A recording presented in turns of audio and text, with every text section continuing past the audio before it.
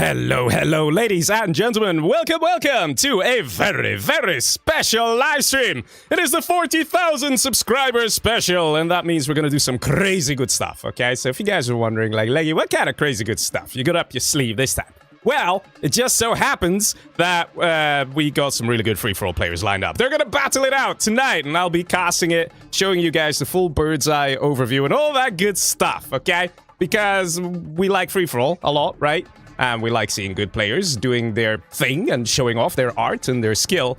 So, guess what? We got a $250 prize pool, which has been brought together by Mr. NeoGod and Wild Communist. So, big shout out to those guys for making this thing possible in the first place. And, of course, big shout out to everyone who's been subscribing and watching and all these good things over the years. So, big shout out to you guys as well. Otherwise, we wouldn't be here, man. We wouldn't be here. It's that simple. Wouldn't be here.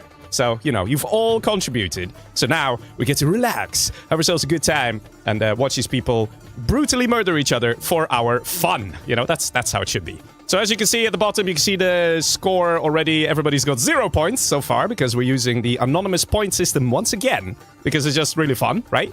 So we got Call Me Sam, we got Dr. Goldfish, we got Lucas, Massacre, Tim Step, and Targaryen. So, you know, a lot of good players. And most of you guys will probably know the majority of these players as well, because, you know, some of them are a little more famous than others, but I could guarantee you they're all going to bring their A game tonight, and they're going to be absolutely amazing.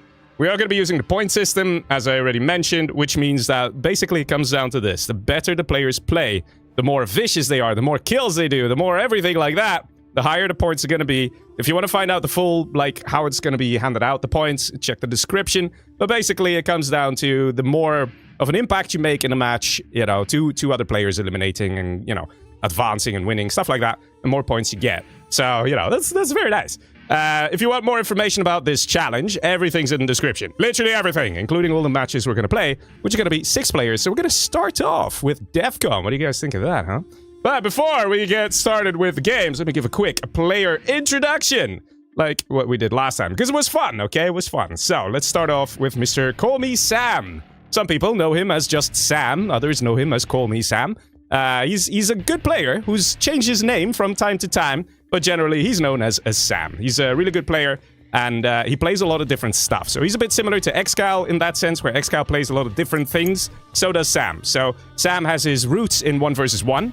That allows him to also be very good in micro, okay? So we're going to see some excellent Humvee micro and some good terror attacks and things like that.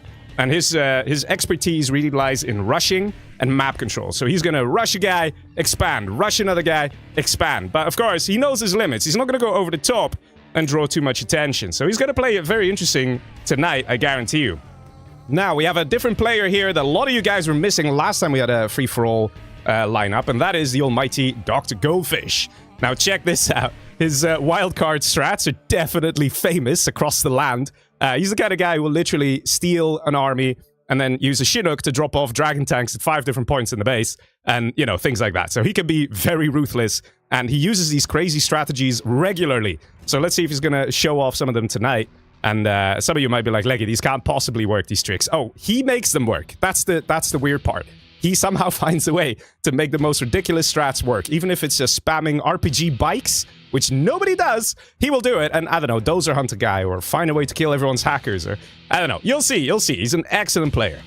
Let's see, the next player that we have is Mr. Lucas, who you guys will probably recognize from the free-for-all games when he joins. He's a very formidable foe and a very scary guy. So Lucas is very good at just an all-round free-for-all.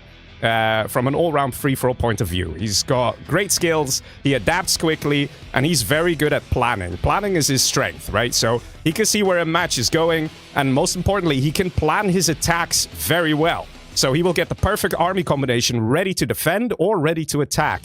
And he will know what you're going to do before you even know what you're going to do. He's very good at that, and that's what makes him so powerful as well. Then we have Mr. Massacre, who's also an absolute legend. And he's similar to Lucas, such that he has exceptional situational awareness. So even Massacre, it'd be great if we're going to see like a 1v1 standoff between Lucas and Massacre, because those two will put on one hell of a show. And Massacre is an all-round player, very good, and does a great job in basically everything, really. You can see that his micro is maybe a bit less compared to all other categories, And Massacre also performed quite well in the last free-for-all challenge we did. So let's see how he's going to do this time around. The next player we have is Mr. Targaryen, who is known for his sneak attacks with battle buses. He still loves to do this, and he still loves to get a lot of buses. So the moment this guy is going to get some battle buses up, it's time to panic, people. It's time to panic. So let's see where it's going to go. Targaryen's also a very good all-round player as well. So the thing is, the theme that's been going on with these players in particular is that they're more free-for-all oriented, right? You can see the skill levels are more spread. And that's kind of going to be interesting as well, because we're going to see some proper, like, focus on how free-for-alls play traditionally, as opposed to, like, people coming in very aggressively and rushing and eliminating half the players and then seeing what happens. I think we're going to see some slower games on the whole in the start, but then more and more violent as the match continues. Now, let's look at the last player here. That is Mr. Timstep. Now, Timstep has to be... the first thing I got to say is that you pronounce his name Timstep, okay? And it's written as Tumstep, okay? Don't get mad at me. It's how it is, okay? It's how it is. I know there's a U there. It's just how it is, okay? But Timstep is a guy who's got his roots in 1v1 and is probably one of the best players in the world right now. Like, probably top 3, top 5, somewhere in that region, okay? So he's very good. As you can see, his micro is insane, okay? If you're gonna have to micro against this guy, you're gonna lose, right? You're gonna lose. But it doesn't mean that you will always lose to Timstep. He's got his things where he's focused on and forgets about other parts. So he does have some weaknesses here and there, but it's up to the free-for-all players to find those things. And Timstep also generally performs rather well in these kind of free-for-all challenges. But yeah, ladies and gentlemen, that concludes the lineup here for tonight. It's going to be interesting to see who's going to take it, who's going to come in first place. Now, the players are actually going to make some money here tonight. $250 prize pool. Damn, that is a nice prize pool, some of you might think. And, well, I'm just hoping that we'll get some good games, right? Some good games, always appreciated. But let's see if the players are ready and waiting in the lobby. Let me join the voice chat as well with the guys. And there we go. Mute yourself. Hello. Not deafening. All right, I'm telling the players to mute themselves. We are in the... No, I mute myself. Somebody didn't... Okay, there we go. We're in a private Discord voice chat as well. And look at all the anonymous names. Hello.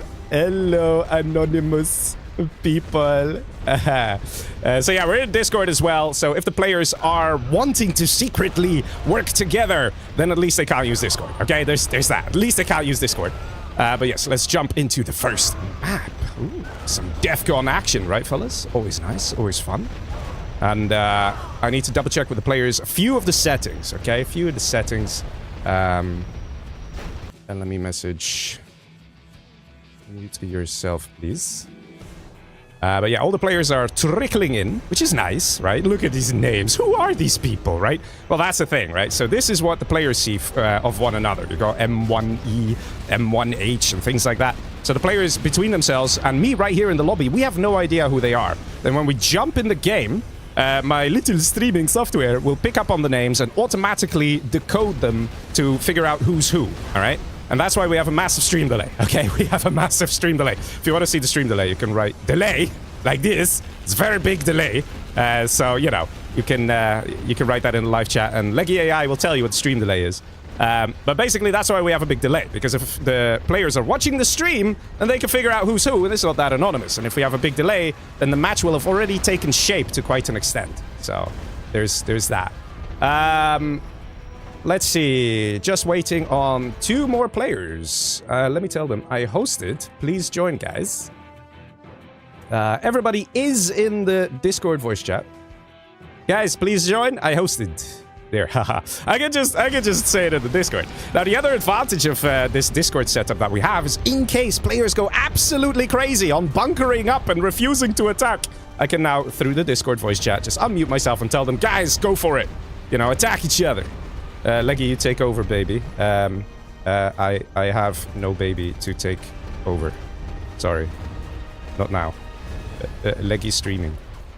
Okay. Also, we need to check one thing with the players regarding some of the settings here. So, last time we had the free-for-all challenge, we had a lot, and I mean a lot of mismatches, which was very unfortunate. And I even said, I'm like, man, screw this. We're gonna stop casting these free-for-all challenges. It's impossible, right? And basically the thing is, we've been working hard at figuring out where the mismatches were coming from. We have some information. We have some information, people, on some things that we've done this time round, going literally as far down to driver levels and BIOS versions. Okay, so I've literally hand-checked every single player. I've annoyed the crap out of them by telling them, hey, what's your driver version? Hey, what's your BIOS version and stuff like that. I'm not even kidding here, guys.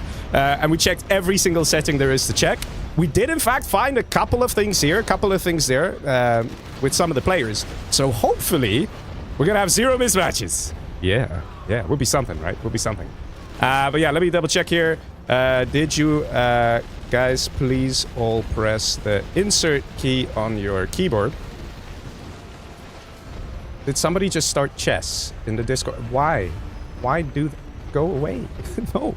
Okay, so because we're in the Discord voice call thing, somebody now started an activity called chess in the Discord voice. Why? Why are they being annoying like this? Okay, press insert on your keyboard and verify that camera height is set to +100. Under the conditions we are currently in, this is actually important because I am an observer, and for me it is set to 400. I don't know if you can see it there.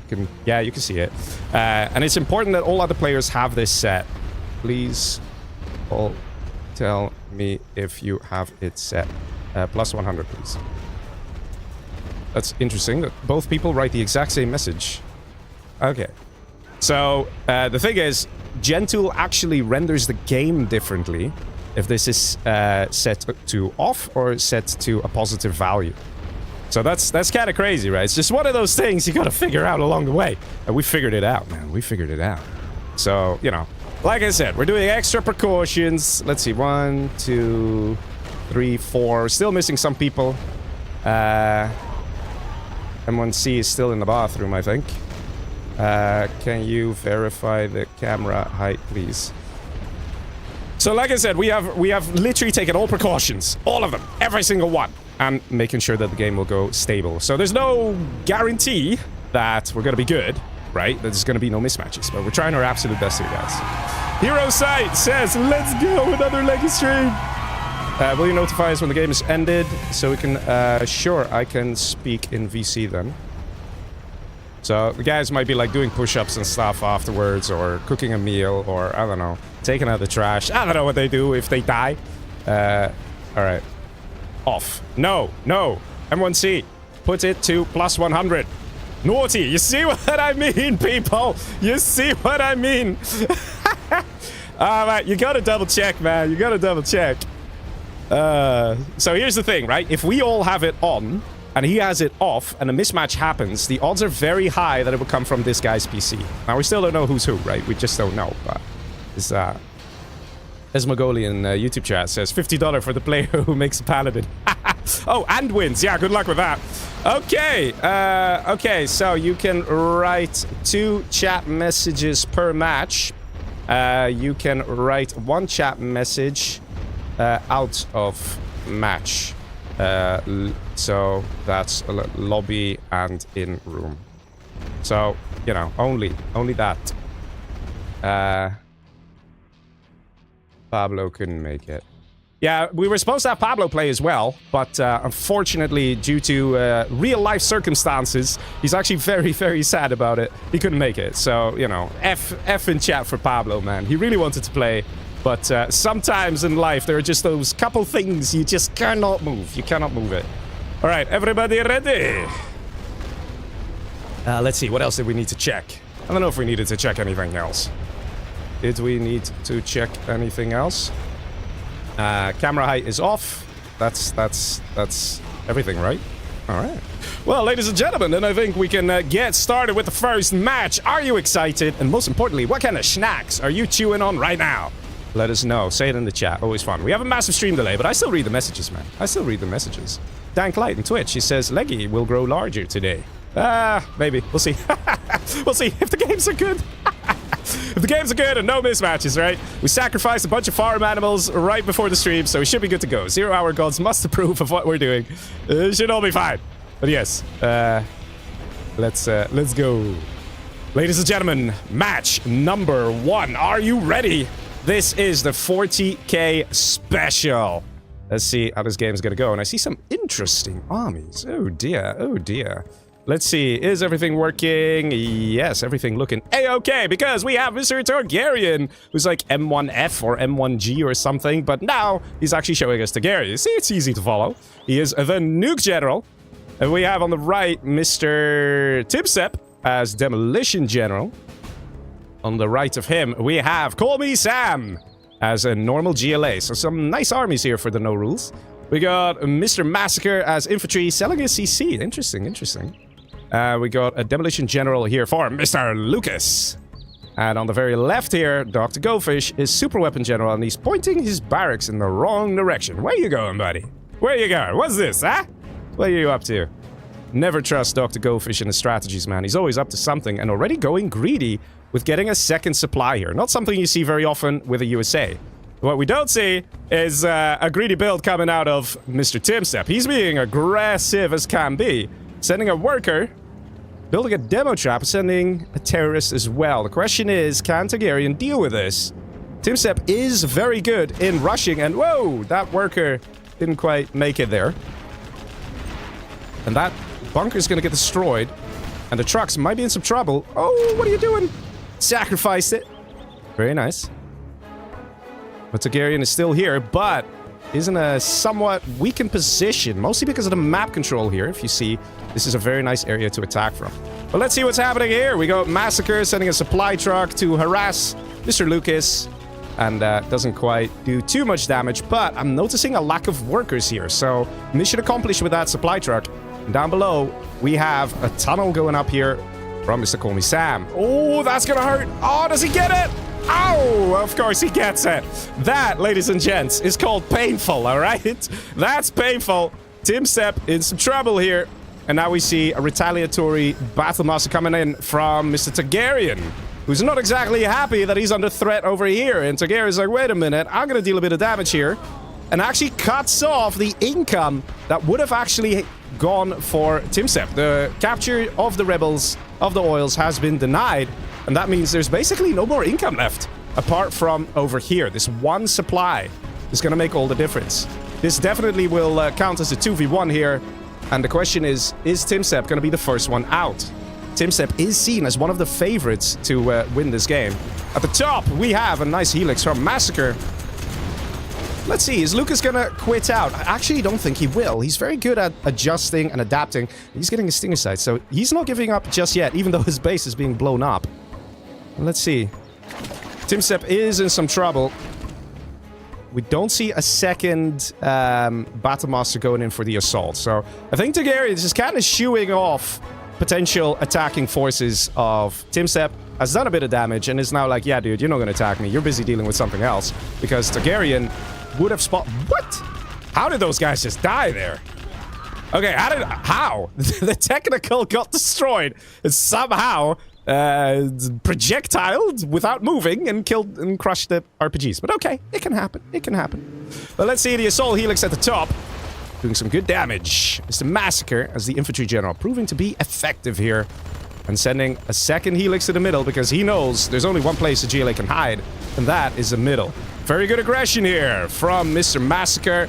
GG, is that Lucas out? It is Lucas out, and that means the first kill is actually going in there for Mr. Massacre, taking out Lucas. Nicely done, man. Nicely done. He gets himself 3 points for that. In the meantime, we still see Timsep, who is alive. Some of you might be like, lol, he's really dead. No, he still has income here. He's trying to hang on. And now, he was actually trying to get a second supply up. Goldfish, in the meantime, trying to take someone out as well. Target of choice, Mr. Targaryen. Targaryen has been rather famous for getting China's every single time in the challenges. Let's see if he's going to get China in the next match, because things ain't looking pretty for him. Looks like Dr. Goldfish might just take that second kill here. There still is income for Timsep over here. He still has something over here. So if Goldfish takes out the last dozer right here of Mr. Targaryen, that will be the end of him. It looks like that might just happen. Oh, those tank cutters though. And that is a dead dozer, and that is the kill. on Targaryen, going to Goldfish. Nicely done. Goldfish has quietly been sitting there, building up, and having a nice Humvee army. So he waited until he had... Oh, he didn't even have Search and Destroy. He just had a feeling like, hey, I'm just gonna go for you, dude. For those of you wondering, like, oh, you might be watching the stream. No, because if you type delay, exclamation mark delay, you'll see that stream delay is longer than this match has been going on for. And so far already, 2 people are dead. So, Dr. Goldfish, nice and ruthless there, taking out Targaryen.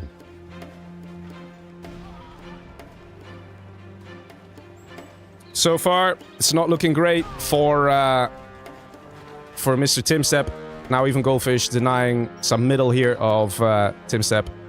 I have to say, the game is starting to get to that point where you start to see the giants, right? They start to emerge bit by bit. Command center going up. A bit of a late command center, but it's still close to the 5th minute. Usually around the 5th minute, you want to have a command center already under construction, like 50%, because around this time, all the USAs will get their strategy centers, and, you know, they might have a Raptor, King Raptor, and just hit your dozer, and dozer hunt you. So, as much as it's a good idea to sell your command center to get the extra 1,000 bucks, you gotta be careful. Timstep is basically getting attacked by everyone. In all fairness, though, it was Sam who really pushed him out of his base, but the initial Battle Master of Targaryen made a huge difference in preventing the 2,000 bucks income. Yeah, look at this. Basically, everybody's had a piece of Timstep in this game here.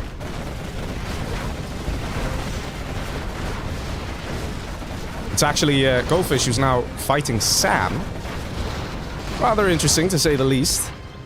Some of you might be wondering, why is he already fighting Sam here? That is because these are tier 1 GLA units. They're very easy to kill with a Humvee army. I don't know if Goldfish is trying to keep this guy alive. No, he's not. And that is the end. I'm pretty sure that still counts as a 2v1, or 3v1 or 4v1, depending on how you want to look at it. I would say it's a 2v1 because of that initial Battle Master response. The Battle Master that came in from Targaryen that denied the oil collection. That made a huge impact. Talking about huge impact, there's a huge gunship flying in to Mr. Sam. Goldfish has chosen his next target. And we're still, literally, the stream delay, man. We're still, like, the players have no idea. If they have the stream open, they have no idea who's who. And this is what's so great. We're seeing authentic, real, natural, free-for-all gameplay here. So, Timstep, go 2v1. Although Sam was the main aggressor. He, that impact in the beginning was absolutely huge and didn't allow Timstep to come back into the game. Also, all the middle denying. And it's rather interesting to see Goldfish here having such a good time. He's an amazing player, we know that. Oh, ladies and gentlemen, the Aurora has arrived. Taking out the buggies so the Humvees can move in. Very smart plays here. Goldfish using the army perfectly. Still a couple of other buggies out from Mr. Call Me Sam.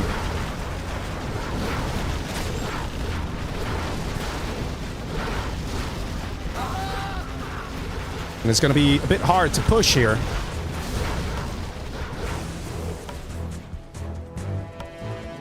So far, a lot of players dead.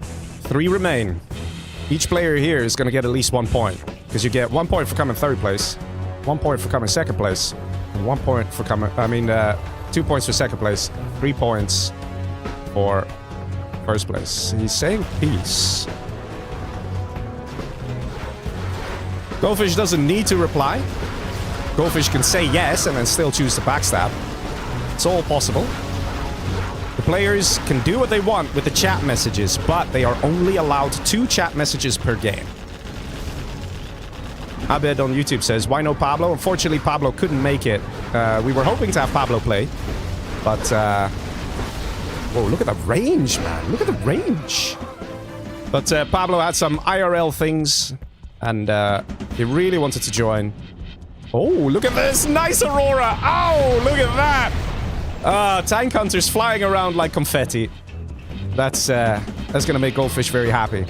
But yeah, in the beginning, some of you may have noticed that although Goldfish is notorious for being a very good survivor, he didn't rank too high in the survival skill, right? So some of you might be like, Leggy, what's up with that? And you're seeing exactly here why that is. Goldfish is amazing at getting himself in a 2v1. He just attacked over here. He just attacked the outpost. There was a clearly like peaceful mining, peaceful collection from Massacre. And now, because Massacre felt he was getting attacked, he feels threatened, and he says, that's it, I'm gonna attack you now. Goldfish completely, voluntarily put himself in a 2v1.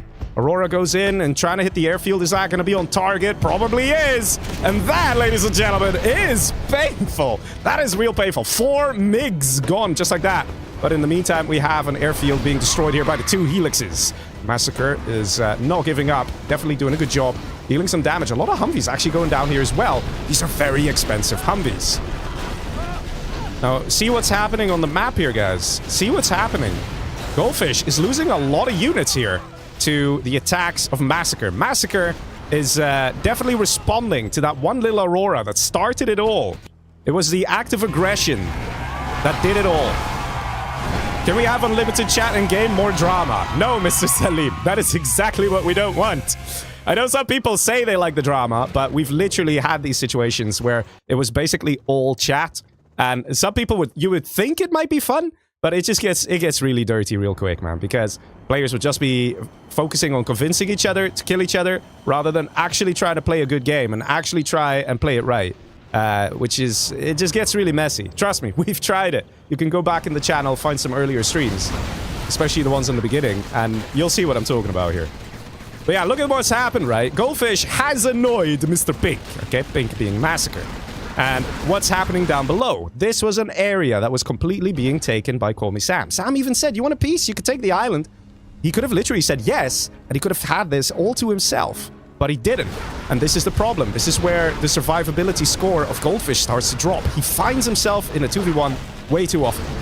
And that tends to be his downfall. He can be very aggressive when he wants to. He can be very peaceful when he wants to as well. But he has to understand that everyone here is a good player. And a 2v1 with players who are, okay, maybe Goldfish is a bit better than these guys, but, you know, both of these guys combined will definitely be able to pack a punch to Goldfish. Let's see, there is quite some eco up from Goldfish. But Massacre and Call Me Sam are matching the income, really. This is what it's about. This Humvee strike, this Humvee army needs to do it. Needs to make it happen. Oh, what do I hear? Oh, hello. Oh, hello. That's a green-looking dozer for Call Me Sam. Green power, says Mr. Massacre. Now, will this change things? I wonder. I actually don't think it will. Carpet Bomber gets called in by Massacre. Dozer is in fact spotted. Goldfish sees its truth. It's not a lie. Carpet Bomber completely misses target. This is the moment for Goldfish to make it happen. Like I said, this Humvee push. It's all about this Humvee push. The hacker's even trying to disable the units here. Doing a good job. Looking pretty dicey here for Mr. Massacre. Quite a few losses. Goldfish definitely trying to punish Massacre for retaliating. I think he wants to teach Massacre a lesson and say, next time I attack you, just let me attack you. Let me be, because if I go for you, you will die. But ladies and gentlemen, we're constantly looking at yellow and pink. But who else is still playing in this game? Who else? This green guy.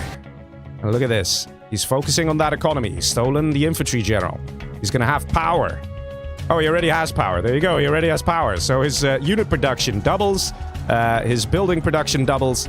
And he can become a very scary player here in this match. Goldfish only has 1 EMP Patriot defending here. He's got a particle cannon too. It's going to be interesting to see where this is going to go. Because it wouldn't surprise me if the green player Sam ends up winning the match. Particle cannon is being used where? Down below, actually, on the oils, trying to take out the palace as well. And this is it again.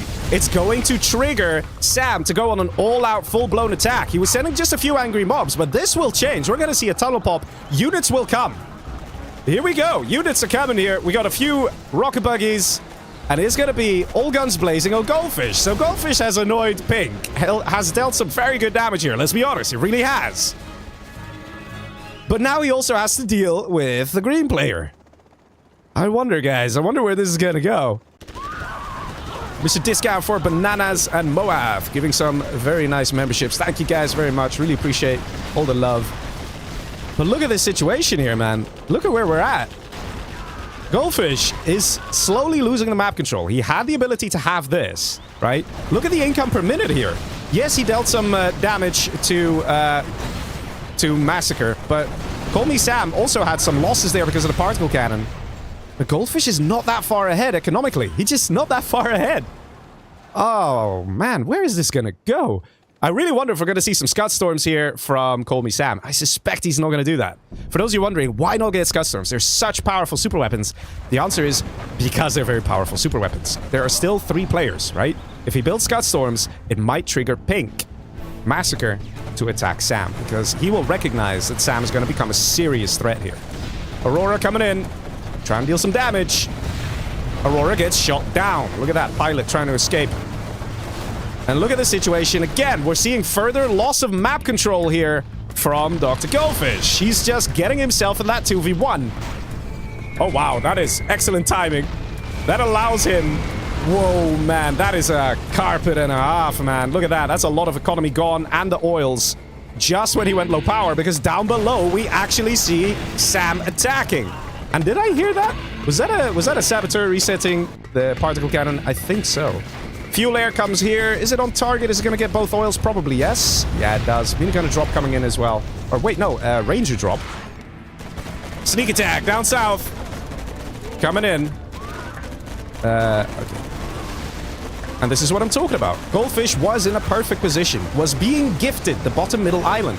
But because of his aggression in trying to take out everyone, his survivability is reaching 0 rapidly. The best thing that Goldfish can wish for is that Sam gets 5 Scud Storms, because that will immediately trigger Pink to attack him. Let's see, do we see any Scud Storms? We might see 1, just 1. Players generally don't mind if there's 1 super weapon, right? But when they see more, they start to panic, just a little bit. Meanwhile, we can see the middle has been conquered by Massacre. He's doing very well here. Trying to take even more middle, and now he's pushing down the top side. Look at that mixed strike coming in as well on the Patriot. And look at this situation here. We got Sam pushing down the bottom and Pink pushing the top. Says peace, someone, because he's feeling the heat. He's realized he bit off more than he could chew. And he's trying his best to defend, and he's doing a good job. Peace, someone. Sam should totally accept that. Sam is level 5. He's got all the XP he needs. And Sam could do with just getting more territory under his control. Just cover it in markets at this stage. And in fact, look at that. He's building those markets. He knows what he's doing here. Sam definitely is being gifted the opportunity to take this match. But he needs to make use of his income and double it, triple it. Within the next 3 minutes, he needs to accept the peace because it's a good idea. If he now focuses Dr. Goldfish, it's not a good idea. Because right now, there's already Massacre who's ensuring that Goldfish is under threat. It's going to remain small. Green is bigger than us both, says Goldfish. That's his second chat message right there. Goldfish is not allowed to speak anymore in this match. Question is Massacre going to respond? He's not sure. Look at that. He's sort of retreating. Sort of not. And look at that. He is retreating. Spectre gunship comes in. Defensive one. And we are, in fact, seeing Pink retreat. Look at that. Now, it could be that Goldfish is playing some 5D chess, where he wanted to be the one to be beaten down. And then hope that these two start a war. Pink versus Green. Massacre versus Call Me Sam. The infantry general versus the GLA. Maybe that's what he was hoping would happen. And that he would just sit here, build drop zones. And there we go. First drop zone going online. Second drop zone going online. Maybe this was the plan. Maybe he was hoping both of these guys would get very big and then have no choice but to face each other. Do we see Scud Storms? No, we don't. All players thinking about what to do here. Lots of markets going up for Mr. Sam. Good call. Not seeing real map control here. We're not seeing many tunnels going online.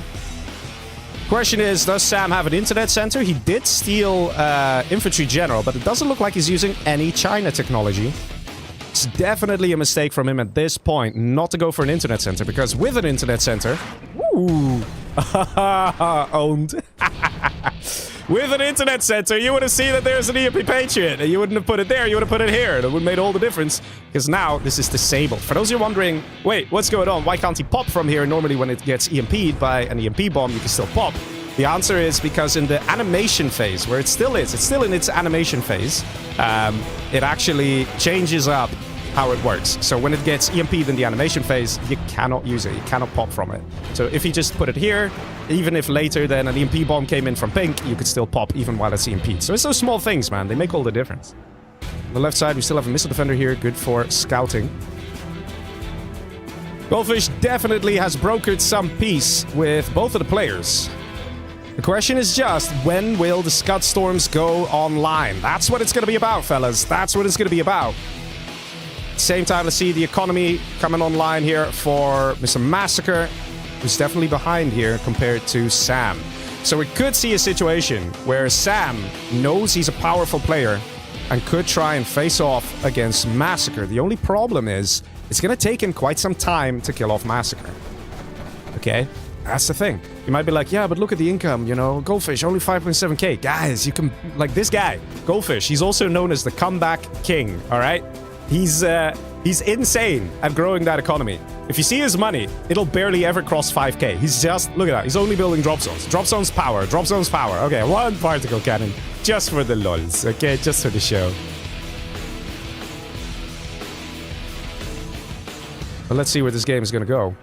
Internet center here. Look how useful this spy satellite is. For a brief moment, for about 30 seconds, every 5 minutes, Massacre, the infantry general, can see the entire map. He sees what we see. Okay, we see stealth units. He doesn't see stealth units, but he can still see everything else, right? See what we see, and that is very important. USA Intelligence does the exact same thing, and that is in the strategy center for Goldfish. So he's over here, he clicks this building, clicks the USA Intelligence. He can do that every 5 minutes as well, and he also sees everything. You see a Saboteur trying to sneak in. Lol, friendly fire. But interestingly enough, Sam is not taking this section. Sam is doing that on purpose, guys. Some of you might be like, man, this doesn't make any sense. No one is taking this. Why is no one taking this? Because Sam has to be very careful.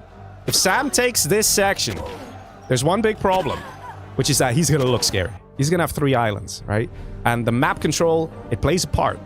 At this stage in the game, you're not playing against bots. You are not playing against some algorithms. You are playing against humans. Humans will look at a situation and make a decision based on emotions, based on feelings, gut feelings. When the spy satellite or the spy satellite kicks in for pink, he will literally see on his minimap how big Sam is. And if Sam also has this island, he'll be like, yeah, wait a minute. We're gonna go for that guy. So there's that. I hear a sneak attack in the back here. This time it's safe. Leaflet already coming out. Oh, perfect leaflet. And that's going to be a Fargo pop. Oh, look at that. Everything gets destroyed. Everything. It takes Goldfish offline, though. Now, the thing is this. I'm not too sure this is a good idea from Sam. Not sure. Look at this. Optimistic Anthrax bomb, dude. You know there's an infantry general in the middle. They have amazing anti-air with the minigunners. So it is looking like... Call Me Sam wants to be somewhat aggressive to Goldfish, but he's just not sure how to do it. He's just not sure. Mine drop over here. That might just be to scout, because he wants to see if Sam is attacking. Because, you know, the spy satellite thing of China happens every 5 minutes, but you don't have control over it. It just automatically activates. So there's that. Goldfish still is a super weapon general, still has Auroras, and still building economy. Finally, we see some infantry general technology. Do we have an internet center? Good sir. We don't see it. Usually players build it in the back. See King Nolo coming in with a subscription saying, Leggy, love your content. Leggy Day is a happy day. Oh, thank you very much. Hope you guys enjoying the games, right? Munchki also comes in with some gifted memberships. Really appreciate all the love, man. And let's be honest, these kind of games are good, right? These are the free-for-all games that we know and love. Look at this guy. Even something as simple as this, right? You can see how the units are spread out. There's probably a lot of minigunners in these outposts as well, and that is to shoot down any Alpha Auroras that might come and take out some of the base defenses. So this is sort of the problem that Goldfish is going to have. He's playing against players who know how a super weapon general will play. Although this can be dangerous. The cargo planes, it could trigger the MiGs. So far, the game is definitely slowing down. And there we go. Scud Storms going online. Aurora somehow survives. Wait, you don't have AP bullets? He does. He doesn't have junk repair, though. Let's see. One Scud Storm going up on the left. I'm not entirely sure if that's the best location, because that is also going to signal to Massacre that, you know, hey, I have a third island.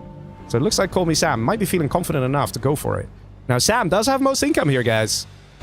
But don't be under any illusion. Hackers, they vet up. They gain veterancy. So this guy's making $6 per 2 seconds. This guy's making $8 per 2 seconds.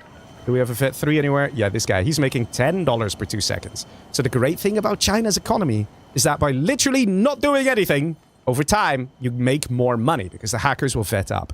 They vet up like at 4 minutes in and like 6 minutes in and 8 minutes in or something like that. Looks like there's going to be a fuel air coming in from Goldfish. He's realizing there's going to be Scud Storms. I think he should just let these build up. It will definitely trigger Massacre. Right now, Goldfish is trying to fight this battle. He's using his general powers, and that allows... Okay, that was risky. Oh, whoa! What happened there? That went a little quick there, fellas. So let me explain what happened, right? So the fuel air explosion actually blew up the airfield just as the Auroras were trying to land. In the game, when it has an air unit trying to land, if at that point the airfield blows up, the planes instantly die. They do not recover and go back up. They die. So that just happened there. So even though that sneak attack wasn't exactly useful, it literally caused Goldfish to hurt himself a little bit. Let's see, we got some Inferno Cannons here from Mr. Massacre. He's gearing up for a potential attack on Call Me Sam. Very understandable. It's Sam with, you know, GLA and Infantry General. 3 particle cannons going online here and another prop center going up. Good thinking here from Mr. Massacre. Let's see where this game is going to go, because everybody's starting to realize it's going to be World War III very soon, as we enter the end game phase of this match. We have a bit of a push, potentially. And now he's realizing, wait a minute, you can build Infernos too, because you stole my army. And there's tunnel network. So if these Infernos go in the tunnel, if there's a nice layered tunnel defense, you can pop from one, fire 3 shells, and then go back in the tunnel. You can create a firestorm on demand, wherever you want, as a GLA. We see an instant sell-off from... Sam now realizing he's going to be the one in the 2v1. He's got 1 Scud Storm, he's getting a second. Doesn't have Anthrax Beta, though. He definitely needs to pay attention to that. He needs to get Anthrax Beta, because it's going to make the Scud Storm 30% more powerful. And that 30% will quickly pay for itself if you end up killing an extra 5 hackers. Big Strike coming in. Ground Assault has begun. Massacre going for it. So far, it's looking difficult here for Sam. In the meantime, Sam's also on the left side. He recognizes he needs to keep Goldfish at bay, but Goldfish has those Alpha Auroras that are absolutely ruthless, taking out a big chunk of units just like that. But how is this ground assault going to be stopped? This assault by Massacre. Sam needs something, and I'm surprised he didn't get it. He needs some Scud Launchers, fellas. He needs some Scud Launchers. He didn't go for Scud Launchers. And that might cost him the game, because if he had 3 Scud Launchers popping from here, he can instantly take out a chunk of these units. There's no way for an Infantry General to dodge the Scud Launcher missiles. Some of you might think, yeah, but you can use ECMs, but that just spreads out the Scud Launcher missiles. It doesn't stop them. So you actually have an increased area of effect damage rather than any problems. Quads over here in the back, shredding away. There's RT coming in on the airfield. Interesting choice by Massacre. Also interesting that Massacre is trying to go straight down the center here. See Call Me Sam floating a little bit there. 57k. He's definitely panicking. He needs to get all these arms dealers operating max speed. And he needs to get a couple more of them. And he could do with some China tech once again. It's a China tech that actually scares Mr. Massacre the most. The Infernos that can just pop from any tunnel network. And the MiGs that can deal very good damage. See plenty of fellas of the green crew in the live chat. Welcome, everyone. Also, discount for bananas. Omar, how you guys doing? And here we go. The assault continues. Now, who stands to benefit the most from this? From all these attacks? It's definitely Dr. Goldfish. Look at that. He's going to be able to expand, and he's using the super weapon general technique of defending. Crouching forward, step by step. Building more EMP Patriots as he goes. Because it's just very difficult to get through a wall of EMP Patriots. Goldfish definitely happy here but Sam is under attack. We have also 4 nuke silos out of Mr. Massacre. I very much like that playstyle. I think that is actually potentially a problem for Dr. Goldfish. I don't think he expected this kind of situation to occur. And that's what I mean. Like, Massacre is just amazing situational awareness, right? He's looking at the situation. He's like, okay, we gotta do something about this GLA guy. Sam, he's really powerful. And he's right. But he knows that if he spends a lot of money taking out this guy, you know, on armies, losing the armies, and beating this guy down, that by the end of it, Goldfish will be massive. And the plan of action to stop Goldfish is to completely nuke his base. That's the thinking. So, amazing of Mr. Massacre to literally plan 5, 6, 7, maybe 10 minutes in advance. Very good plays. Mr. Nip comes in saying, I love your stream and content. Leggy day is a happy day. I have a daughter now, so let's celebrate. Hey, congratulations, sir. Very nice. I'm sure you're very happy. Always nice to hear such great news. Let's see, Anthrax Bomb coming in from Sam. Has to be defensive. Because Sam is in some trouble. Now, the Anthrax Bomb is very powerful against an infantry general army. 3 particle cannons ready from Goldfish, right? And look at that. We see the retreating of the army. Why do you think he's retreating, guys? Why do you think Massacre's retreating here? I'll tell you why. Because of these glowy bad boys. Particle cannons, 3 of them. Auroras. General powers also available for the super weapon general. All of that combined could really, really, really hurt the base of Mr. Massacre. So he's now a bit unsure. He needs to see these particles go for Sam. As long as that doesn't happen, we might see Massacre saying, yeah, I'm not going to attack anymore. We have a minigun to drop down south. That's probably just to try and prevent Sam from expanding here. But at the same time, it's good for scouting. It's good to see what's going on. So far, the players are playing it very carefully. And very precisely, too. We have a random Lotus. Whose Lotus is that? What color is your laptop, eh? Can we see? Max zoom on the Lotus. No. It's probably Sam's Lotus, but still funny. Oh, what's happening here? Oh, what's happening here? Interesting. Sam deciding to send unlimited quads at bunkers. You know, this is what I mean. If he had Scud launchers, fellas. If he had Scud launchers, you know what the difference it would make? You just literally use Scud launchers, blow up the bunkers, and then move in. And all the mines would be destroyed. Sam has given up on the Scud launchers, and because of doing this, he now has to deal with the attack in the middle. Yeah, I'm not entirely sure about Sam's strategy here. And we have a sneak attack somewhere. Not entirely sure. Where? Where's the sneak attack? Oh, in the middle. Oh, but that's a lot of elixirs as well. Yeah, Sam, I'm not sure what you're trying to do here. I'm Die Tunbe. I think I know what you mean. It's he may have forgotten about this. But hey, that still counts as a chat message, Mr. Sam. And that's his last message, just like that. Oh wait, this Lotus is actually hostile. It's actually of Massacre. Yeah, I'm not sure where this game is gonna go now. Because Massacre, the infantry general, is doing a legendary job defending here. And yeah, he's losing some stuff, okay? He's losing some stuff. We can see it, right? But he's still holding on. He's still defending. Sam now with 100k float. Sam, he's panicking hard, man. He doesn't know what to do anymore. He's losing it. He's going crazy. He's realizing he's floating and finally getting some arms dealers up. Good man. But this is kind of the danger, right? If you build up your base and fill it with black markets. Oh, a nuke hitting as well. Over here, I think. On this spot. Let's see. Oh, over here. Cutting off any reinforcements. That radiation alone will kill the quads. Look at the health of the quad, man. Look how quickly it's going down. Look at that. That's the radiation there for you. A nuke launches and radiation is an absolute killer. And Sam holds. Arty Barrage comes in. Still, gonna have another 3 nukes from Pink. Question is, how is this gonna be played?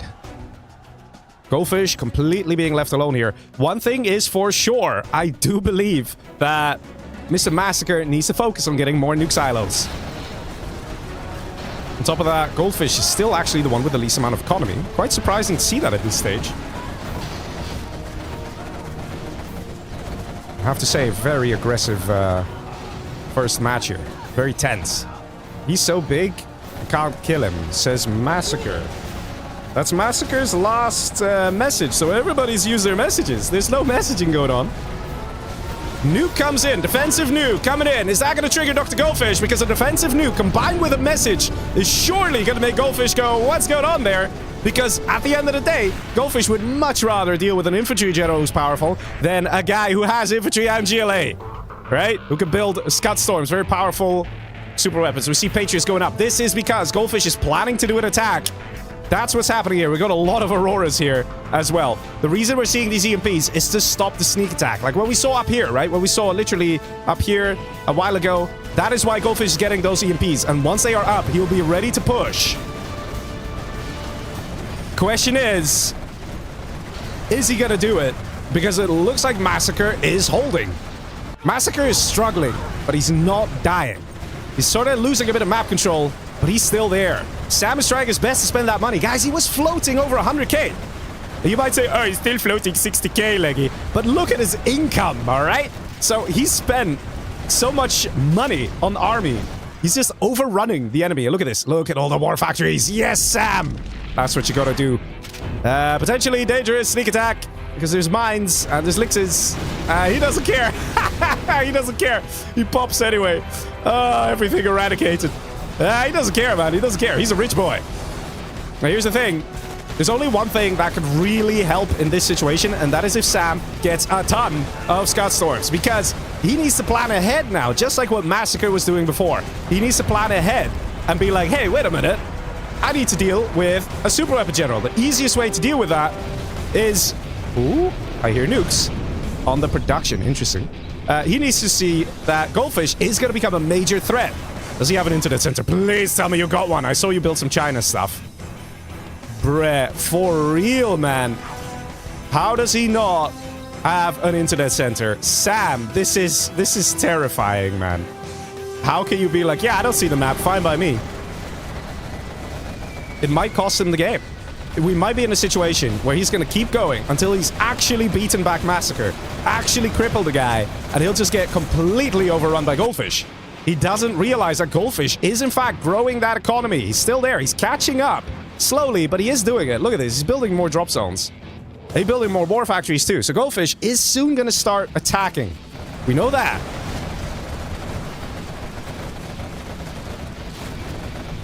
Outpost coming in here. Actually doing some good damage here. Outpost versus squads are great. Outpost versus mobs, not so much. And the rocket bug is also very good, popping open the outpost there. Antipro comes in with donation. Congrats, Leggy. Well earned, mate. Well, thank you very much, Mr. Antipro. Hope you're enjoying the games. This is only the first game, man. Already being treated by such a banger by Dr. Goldfish, Call Me Sam, and Massacre. But let's see. We need to see some Scud Storms up because these these war factories are going to start pumping. Here we go. The first Moab, the first aggression coming out of Dr. Goldfish. And the ground army is surely going to follow here. We've got so many Auroras, the particle cannons as well. Goldfish might also realize that he's not being attacked. He might go crazy on particle cannon spam soon as well. That could really benefit him as well. Let's see. Sam has completely denied the map control in the middle here for Massacre, but map control is all great and stuff, but you actually have to kill the economy. Kill the economy, you kill the player. So you switch up into Scorps with Scorp Rocket. Still no Anthrax Beta, though. And maybe Sam isn't getting Scud Storms. Oh, now he's getting one. Where'd you build him? Okay. This is so gonna trigger Mr. Goldfish over here. He was already moving his units in, but the Scud Storms over here, man. Goldfish is gonna be like, yeah, I can easily come here with an army and wipe this out. Scud Storms need to go here, as crazy as it sounds. That's what needed to happen. Or maybe over here in the middle. Particle cannon being used where? Over here hits the economy. A lot of the economy.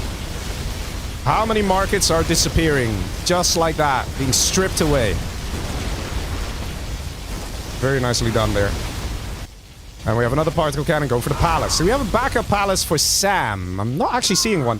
Oh, this might work. Where's your ambulance? Oh my god. If this placement was a little bit better, a little bit to the right, it would have completely obliterated this army. Goldfish absolutely lucky that it didn't hit, because there was no ambulance here and could have been devastating. But right now, Sam finds himself in the 2v1. Can Sam actually hold? I don't think so, fellas. There are no Scud launchers from Sam. If there were, once again, you could absolutely obliterate these sections just with a few Scud missiles. All these units will instantly die. A Humvee does not have enough armor to survive a Scud missile unless it has veterancy. So, some mistakes being made here by Sam. Not getting into that center, not getting Scud launchers. Yes, he could do it with Infernos, but he needs to have a layered defense of tunnels. He needs to have tunnels here, tunnels behind the Scud storms, and not just one tunnel, because obviously an Aurora is going to take that out. We need like 6 tunnels, and half of them have to be camo netted. And Sam is not doing that. And he's going to find himself in a tough spot here. We got a nuke ready from the pink guy, Mr. Massacre. Is he actually going to attack Sam, though? I wonder. Power drop coming in to annoy Mr. Sam, capturing some buildings. A typical strategy found often by Dr. Gofish. Somehow these guys are getting scorched. Oh, the Inferno Cannon. That's pretty funny. Yeah, I'm not sure where this is gonna go, because look at this, right? Massacre lost complete map control of the middle. And there you go, it doesn't matter. There was no real loss on the income, there was no real loss in other places. So, you know, Massacre can very quickly send 10 dozers and rebuild this. Particle Cannon again taking out a chunk of black markets there. And Sam's economy is now tanking, man. Dropping very much. His main source of economy might just be the cash bounty. There's so many units he's constantly destroying. That also adds to the income there. DZenos says, what a delay. Oh my god, I know. But that's a good thing. It's a good thing. So the players won't be tempted to open up the stream. Because, you know, they are all anonymous. If you check this, these are the names. So they don't know who they're fighting against. And at this point, you really think that they have time to open up the stream? No, man. They're focusing on what to do. Scud Storm being taken out. And this is what I meant. A super weapon general is no joke. Those Auroras, absolutely ruthless. Yeah, a couple of them are dying, but Goldfish has enough economy just to build another 10 more. Literally, he can build 17 every minute if he wants. That's how much money he has. It's crazy. In the meantime, we see the continued assault from Massacre. Now, I mentioned before as well, you can see a situation where players don't do the thing that makes sense, but they do the thing that feels right. And you can see that Sam has been very aggressive to Massacre. So Massacre might be like, you know what? I want to take out Sam. I don't trust that guy. He's going to attack me again in the future. But at this stage, ladies and gents, at this stage, I can already tell you it would be a mistake to continue to attack Sam. Sam is right now the weakest. If we look over here, this guy's base looks nice, but it's not as nice as this guy's base. Nuke missile fires away, but not on the base of Dr. Goldfish. We need to see more nukes being constructed by Pink. The only way Pink can try and win this match, is with a lot of nukes. And nukes rely on power. And let's see how much power we have. We have plus 42 power. That is equivalent to 4 power plants. So 5 power plants go down. Only 5. You might say, Leggy, that's a lot. It's really not. 5 power plants at this stage in the game is not a lot. If that were to happen, then Mr. Massacre goes offline and can't use nuke silos. And if he can't use the nuke silos, for sure he will lose it to Goldfish. Goldfish has access to Alpha Auroras, to snipers. He can spam Humvees. His economy is amazing as well at this stage. 36k per minute, matching that of Massacre. We have a sneak attack somewhere. I don't even know where. I think it was here and just instantly got destroyed. Sam losing the map control over here. Look at the position that Goldfish is finding himself in. Players are not allowed to chat anymore. So they need to rely on each other's map vision and game experience and game knowledge. Otherwise, there's not going to be any piecing happening here. 2 nukes ready to fire from Pink. He's not firing. 3 particle cannons ready from Yellow. Not firing. Because Pink and Yellow are already keeping an eye on one another. Wait. Did a nuke just fire? Did I just hear a nuke launch? No, I'm going crazy. I want to hear a nuke launch. I want to hear a nuke launch. That's the thing, man. Oh, look at that, ladies and gents. Here we go. Is it the power? That's 1 power plant. The airfield as well. The Gatling as well. Wait a minute. What is Goldfish cooking up? The Auroras coming in strong. Particle cannon coming in, and there we go. He's offline. Just like that, he's offline. Airfield under attack as well. Nice hits. Dr. Goldfish changing target. And this is what I meant. Massacre over here needed to focus on his next opponent and not focus on Sam. Moab coming in as well. Taking out a big chunk of the base.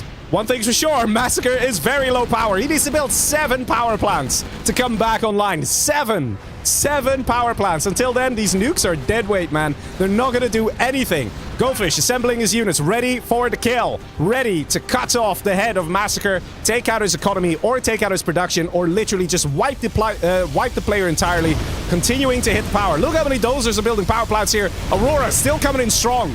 We see Massacre was relying on Gatling cannons as anti-air. And because he's low power, those Gatling cannons are offline, and the Auroras can get home safely to rearm and come in with another attack. Very well spotted there by Dr. Goldfish. Snipers just casually walking into the base. Now, not everyone knows this, but snipers actually detect stealth units too. So even though we have invisible hackers, the moment these snipers come close to a hacker, they can start firing away at the hackers and taking them out. One shot kills one hacker. The retaliation now coming in from Pink. Massacre somehow got himself online, which is pretty impressive.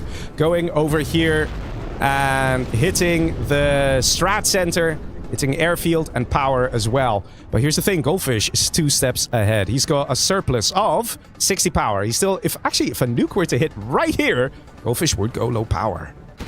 And the power is very important for the Pink player, but it's also very important for Goldfish.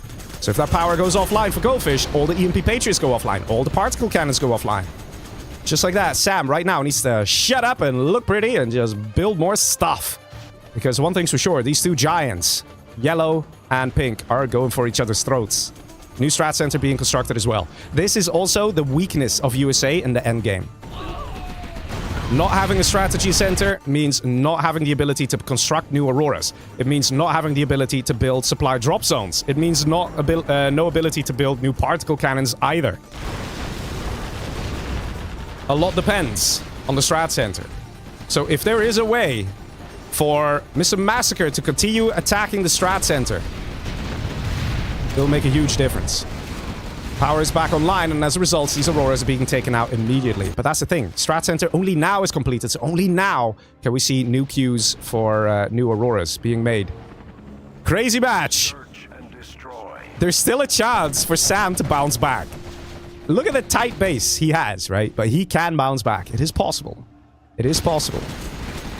Not seeing enough snipers here out of Goldfish. I don't know why he stopped building snipers. He's against an infantry general. All he really needs is missile defenders and snipers, but for some reason he's getting a load of rangers. It could be that he has the rangers from all the nuked buildings, right? There's that. Let's see. So far, it's been one hell of a game. And you can see how the power struggle is real. One guy gets powerful, and then gets attacked. So far, I have to say, Massacre is playing this amazingly. He's been the one under most threat, and he is not backing down. Absolutely not backing down, and we love to see that about him. At the same time, though, guys, what Massacre is pulling off here is very difficult. Against a super weapon general, somebody as powerful and as skilled as Dr. Goldfish. This hurts, man. These things are tough. Somehow, Massacre's income is still matching that of Goldfish. Absolutely insane. And a lot of nukes are having those timers tick, tick, and a tick away. And it won't be long before they go on 000. And Goldfish will be in some trouble. Yes, the particle cannons can pack a punch, and they definitely will. But if there's a super weapon that is very spammable, it's the nukes. You literally just look at the base, press the hotkey, fire a nuke, move over here, fire a nuke, and like that, you can very quickly, in the span of 8 seconds, you can literally obliterate an entire base. Particle cannon, you gotta micro that a little bit more. Although Goldfish is definitely maxing those particle cannons. And taking the guy offline once again. Let's see, how bad is it? Minus 14. That's minus 24. that's pretty bad. It's not too bad though. It's just pretty bad. Meanwhile, Sam is just sitting here eating his sandwich. He's like, I have 2 nukes. What you guys gonna do? So you might be like, why did this guy get nukes? What's wrong with him? Because he knows if he gets Scud Storms, people will freak the hell out. So he's like, let me get the nukes. People don't worry so much about the nukes, but I can still use them in an army if it starts to attack me. So that's some psychology coming in there from our good friend Mr. Sam. Now look at this. Again, go for the power. So there's actually something here that has to be said. If your opponent is very good at coming back online, okay, then actually using the particle cannons to kill the power is a mistake. And I'll tell you why. Yes, there's a lot of nukes. Taking him offline, even for 10 seconds, means that you have 1, 2, 3, 4, 5, 6, 7 nukes for 10 seconds, like, not counting down, right? So you could theoretically, you know, if you want to go into theory and stuff, you could see it every what is it, 9 seconds or something? It's the equivalent of 1 minute of 1 nuke timer, right? So you can say, yeah, that's amazing, having that sort of a... Ooh. Oh, that's on the army. That's on the army. Ooh, is Goldfish going to react? He's trying to move out of there. Oh, too slow. Look at that hit, boys. Look at that hit. But that's the thing, man. If you take a guy, if you don't manage to take him low power, you know what you're using? Your $5,000 super weapon. Or, okay, in this case, it's a $2,500 super weapon. You know what you're using to kill? 3,000 worth of nuke reactors. So you're barely dealing damage, right? It is better to say, hey, you know what? Let's hit a full airfield with MiGs. Like, you hit one airfield. Make sure you don't even move the beam. It might already be better. Here we go. We're very well spotted there. Dr. Goldfish. Very screwed. Minus 53 power. Believe it or not, we might see an instant turnaround happening. There's still a load of nukes ready to launch very soon. We might see a situation where Goldfish is going to lose it to Massacre. Moab comes in on the power over here, trying desperately to get him low power. But here, look at that. You killed 3 nuke reactors and 1 Gatling cannon with a freaking Moab, Goldfish. A freaking Moab, and the guy's still online. And that's what I mean. The question is, the philosophical question. Ooh, would it have been better to just launch a Moab here and just take out a chunk of the economy? Let's see. Going for the command center. Now, the question is, did Massacre spot that that was a command center hit? How many command centers do we see? Not that many. So there is still a chance that we're going to see a dozer hunt happening here on Mr. Massacre. Is this one also going for the command center? Yes, it is. 3 Auroras does the job. And this might just spell the end of Mr. Massacre. He needs to immediately react and build a ton of command centers. He's building one here. Because if he loses, and there we go, builds 3. Excellent. Good job, man. And this is a very small window of opportunity for Goldfish to dozer hunt this guy. Take out every dozer, take out every command center, and then the pink player loses the ability to build. And that is, right now, the desperate moment that's kicking in. But Goldfish is still low power. Nuke coming in. It looks like it's going on the power in the back as well as the drop zone. So we're going to see a decrease in the income for Dr. Goldfish. So just here, that is pretty painful. So keep an eye out for this. This will drop in a minute. Pretty hard as well. And Goldfish also has to be careful of getting dozer hunted himself. Not sure. Is that over here, maybe? He needs to keep going for the strat center, though. Over here. He's trying to go for the production. Look how the turns have tabled. Okay? Look how Massacre is absolutely rocking it, guys. Absolutely rocking it. He's been the one under threat. Hasn't backed down. And has wormed himself into a favorable position every time. We can hear some saboteurs being used as well. Interesting. Aurora's getting shot down. There needs to be an emphasis on this, though. And Goldfish is sabotaged. Look at that. Oh, man. His power is actually sabotaged. That was Sam's doing, fellas. That was Sam's doing. Sam probably like, yeah, screw you, man. You've been harassing the crap out of me. Because Sam realized that he could actually beat back Massacre. But if we're looking at this situation, it really feels a bit like rock, paper, scissors, doesn't it? It's like Massacre can beat Goldfish. Goldfish can beat Sam. And Sam can beat Massacre. So good, man. So good. But yeah, let's be honest here. Goldfish is in a tough spot. Still low power. Minus 36 power. So if he gets 2 of these reactors, or 3 of them, I think, with the upgrade, the control rod upgrade, which is very important, then he'll be back online. But look at this. Goldfish is desperate to get his power, so he's building them very close together. Sometimes you see players do this, you might be like, wow, that's really bad. Why would you do this? Because if you build a power plant here, then your dozer is ready, right? He stands over here. You tell him, build another power plant, and you want to build it ASAP. You want to build it as soon as possible. So you don't build it on the other side of the map, because it'll take the dozer very long to drive there.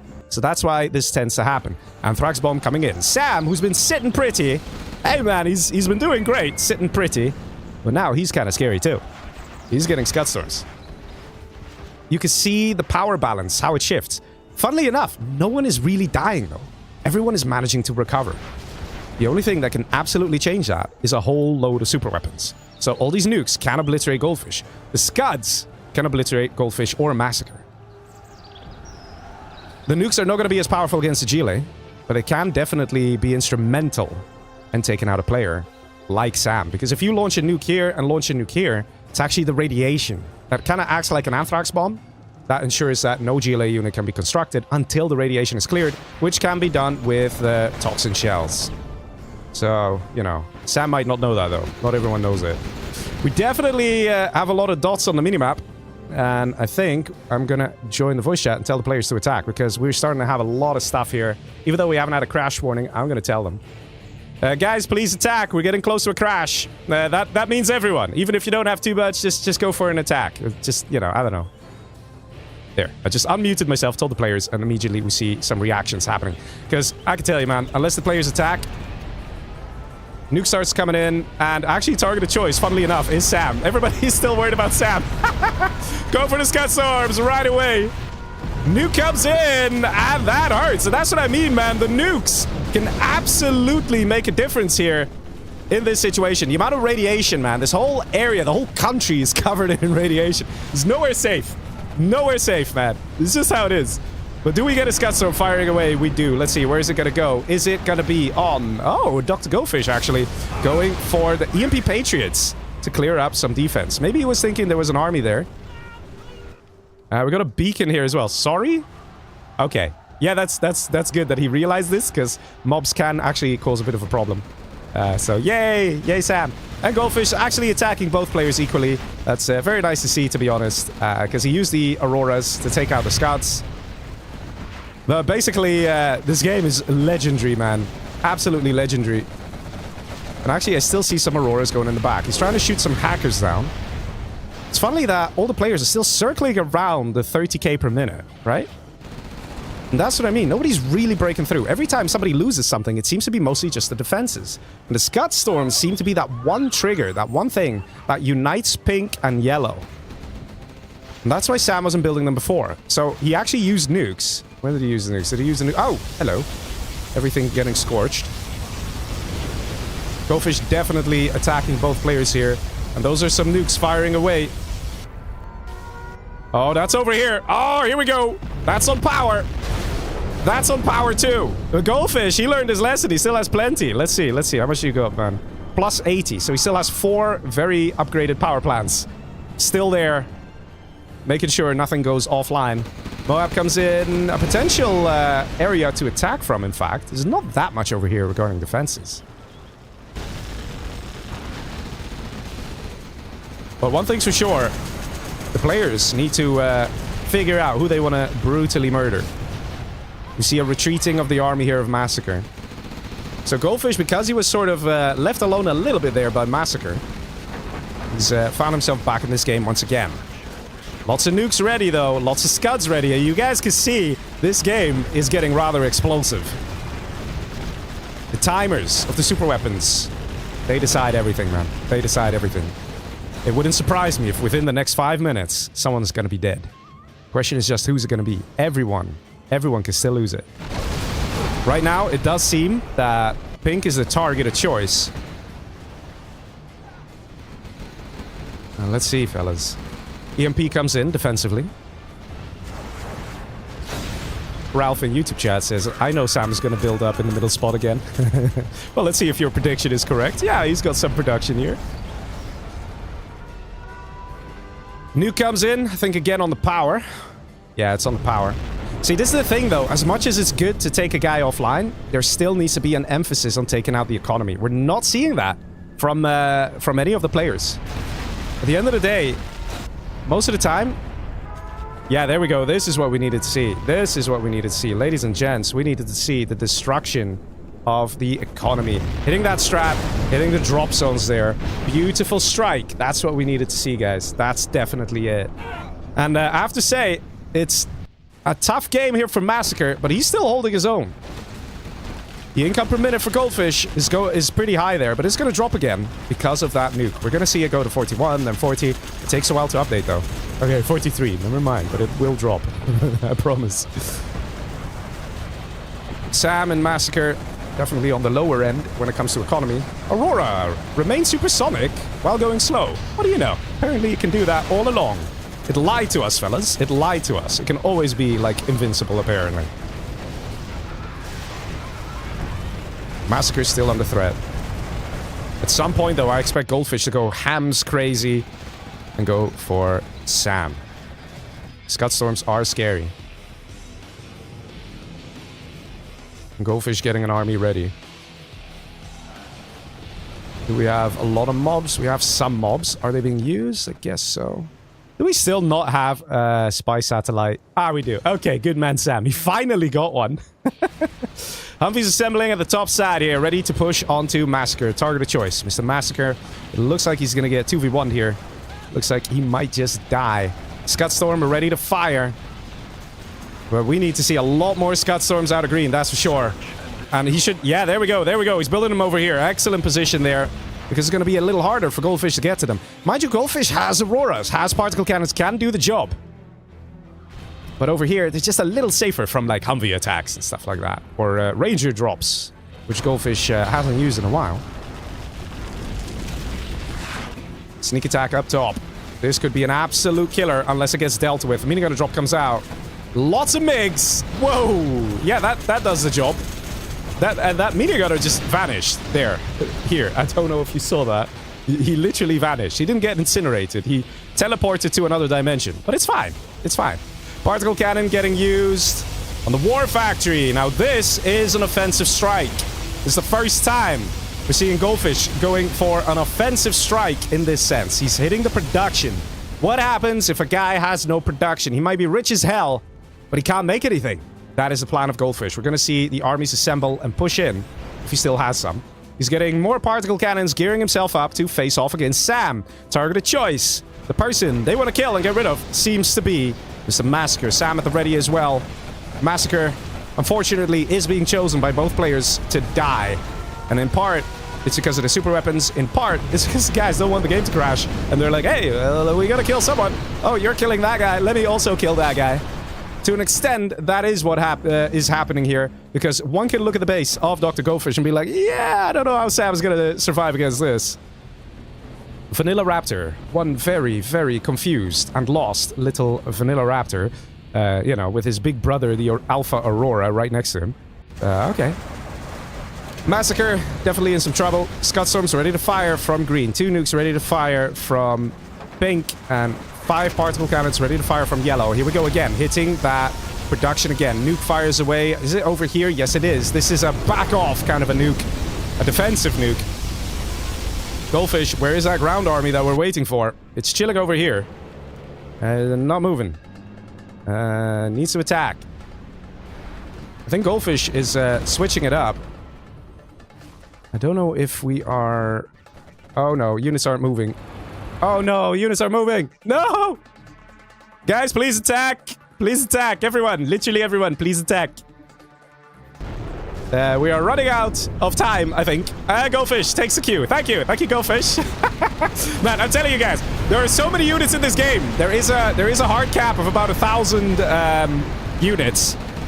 Even though we're not seeing crash warnings, from experience, I can tell you we're very close to it. We see the retaliating strikes here. Goldfish low power. Oh, wow. I don't know why you fired 2 nukes here. Or maybe 1 nuke was of pink and 1 nuke was of somebody else. Scud Storms absolutely obliterating Goldfish's base here.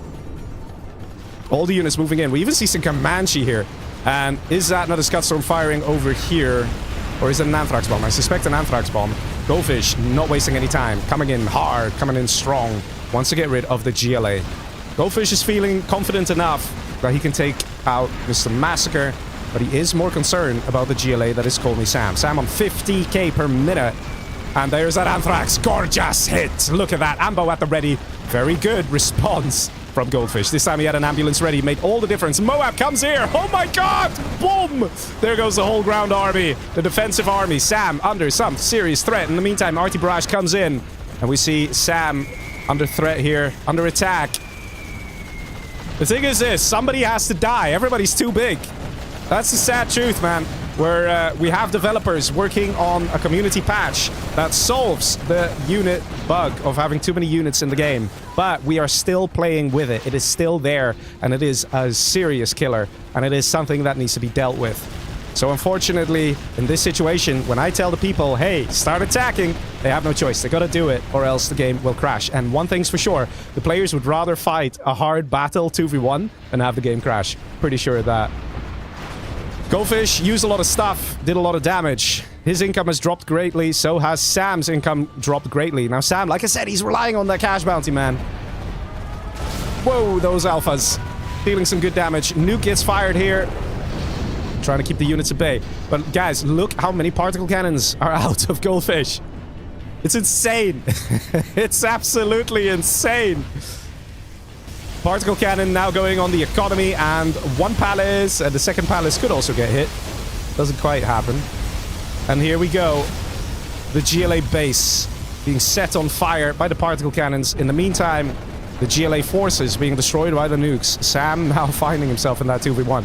It's been a while since we've seen Goldfish in the 2v1. He's happily growing, happily expanding. Look at his base. His base has gotten so massive. He's building in the middle. The enemies, the other players can literally see the middle fully lit up because they can see a tiny space around the particle cannon, and he's covered it in particle cannons. So the other guys can literally see the majority of the mid here. Crazy. So far, it's not looking good for Sam. And Goldfish probably realizes he has to be the one to seal the deal on Sam. He needs to kill Sam because we don't really have much of a choice here from Massacre. Massacre is sending some waves here, but Massacre still has to be careful and needs to try and hold on. Get his economy up to scratch, because right now Massacre has the lowest economy. He needs to at least match what Goldfish has. Nukes firing away, man. It's just everywhere. Look at this. Serious Armageddon. Particle cannon coming in as well. Sam must be like, dude, are you serious? Poor Sam. He's definitely having a hard time, but he has found himself in the base of Massacre. He's dealing serious damage here to Massacre, and he knows it. He's probably like, Massacre, if you're gonna kill me, man, I'm at least gonna kill you. And that, it definitely plays out well for Dr. Goldfish. JFCN and YouTube says Sam being bullied. Oh yeah, man. But that's one of those things that tends to happen in these situations, especially when a game is close to crashing. It's you're gonna have a guy being bullied, and at that point it's just drawing straws. There's no easy way to determine how it's gonna happen.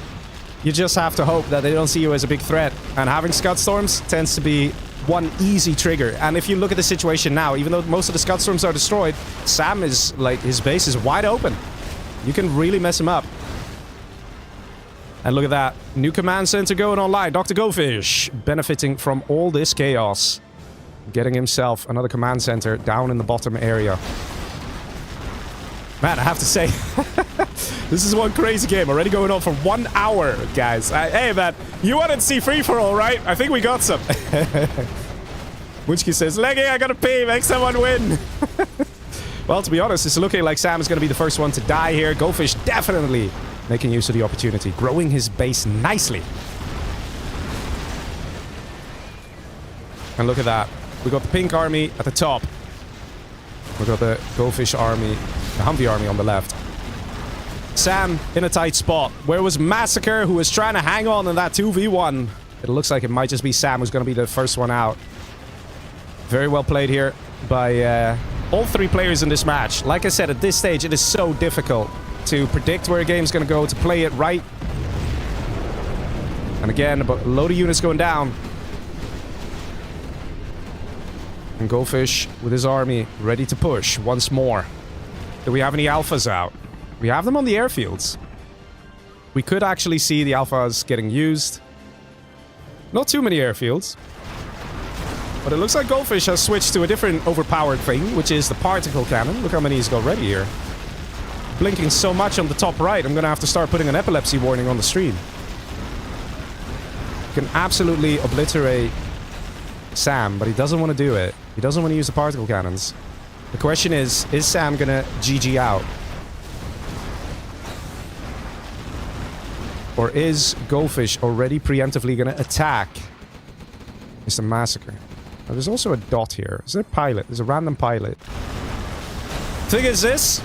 It's going to be hard to see where this is going to go. Sam is going to have no choice but to float. Sam is actually firing here on the Humvees. The other nuke, did that go on... Where did the other nuke go?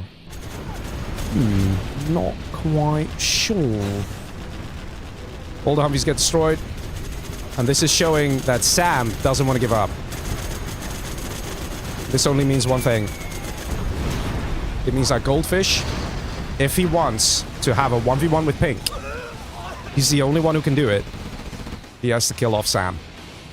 He can do it. He can choose to launch half his particle cannons. Look how many he has. And it will obliterate the guy. We've got a beacon here from Mr. Call Me Sam. Yeah, there's the Anthrax. The nuke's now coming in on Dr. Goldfish. Armageddon becoming again. Taking out huge chunks of the base. Particle cannon at the ready. Particle cannon again not going for Sam. The particle cannons are going for Massacre. Yikes. Are we in a situation where we're going to see Sam recover once again?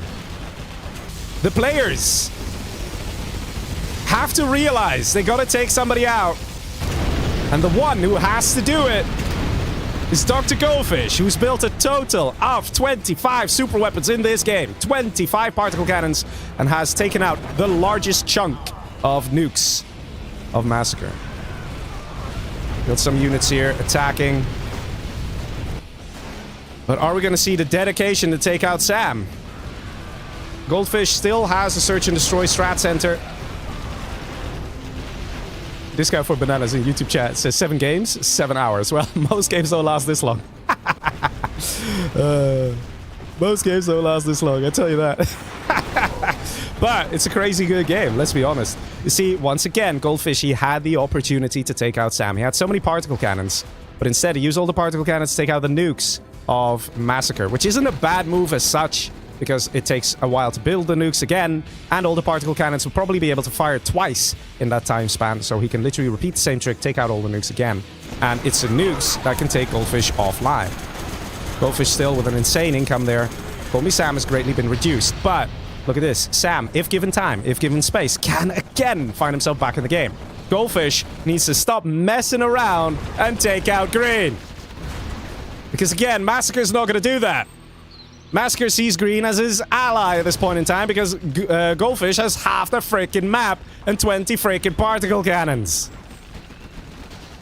Magua in YouTube chat says, Chile wins. I don't know about that. A ruler in Twitch says, wow, that fireworks. Plenty of fireworks happening here, man. This is the first match, people. Xbvon in YouTube says, it's 2v1, but it changes every minute. Yeah, and that is the power balance, right? When one guy gets bigger, he starts becoming the main threat to the other players. So right now, Goldfish is the biggest. So Green, as well as Pink, will attack him. Goldfish is doing his signature move of attacking players equally, which I'm not sure if that's going to work out. He needs to take out a guy. He needs to take out Sam. Yeah. Look at this. How is Sam doing this? How is Sam in a position where he's now pushing back? Goldfish, stop messing around and particle cannon this guy's economy. Just do it. Oh my god. Sam still has 46k or 44k. Not too much. But now he also has to deal with Massacre. Let Massacre deal some damage to you, buddy. Just let it happen. Just let it happen. Just close your eyes and let it happen. But do take out this guy. Because you can. You're in that position where you can. You got enough particle cannons. Literally, man. Like, it's just one TDV particle cannon can take out this. You hit this, this, this, and this, right? Hit the power while you're flying here with your beam, right? It's amazing. Over here, second particle cannon. 1, 2, 3, 4, 5. You can take it out, right? You can take it out. Over here, you can just power, power, power. You know, it's so possible. He's selling markets to make space for arms dealers, man. Oh, for the mobs, actually. Thank you. Yes, because the mobs can cause problems. But, you know, how is Goldfish not finishing the job? We are now, again, seeing this. And this is the problem. Goldfish has a flaw, a fatal flaw, which is that he's too busy going like, oh, no, you didn't, and then attacking the other guy instead of finishing the freaking job. And he's hitting the nuke. He's hitting. Why aren't you hitting the money? The money. What are 2 nukes gonna do? He's hitting the nukes here as well. You see, this is another one of those problems. Okay, guys? This is another one of those problems. These nukes weren't even gonna fire, man. They have plenty of timers, right? Here's another problem, right? If you have 20, 30 particle cannons, and you constantly use them, there we go. Yes! Yes, Goldfish! Do it! Set his base on fire! Do it! Thank you, thank you, thank you. Oh my god, I can't believe we have to be like, thank you for actually doing some good damage. But yeah, if you constantly use your super weapons to take out the enemy super weapons, but you don't deal any other damage apart from that, then your super weapons are also useless, aren't they? Because you're just killing super weapons with your super weapons. And the game crashed. Unbelievable. Unbelievable. Well, that is very unfortunate. The players did attack when I told them to attack. I would go as far as saying that Sam is dead here because of those few hits that happened just now. Okay, the cash per minute, 17k. Yeah, we're just gonna do it like that. So I will... Let's see the cash as well. Massacre is nowhere close to having enough income to beat Goldfish. So we're gonna say Goldfish came first place. And I think... Yo, was it just me who crashed? I'll mark everyone as being killed as a 2v1. If the players disagree with this, we'll discuss it afterwards. But to be honest, the few particle cannons that just happened now made all the difference, people. If they didn't hit those particle cannons, it would have changed things. Okay. Don't worry, we go to match 2. I've decided the winners. We'll do that. We'll do that. Okay. So, let's start. Sam gets 3rd place. So he gets 1 point for that. Let's quickly do that. I mean, I'm telling you guys, if Goldfish didn't hit those last few particle cannon beams, I would have said we have to do a rematch. But he actually did it. He actually used the particle cannons, dealt some crazy damage. Here, check it out. Check it out. Do we see the other one? Let's see. So Sam comes 3rd place. We have Massacre 2nd place. And basically everyone's a 2v1 at this point. There's no way that... You know, Sam dealt insane damage to Massacre. Because of that, he had no chance. So I'll mark everyone as a 2v1. I think that's the easiest way to go forward here. Yeah, Sam is a little annoyed. He's saying, oh, you decided on the winners? Well, I don't even get a chance to try and win it. Well, I mean, you lost a lot of eco there, buddy. You lost a lot of eco. So we'll do it like that. We'll do it like that. Hey, Ruler says, this game will never end. They will keep each other in balance. Maybe give a game crash. Or let the game crash and have a quick 1v1v1. Yeah, that's why we're moving on, fellas. That's why we're moving on. I think that's the best way to do it. We can discuss with the players afterwards as well if they disagree, and we can take it from there. So we have Sam getting 1 point in total because that was a 2v1 on Tim Step. Even though Sam did a lot of damage, the aggression dealt against Tim Step in the beginning made a huge difference. Goldfish took out Targaryen as the 2nd player kill, came 1st place, so he gets 5 points. By the way, the next game is happening for the people who aren't here yet. I just 1 second there. I didn't hear you. Can you write? Let's see. We have Massacre, who killed Lucas as the 1st player kill, and also came 2nd place, so he also gets 5 points. And the rest on 0 points. Alright, so let me update the score for you guys as well. Wait a minute. How do I do that? Oh, right. Give me a sec, guys. Give me a sec. We're gonna do it. Give me a sec. I'm gonna update the score for you guys on the stream so you can see it, right? I have to say, very interesting game. The players are definitely keeping each other in check. Has to be said. Alright, so Massacre 5 points. And there we go. And the score should automatically update very soon. Just give me a second here. And let's do that. There we go. Are they updated? Are they showing? Yes, there we go. They show. All right, ladies and gentlemen, let's go to the next match. I'm pretty confident that that game was going to go in that order, in that way. So everyone restart your game. Let's double check with the players here. They restart their game. Let's go to the next match. M2E is like, dude, shut up, host. All right. I'm sorry. I will host. But yeah, I don't think the game would have gone too different there from what I said. We were absolutely pushing the game to the max, like I said. Wait, let me find the map here that we're gonna play. That is 40k. Beijing Uprise. Nice map. Please download the map. It's in Discord. Don't transfer. All right, ladies and gentlemen, what do you think of the first match, huh? Nice and aggressive, I would say. And very hard for someone to break through here. Excellent map awareness. And this is the thing. There was no chat, right? The players... Okay, they were allowed their chat messages. But, you know, it wasn't too bad, right? It wasn't too bad.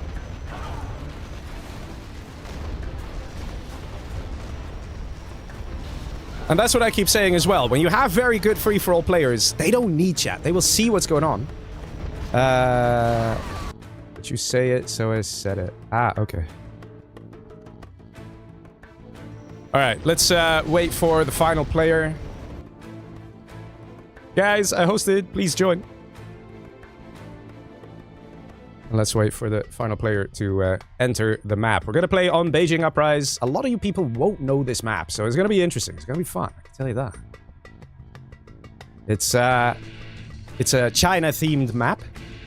And also works quite nicely for China. If you are China.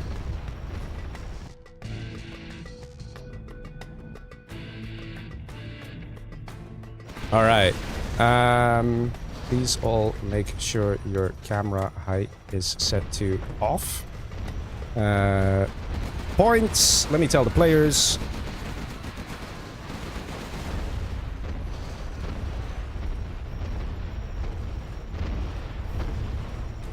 Oh, sorry. Sorry, not off.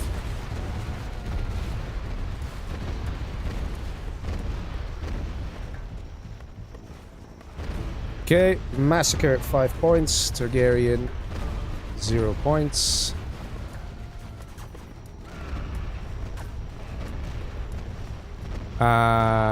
We can discuss the points after the set point. So, the players actually told me they wanted to know their points as we play. So they can have an idea of whether they should be more aggressive, be more defensive. So there we go. Yeah, let's see. So, basically, I'm marking Call Me Sam as a 2v1. As well as Massacre, because Sam dealt great damage to Massacre there. Great damage. Alright, ladies and gentlemen, are you ready for match number 2? Damn. Match number 2. Only took a whole hour, that first match. Oh, so good, right? Alright, let's see. By the way, you guys closed all other admins, right? Right? Just checking. Just checking with the fellas.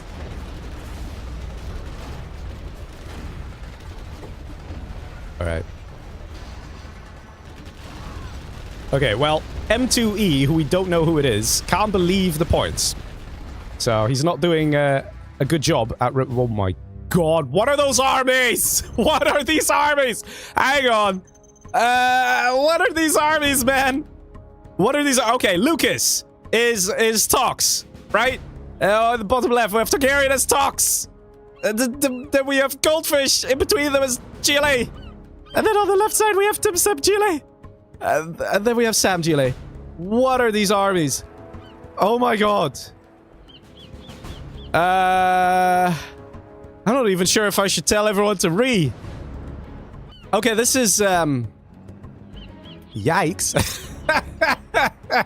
Okay, for those of you a bit confused as to why I'm freaking out, okay? Because, you know, I've been around the block, fellas. I've been around the block, and let me tell you a thing or two about GLAs. They don't die. They have a real hard time dying, okay? They tend to survive. They tend to build tunnels everywhere and then hang on and build black markets. And they tend to not rush. And they tend to... Oh, boys. Which means we're going to have this whole map covered in Scudstorms and black markets. And the game is probably not going to end similar to the other match. The only one who has a bit of an army advantage here is Mr. Massacre. Until everybody steals his dozer.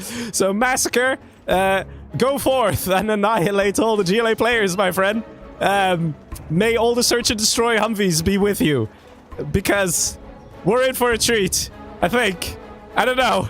We're gonna have to see how it goes. But the odds are high. It's gonna be another long game, fellas. The odds are very high. But let's see. We could see some very nice early rushes. Mr. Call Me Sam, as I said, expertise in rushing. He's not gonna back down. And Timstep, same thing. Timstep and Sam. It will be interesting to see who's gonna pull ahead. Probably Timstep will succeed in his rush over Sam, but it probably will leave Timstep a little exposed, right?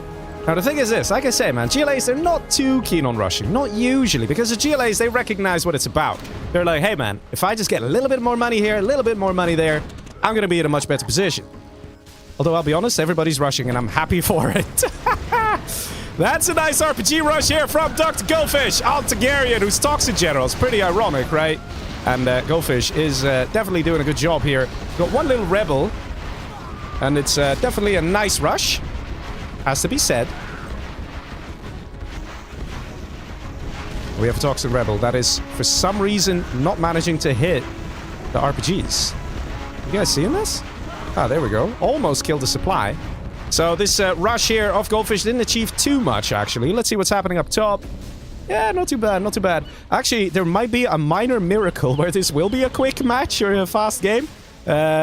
Because if nobody's attacking the USA Mr. Massacre, he gets a nice Humvee army, he can absolutely obliterate all the GLAs of his choosing once we enter the mid-game, which will be in a couple minutes. But let's see. Down below, Mr. Targaryen has held. And now pushing back against Goldfish, who needed that attack to work. And he's already switching it up to Scorpions. A little too soon, I think.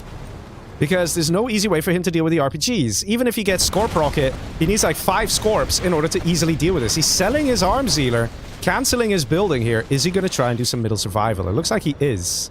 I see right around now, you guys seeing the crash. Oh, man. Yeah, that's the thing, man. There were just crazy amount of units. And that's the thing. We still have that unit cap. And I'll be honest, with a lot of the GLAs here, it's looking like we might have another game like that. It's not a mismatch, Mr. Hagop. Don't worry, it's not a mismatch. But yeah, we have some, not the best micro here from Massacre, losing 2 Humvees. And he should lose approximately 0. Getting a strat center up as well. Remember, this guy's super weapon general, guys. And, oh, do we have a bit of a lag spike? It was not a nice lag spike. Well, let's see that latency shoot up there. It's, you know, it can happen. On the left side, we still have the two 1v1 players here. Call Me Sam and Timstep battling it out. And it is, in fact, slowly Mr. Timstep who is gaining ground, gaining territory here. A lot of quads out, though, so it's going to be hard to push. Goldfish has basically been pushed out by Mr. Targaryen. I'm sure Targaryen's also happy that he's Toxin General because he shines with buses, fellas. He shines with battle buses. And the Toxin General battle buses are the strongest battle buses. Because with Anthrax Gamma, the upgrade you get from the palace, the RPGs deal an extra 30% damage. So there's that. AJ Simon in Twitch says Fish should win that. Yeah, he won it, he won it. We're marking him down as the victor. Let's see. Targaryen is having a good time here. He has 2 arms dealers, he has a palace. And I don't know about you guys, but I'm noticing a nice march from all these RPGs going back onto base. We're going to see some battle buses already. We're not even 5 minutes in. I guarantee you he's building battle buses. We're going to check in with him in a sec. Let's see what's happening here. Definitely nice from Timstep to push back Sam. We're going to have one of the GLAs dying here. And of course, the USA having that army advantage. We're going to see another GLA dying here. So the GLAs are dropping like flies, which is a good thing. People in chat saying for sure Fish has won that. Yeah. I do think so. I think it's still a fair analogy. And if the players disagree, guys, then we will check the replays. And don't worry, we're very fair about these things, and we always check it. In absolute worst case, we're going to have another rematch being played of that game. Red 2 bases, says Dr. Goldfish. Purple says, don't worry, he can win. He'll only get 1 point. Call Me Sam. Surrenders. So Sam dies. That is the first kill for Timstep. The aggression of Timstep, getting himself 3 points for the first kill on Sam. Nicely done.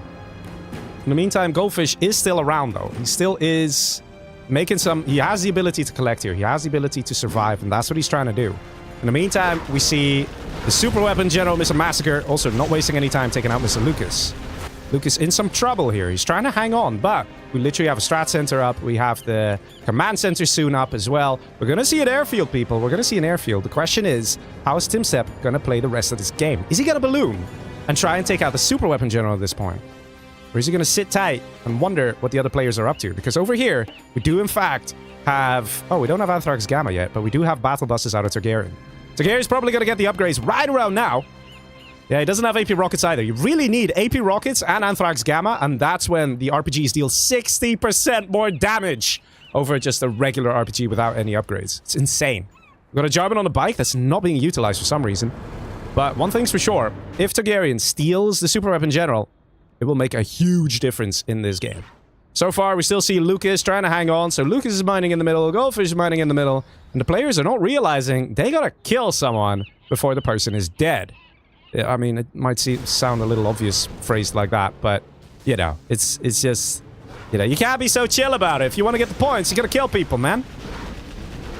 Sometimes players forget about that part, and they're like, yeah, I'll just let whoever I just attacked and almost killed, I'll let him live and rebuild. Why not?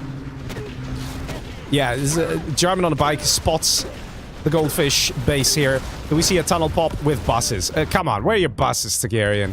It's been approximately 7 minutes and 30 seconds. We want to see some buses out of that tunnel. Come on. In the meantime, Goldfish trying to do this. This is not allowed. Goldfish knows, or should know the rules.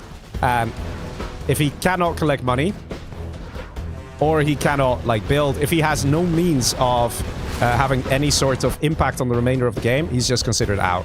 And again, Targaryen, I'm baffled, mind fully blown on why you're just not finishing the job.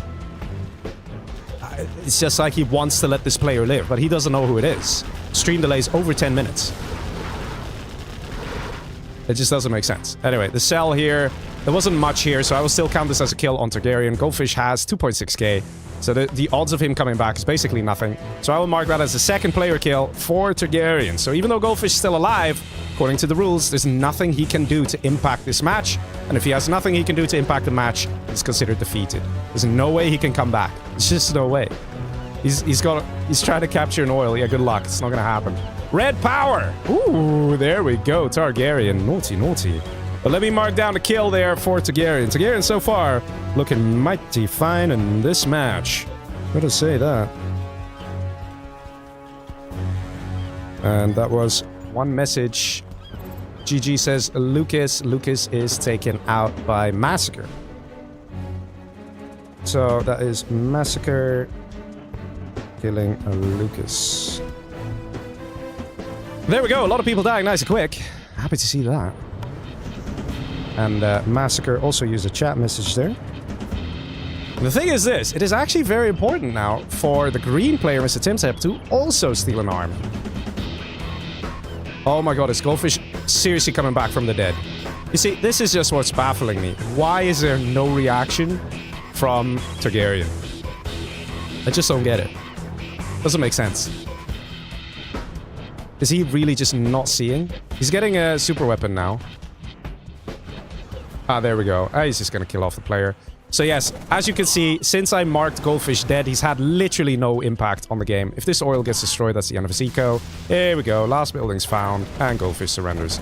So the order of deaths still makes sense. Targaryen still gets 2 points for the second player kill, even though Lucas died before him technically in the game. And that's because we have a rule saying players shouldn't, like, scaffold survive and do stuff if they have no means of coming back. Because otherwise, some guy's just gonna build a barracks in the corner, build a barracks in another corner, and wait until he reaches second place. You know, that's not what deserves points. You know, points are given based on players' skills and their effectiveness of, you know, utilization of armies and stuff, ultimately. So that's why Goldfish is still marked as the second player kill. And again, if the players disagree, we'll discuss it afterwards. No problem, no problem. Yeah, the game is starting to slow down now, which is starting to worry Mr. Leggy, because this is where we're starting to quickly get into crash position. I mean that not in a good way. I mean that in a way of everybody's just gonna sit pretty and just look nice and just, you know, say, "Hiya, neighbor, how you doing? Can I come over and borrow some milk?" And people are like, "Yeah, sure, you can have my army. Why not?" And another neighbor already borrowed some milk. I mean, took my army, so, you know, yeah. And then everybody's just peaceful, and then you know, we have a war game. where there's permanent peace. You see everybody in the chat saying, oh my god, the game's gonna crash. Omar says Targaryen's gonna win. Well, Targaryen's doing well. So the thing is this, right? This is actually an interesting point to make. It's in Targaryen's best interest to take out Massacre ASAP. And the reason is because if Massacre dies, it decreases the chance of Timsep to steal an army. And if Massacre dies and there's no super weapon general being stolen by the green player Timsep, then Targaryen will have a search and destroy and stuff like that, and USA technology, which will greatly help him in the fight against Timsep.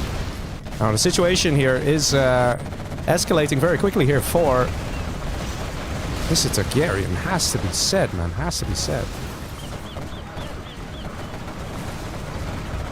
Moab comes in with a super chat. He says, this game will take forever. Well, hold your horses, sir. Hold your horses. Plenty of action to be seen here. You guys came for the action. Look how much action. Timsep not wasting time. So the interesting thing is this, right? Everybody's always like, oh my god, this guy's GLA with power. You know, people always complain about that. And like, oh my god, a GLA with power. Unkillable. La la la la la. This is free-for-all, son.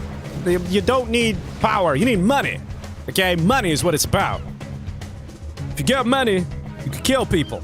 Because even if you... Like, the thing with power is that buildings construct twice as fast. Units construct almost twice as fast. But imagine if you're rich as hell and you just build 2 arms dealers. Then you're also there, aren't ya? It's money that's important. Even if you have a better army combination than your enemy, if you don't have the money to pump out the units, then he will still overwhelm you. So that's what's so great about free-for-all, man. One of the most loved game types in this community, right? You gotta say, it's fun. It's fun. You get different stuff. It's not often you see Super Weapon General Dozers being constructed by Toxin General.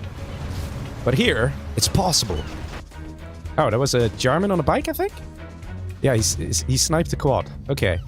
Look at this. So Targaryen knows what's coming, and he's building a ton of economy. Question is, will he be able to hold the 2v1? We have a bomb truck here. Hello? What are you doing, good sir? Are you lost? Disguised as a rocket buggy. Hint, it doesn't have the rocket buggy ammo. Force fire coming in and Targaryen paying attention. Hey man, it's still a lot of fun, right? It's still a lot of fun. But the thing is this, right? Yes, Targaryen is ahead with economy. Oh my god, he's so rich, right? But he will still struggle in 2v1, even against an opponent that has so little income. And that's because Massacre is level 4, Super Weapon General. He's gonna call in all the general powers. All of them. And when he hits level 5, he's gonna call in some more. Like a fuel air. You know, which he can then upgrade to a Moab after waiting 1 minute just to get the freaking upgrade, because he needs money for that. 4,000 bucks for an upgrade. Crazy. Although it's worth it, though. That's the crazy part. It's really worth it. And killing all this stuff is a lot of XP going to the bank of Mr. Massacre. Here, look at this, look at this, look at this, look at this show off, huh? Are you showing off here? Look at me, I got Avengers, what do you have? But then he doesn't put the buses with the Avengers and loses the buses. So you can see, it's things like this, right? Where you can see that a player is overwhelmed. It's like, he almost gets it right, but then loses the bus for no real reason. At the same time, this Humvee army is not one Humvee army, okay? And look at the veterancy on the Humvee army. We got so many red missiles, okay? This Humvee army has literally beaten back the entire war efforts. Or at least that's what it feels like, right? This army has gotten him to level 5. Look how much HP, man. These guys won't die, alright? If you have a Vet 3 unit, it has plus 50% health. That's 5-0, man. 5-0. Munchki says this is the 40.1k special. I guess. Actually, I see on my screen we're 40.2 now, so yes, thank you very much.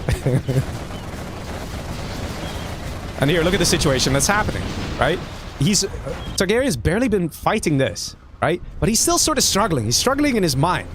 He's lost a huge chunk of income as well. I think it was... Wasn't he on like 26k? What happened there?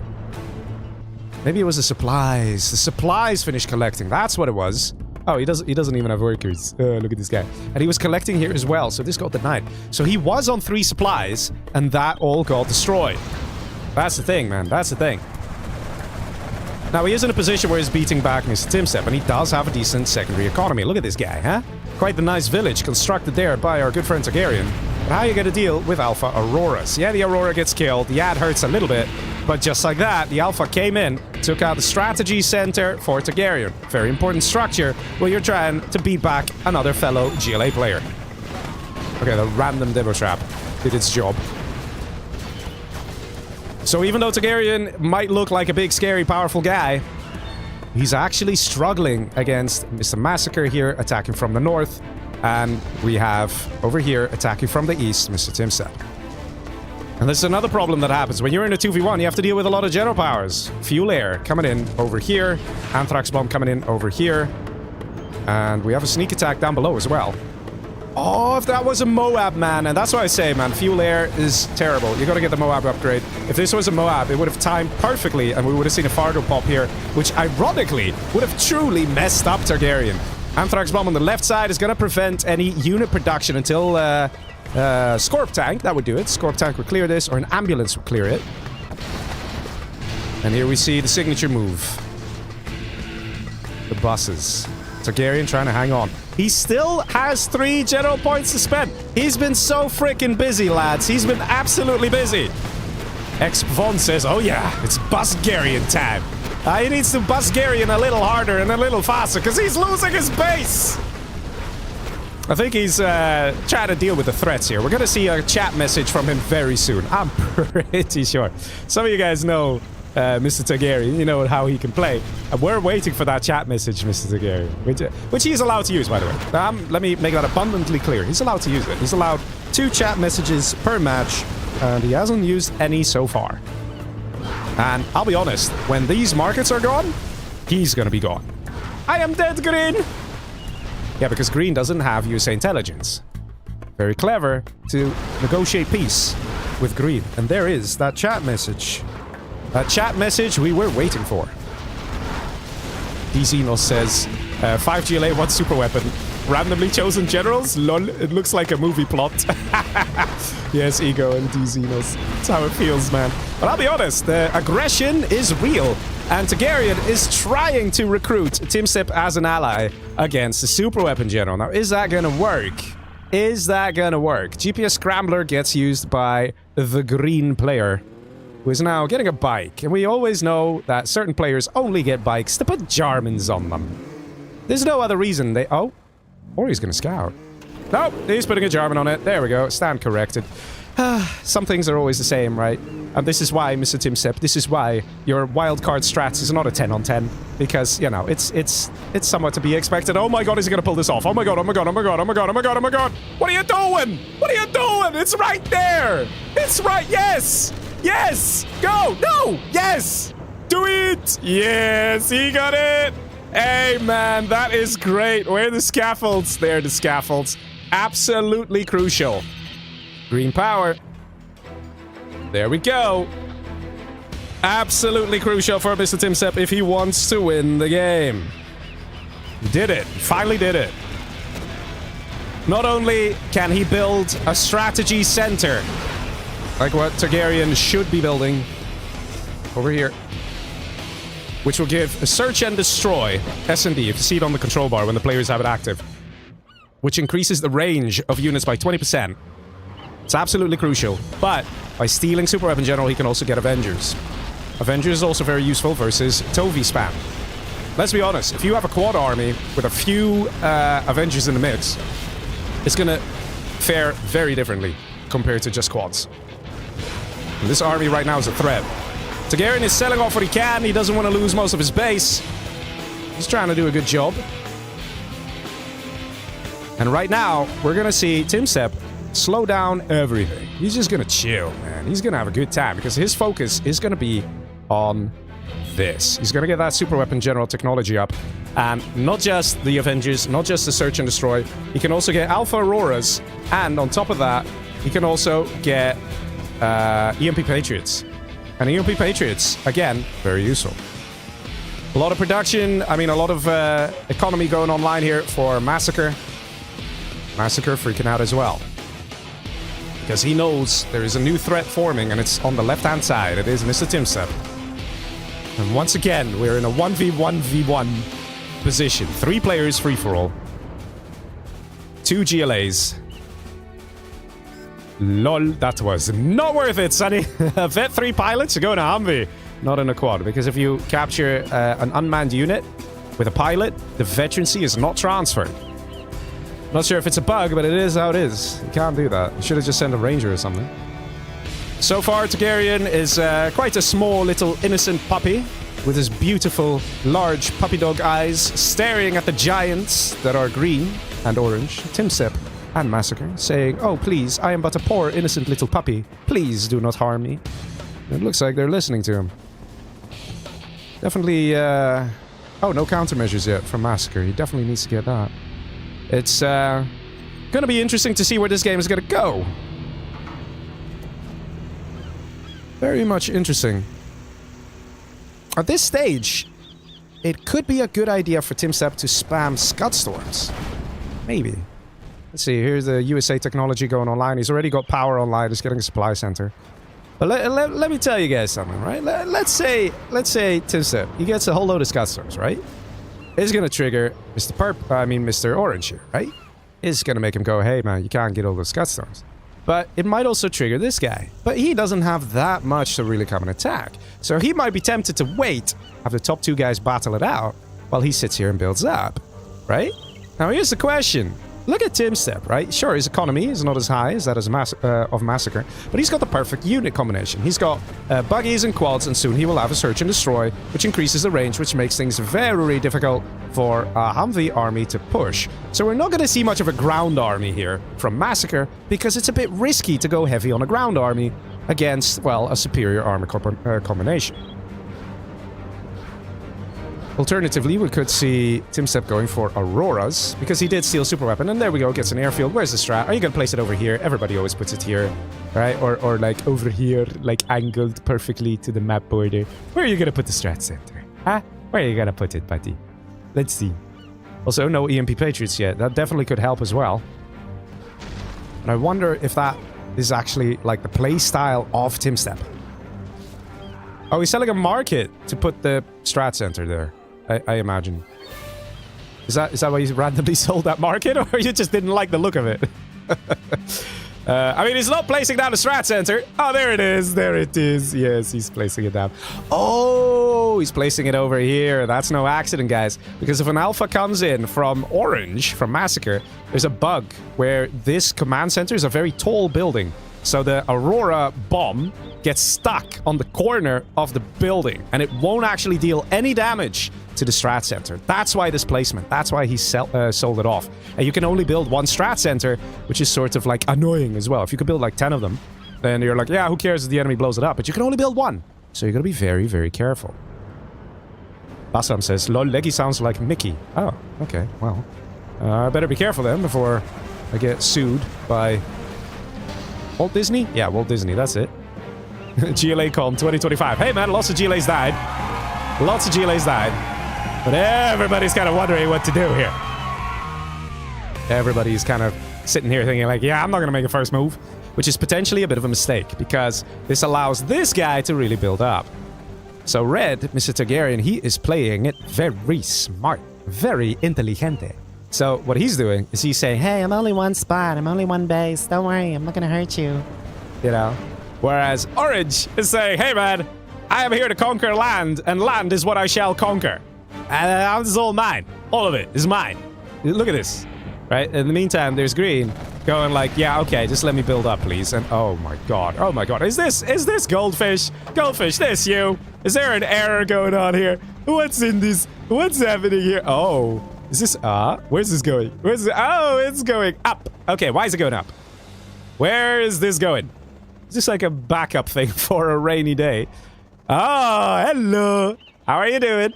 How are you doing, good sir? I have to say, that shade of green looks amazing on you. Have you been changing your color to black? It really suits the metal, man. It just makes everything shine a little bit more. Let's see. Can it also blow things up? Let's see. We have a Anthrax bomb. S&D is ready. Ladies and gentlemen, the attack of Mr. Timsep is closing in. And he dropped it over here, so the ambulance has to quickly run for it. Okay, we saw some flying death bombs, right? It's and here it comes, that Moab. Very nicely done. Boom. Clears up a chunk of units and also displaces the units. Now these are semi-transparent units because they are GPS scrambled. The assault, ladies and gentlemen, has begun. I would have liked to see a couple more Auroras here. And I have to say, a lot of general powers come. What is that? Oh my god, did you guys see that? He leafleted the Aurora. He Okay, that's it. That's it. All right, guys, that's worth a like. That's worth... I mean, these players are putting on one hell of a show here. Leafleting a supersonic Aurora.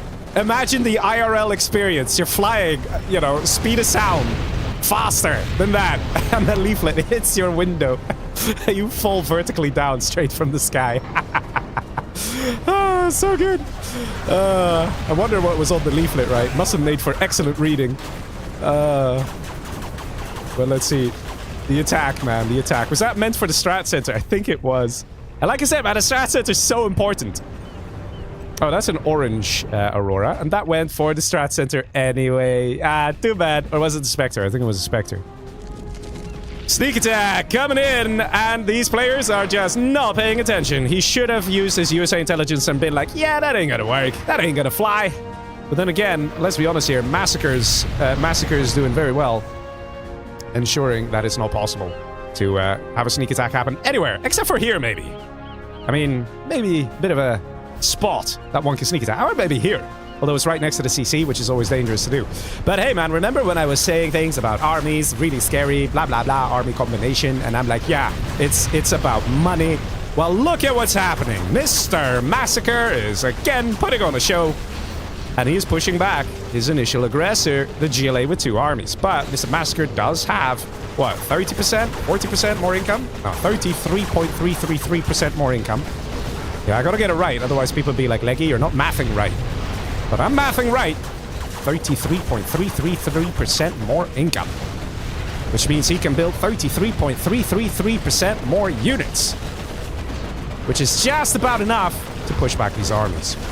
And that's how close these games tend to go. If you have just a couple more units than your enemy every single time, then you will keep having survivors. The survivors gain veterancy, and they will become stronger. And then eventually you can push back an enemy. So, yeah, this is all great and fun and stuff, but here's one important question. Why are these top 2 guys fighting, right? They're fighting because, you know, it's like, oh, we're both so scary, haha. Oh, that was a bomb truck. That was a bomb truck, shit. Didn't quite hit the target. But down below, we still have Mr. Targaryen, who's like, yeah, oh, I actually took a second base here. Haha, don't mind me. Barely even has any tunnels or EMPs for potential sneak attacks. He's a long-distance collector here as well. So Targaryen's having a great time, man. He's having a great time. And the funny thing is, right, this is the best part. You got Mr. Massacre here, who's beating back Tim Step, who's a GLA with Super Weapon General. Right? And this is what I absolutely love, because people would tell me, Leggy, you are insane. Absolutely insane. For including Tim Step, this green player here. He is one of the best in the world. And you're gonna have them face off against pesky little free-for-all players who don't know what micro is. What is this? Well, look at the situation, fellas. Look at the situation. The man with 1 army is pushing back the GLA with 2, getting more and more map control and doing it and having more income. No! No! Impossible! Impossible! Ah, no way, man. No way. No way. No way. Ah, this is annoying me a bit. Not gonna lie. This shouldn't have happened. This shouldn't have happened. Oh my god. Ah.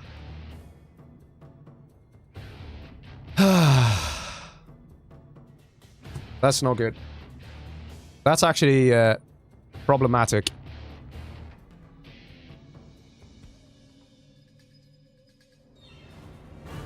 This is, we did so many precautions, guys.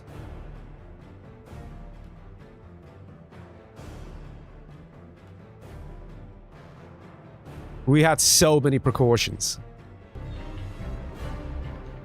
And this game is too close. We're gonna have to do a 1v1v1. This is crazy. Before we do it, though, I'm gonna check with the person who caused the mismatch.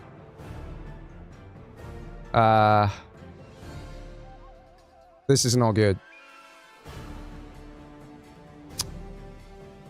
This is not good. Well, the first game crashed.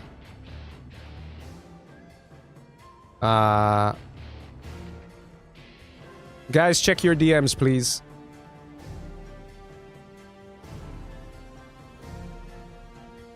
This is not good.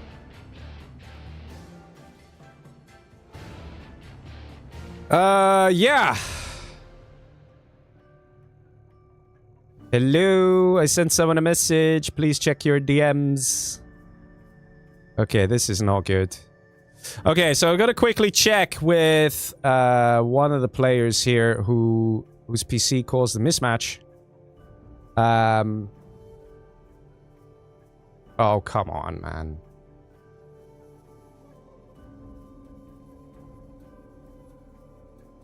Okay, the player is saying he has no idea what I'm asking. Basically, I'm gonna quickly check. And I want to make sure the setting here is correct. I went over every setting with every player. So I'm gonna go over it again very quickly here with this guy. Yeah, this is definitely a 1v1v1. We're gonna have to do a rematch, which is not great. And I have a feeling this is maybe because one of the players didn't do the checks that I asked him to do. So I'm double checking now with this guy. Very unfortunate.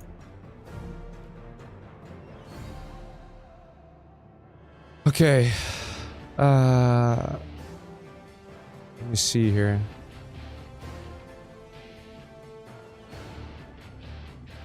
Yeah, it looks fine.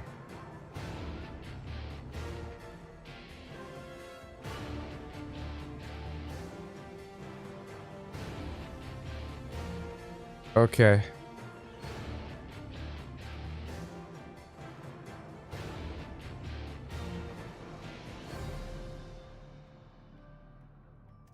That's a real shame, fellas. That's a real shame. So we'll do a rematch. Gotta restart the game. So basically what happens in this situation is we're gonna do a rematch with the surviving players. So that was Tim Step, Massacre, and Targaryen. Very unfortunate that this happened. It can happen though. But I guarantee you, we've taken insane precautions. Absolutely insane precautions. Like I said, even checking things like the BIOS version, the driver version, all that stuff.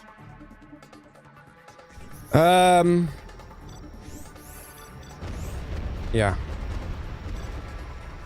Alright, let's do a 1v1v1 then.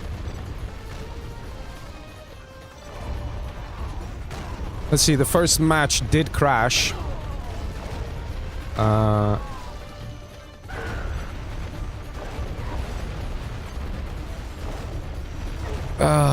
That is so unfortunate.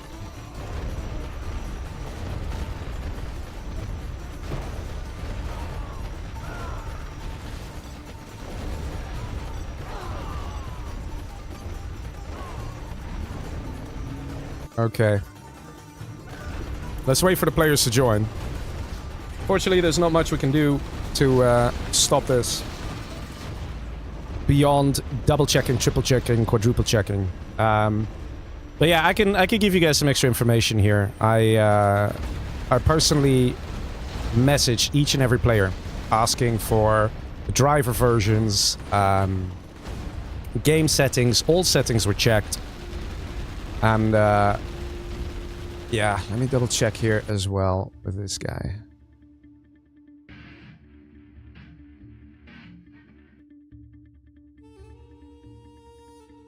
Let me ask him if he has Gen Launcher as well.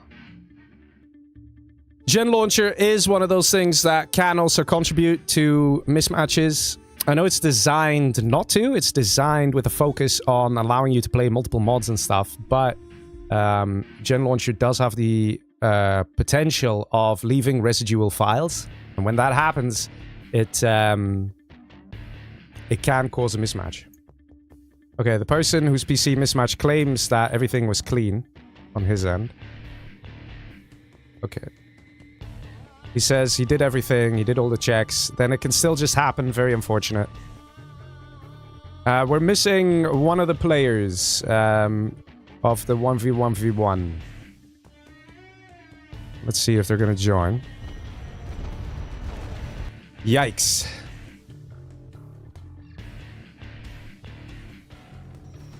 Well, that does re-roll the army.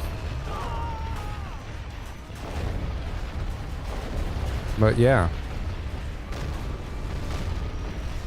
At least the GLA con is no longer happening. But yeah, unfortunately, mismatches, they can always happen, right? They can always happen. Did you guys switch to your second name? Start there. And I'll double check a couple things here. Okay.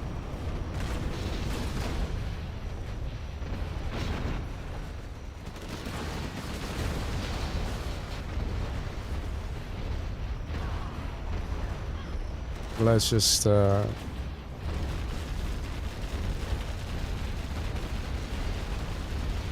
not okay. Oh, wait, sorry.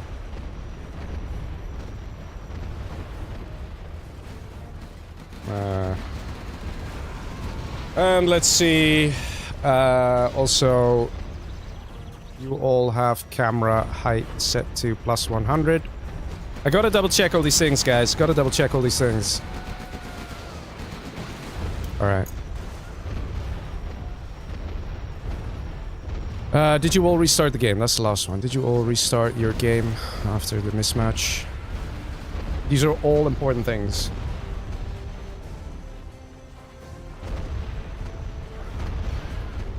Let's see. Alright. Yeah, there's one guy who hasn't answered yet. Alright, there we go. Let's play. Ah, it can happen, fellas. It can happen. But we're gonna recover. We're gonna continue. Let's see. 1v1v1. Okay, this is gonna be a short game, though. This is gonna be a short game. Ladies and gentlemen, let's see. Mr. Targaryen, this time as the nuke on the right. Top side. Massacre as a laser. Definitely a good army to have here because he can scan his opponents. Down below, we have Timstep as the tank general. Let's see how this game is gonna go. And JCR in YouTube comes in with a super chat. Says, from Florida, Leggy, thanks for the hours of nostalgic entertainment. Now let's go get that bonus stream. Yeah, man. Well, let's see how this game is gonna progress. It's definitely a bit of a downer, right? When there's a mismatch. Hopefully it will be the only one tonight. The first game did crash, but I mean, we did kind of push the game to the limits. Told the guys to attack. And at least it was clear enough that a victor came in, right? And we could decide the outcome of that match. Like, I even said it, like, if 5 minutes into the, like, towards the end, in 5 minutes, somebody's gonna be dead. And so it was a little easier to determine the outcome of that match. This match we just had now, that mismatch, no, man, there was no clear winner. You could say, oh, this guy's slightly ahead, but no one was dead. Okay, no one was dead. And to say, oh, this guy was ahead, it's not exactly fair either, because then it just promotes everyone to bunker and then hope for a mismatch. And that's not what we're here for. So we re-roll the armies, re-roll the luck. And luck, of course, comes into it by quite a significant margin in a 1v1v1. Do you get 2v1 or not? Do you get a good army or not?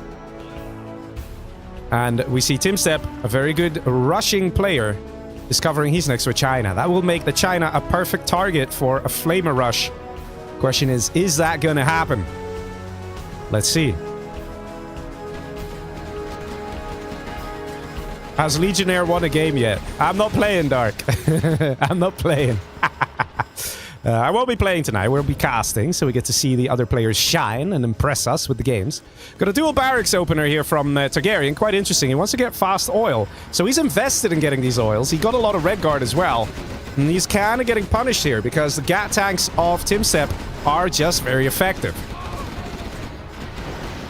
There's literally not a single oil grab here for Mr. Targaryen, the nuke general. So it's really going to slow him down. Still have a prop in the back, though, so he's going for potentially overlords. Well, let's see. Firebase ready. Strat center under construction. We're in a position where Massacre can choose who he wants to eliminate. whether that is orange or blue. But again, we have a massive stream delay, fellas, so he doesn't know who's who. He simply doesn't know. He needs to tell based on the playing style. And since blue is doing such a good job with the rushing, he might think, oh, blue is Timstep, let me go for him. But that's not entirely a certainty. That's not a given. Oil grab coming in with the Lotus. Units assembling in the middle section here. Massacre ready to do an attack on someone. Question is just, who's going to be the target of choice? He's getting a getting command center as well. He's got a strat center. Can put on search and destroy and deal some damage. We've got a sneaky flamer moving in from Mr. Timstep. And that's going to deal serious damage here too, Mr. Targaryen. I don't think he's got anything to stop that. He had a Battlemaster in the middle, but that's all gone. And we might see Targaryen quitting out very quickly here. Which gets Timstep an extra point for killing Targaryen. Power being hit. There's a Lotus here moving in, but that is a Vet 3 Dragon Tank. Has to be very careful. Lotus revealed herself here. And that is one dozer getting destroyed. Yeah, not much left here for the nuke general that is Targaryen. He still has income, though. He still has income. He's building power. He has the ability to construct stuff. And we're seeing a very slow reaction from Massacre. He's chilling. He is relaxing. He's not even putting search and destroy. And he's getting ready to face down against blue. Green, he is in my base, says Targaryen. Munchki says, towards the therapy bill. Oh, thank you very much, good sir. Well, let's see. We have the green player Massacre coming in with quite the attack here. And I think Targaryen knows that this is how it tends to go down. And he's hoping that blue is dying right about now. So we still see Targaryen. He still has money. He has the ability to construct. He can build a new supply here. And does he have oils? He doesn't. But this is Targaryen's Lotus, so he can see what's going on here. And he's just hoping that as long as he hangs on... Oh, is that a Lix? He literally went Lix. Why you go Lix as tank general versus the USA? What's that about? Okay. Actually, Timstep is now in a world of trouble. Look at that. So Targaryen was really in trouble. He uses little chat message, which, you know, they reset when we go into a new match.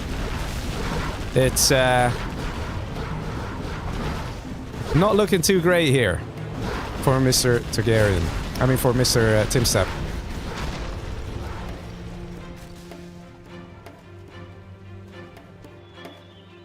New Humvee's being created. So far, this is looking amazing for Massacre here. And there we go. Dozer in position. Oil's being captured. And income is back for Targaryen. Look at that. Going from 0, now it's 400. It's going to keep going up until it hits 2k per minute. And he's soon going to have enough cash to build a supply here. So Targaryen is coming back here.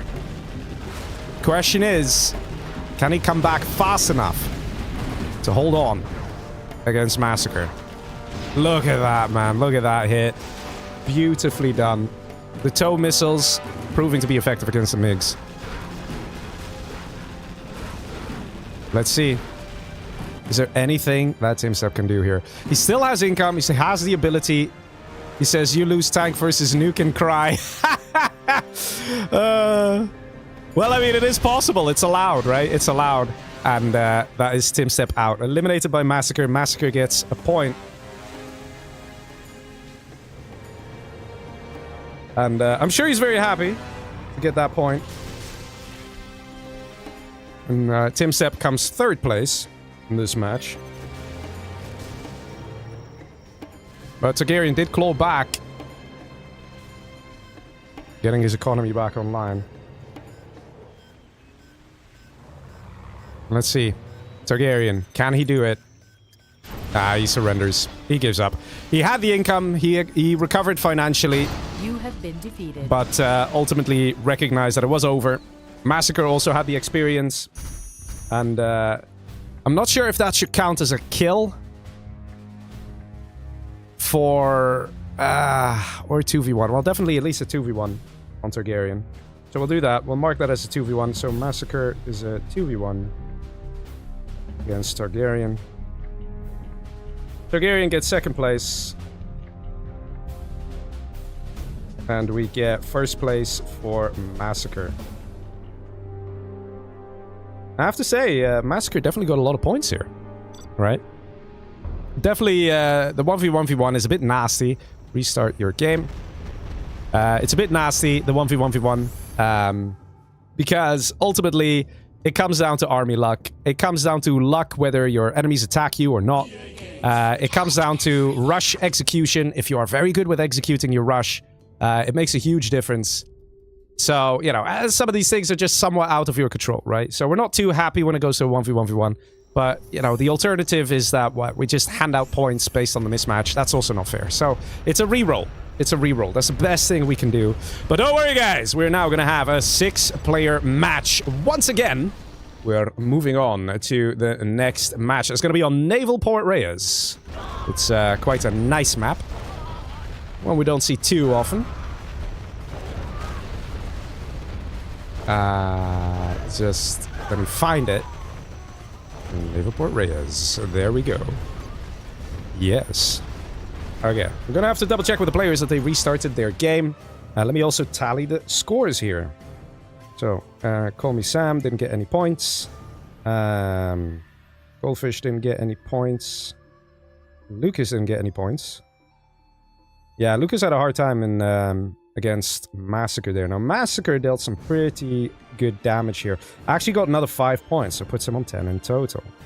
I got Targaryen, who came second place, and got second player kill on Goldfish, so he's on 4 points. And Tim Step did the first player kill and came third place, so he also got a total of 4 points. Yes. Alright, let me update the scores. Let me tell the players to join. Okay, guys, you can join. Also, please make sure you've restarted your game. We need everyone on a clean game startup. Okay, just saying that in the Discord. All right, let's tally the points here. So it was a nice quick game. And let me player scores. Okay, let me update real quick for you guys as well watching at home. So that is 10. Man, Massacre is absolutely rocking it. So far, so good for Mr. Massacre, man. Oh, the score isn't updating for you guys just yet. But it will update. It will update. I did restart game. Nice.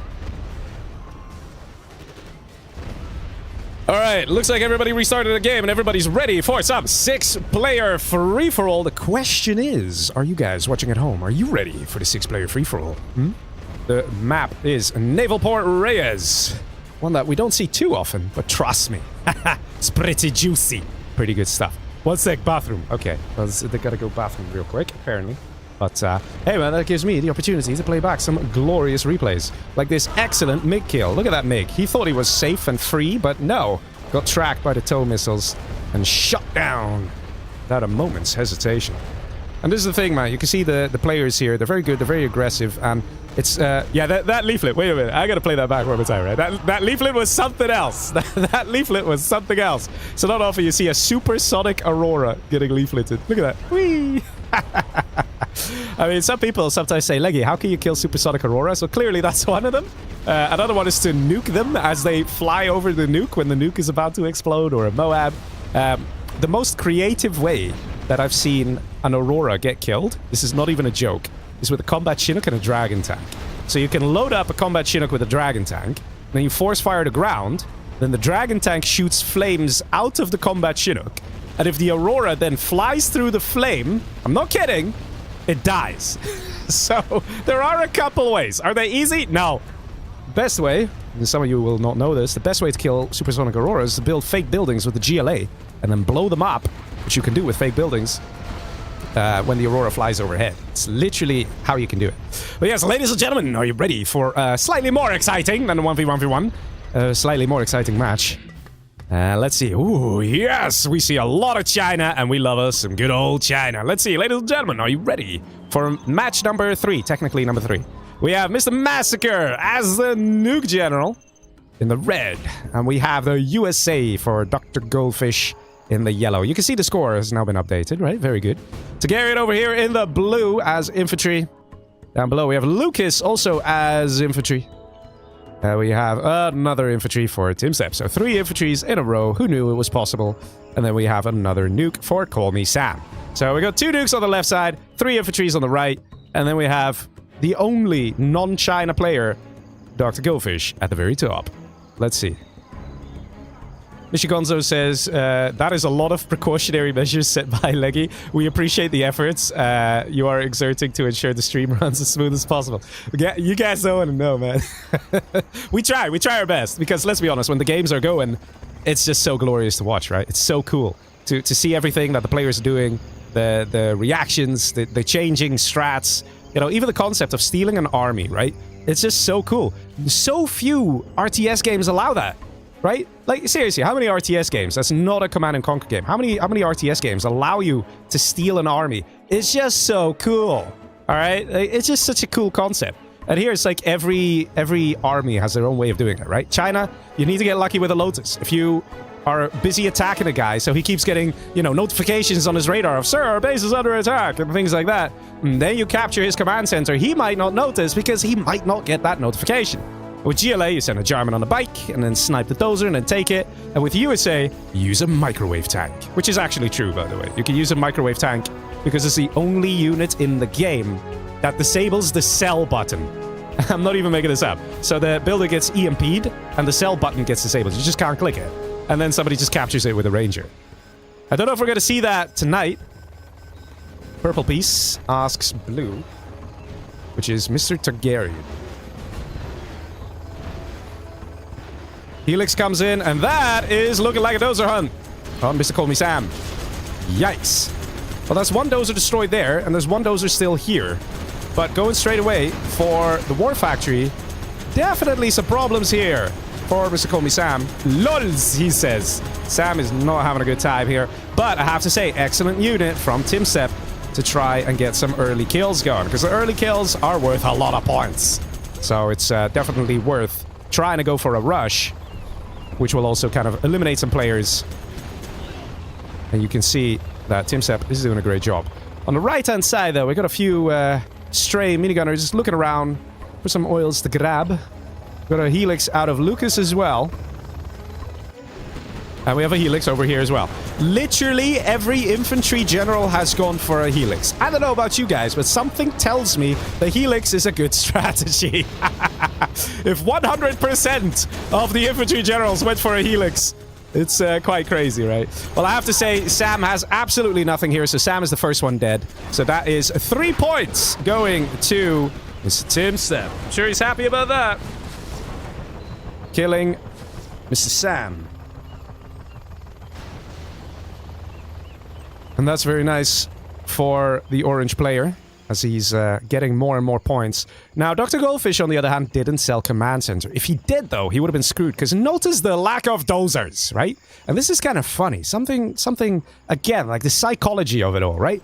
Players are in their head, like they have the strat in their head of, I'm gonna dozer hunt a guy, and they just can't shake it. So they gotta kill the dozers. But it's like, hello, he has a command center. You're better off taking out some economy or some production. But players are like, no, in my head, I think dozer kill good, yes. So they don't switch strat. It's just so funny, man. It's just so funny how people sometimes think, right? How they are. So, you know, not saying like, oh, Timsep, like Targaryen did a bad job. Not at all. He still killed a lot of shittucks, did a lot of damage. It's just funny, right? Instead of switching target, switching to a different strategy, the moment you see a guy as a CC, people still kind of just hang on to that a little bit more. Free software says you can't read English.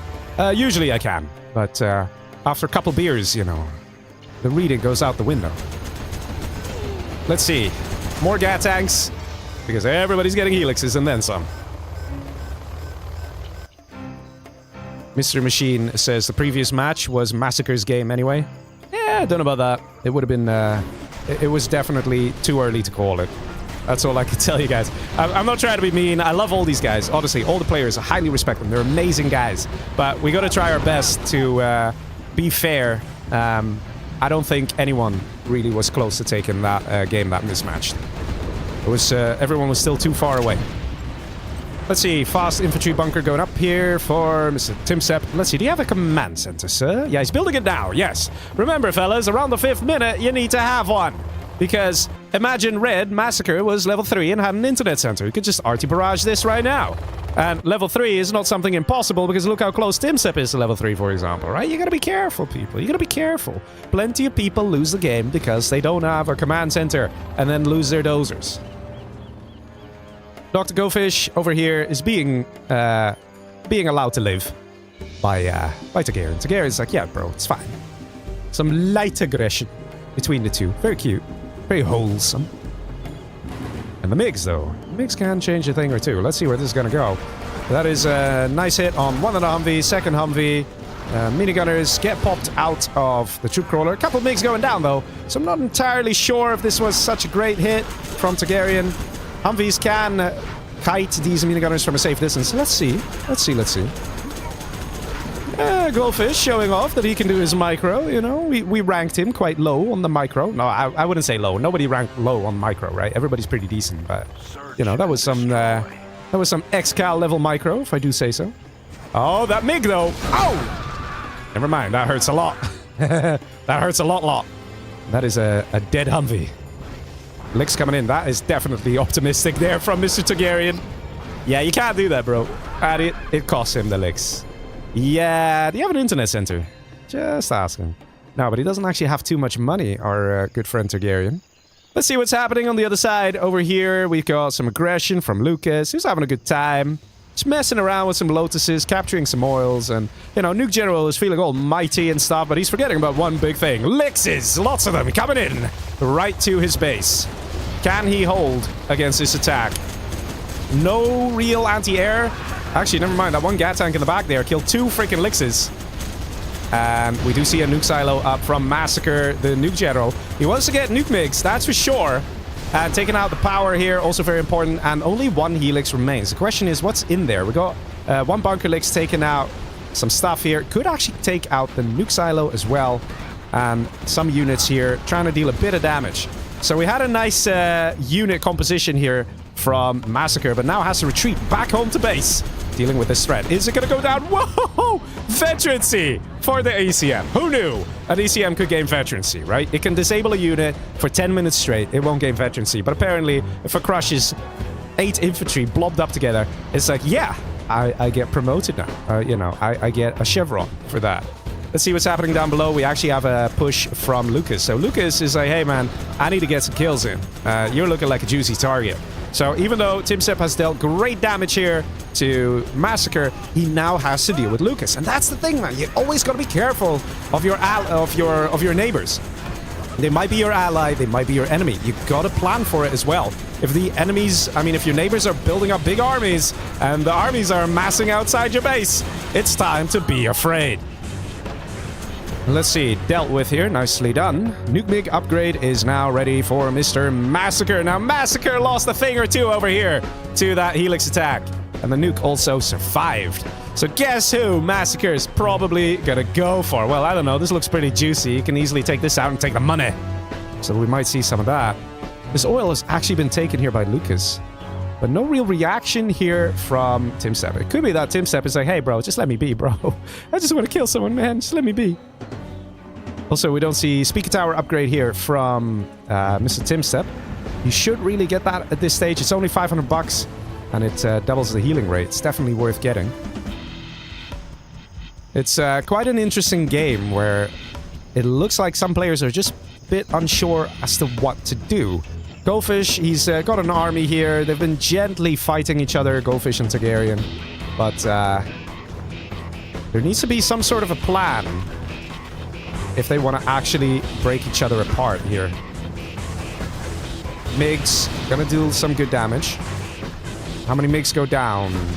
1 goes down, just the 1. So that was a good MiG strike there for Targaryen. Takes out some more, takes out another Humvee here. Let's see. Minigunners chilling. It's very interesting to see this. I think what's happening is Lucas is trying to play for the long game. I think he's like, yeah, I don't need to kill Orange yet. Does he have an internet center? He does. He has second spy satellite, so he can see that Orange and Red are sort of fighting. And maybe he's thinking this. Maybe he's like, hey man, why don't you guys waste money on trying to kill each other? And I'll swoop in and take you out. Look at that. He's hitting the minigunner. I think he's trying to show, like, hey dude, this is my oil. I could kill you though, if you want. This is my oil.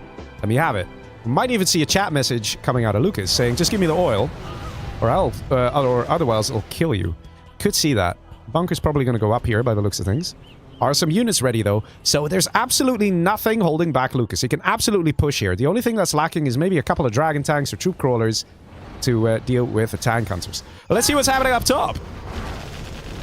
Dr. Goldfish and Targaryen continuing their little 1v1. Question is, who's going to be better off?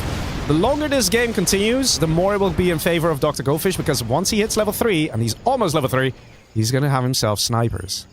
AJ Simon putting the paladin emoji. I doubt we'll see paladins coming out of Goldfish here, though. But hey, who knows, right? It's Dr. Goldfish.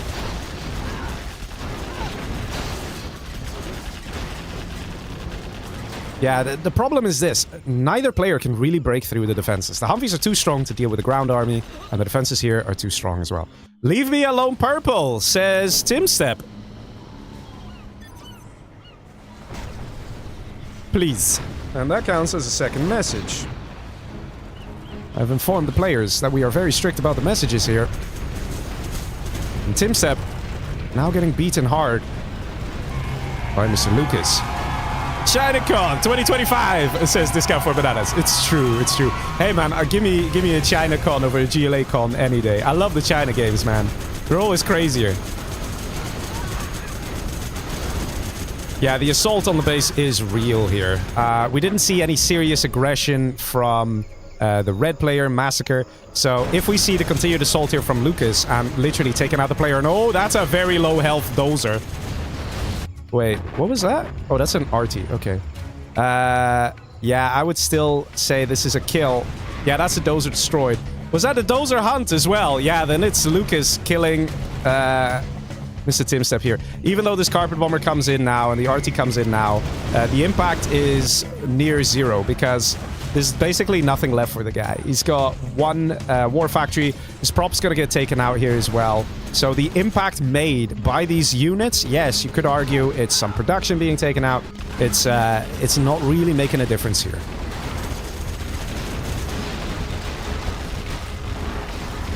Another mixed strike. Yeah, these guys are just stuck, man. They're stuck. Somebody grab them by the shoulders and shake them. Just shake them hard, you know? Let's see. This is all destroyed. Yeah, there's one Lix as well. Look at this. There's a Lix coming in from Lucas. So there's still a kill for Lucas. Even though you could argue it's 2v1 where, you know, red and orange were fighting, it was orange who was the aggressor.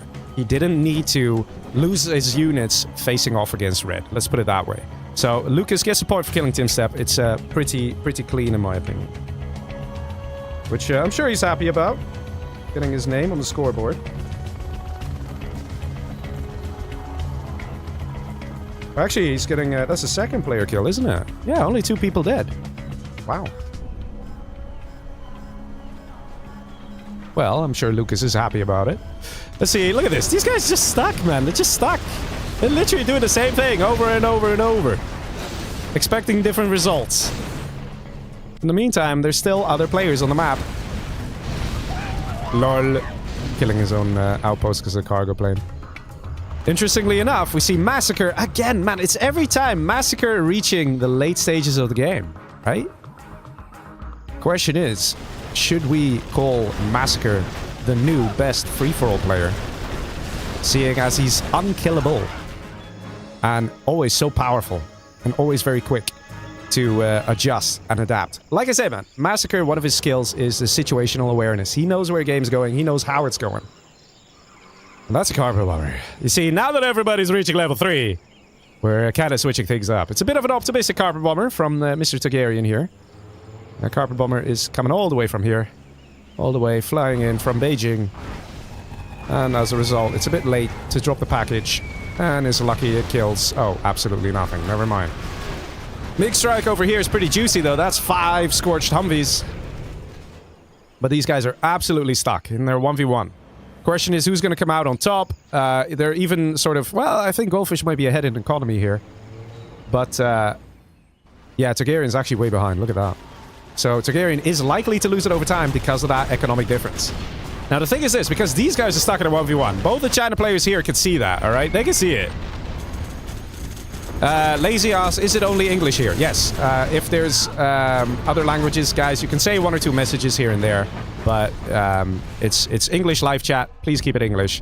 If somebody doesn't want to change, then just mute them. The mods can mute them for like 5 minutes, and then for 30 minutes, and then just permanently. That's fine. But let's see. RT Barrage going in. So this is the thing, right? This is the thing. Lucas was sitting back, having a good time, right? Look at that economy. He's actually got a decent amount of money, even though he's technically one island, right? Oh, boys. Oh, boys. Take the MiGs off the airfield. Take the MiGs off the airfield. Take the MiGs. Oh, it's not on the MiGs. Oh, never mind. Still hurts a little, though. But, I guess it's just the oil.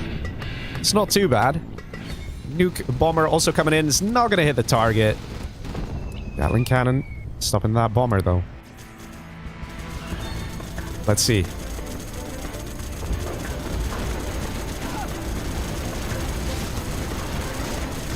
Nuke army is just so powerful, man. Especially backed up by nuke MiGs. Here, check out the nuke MiG here. Check this out, guys. Boom! All the units go flying.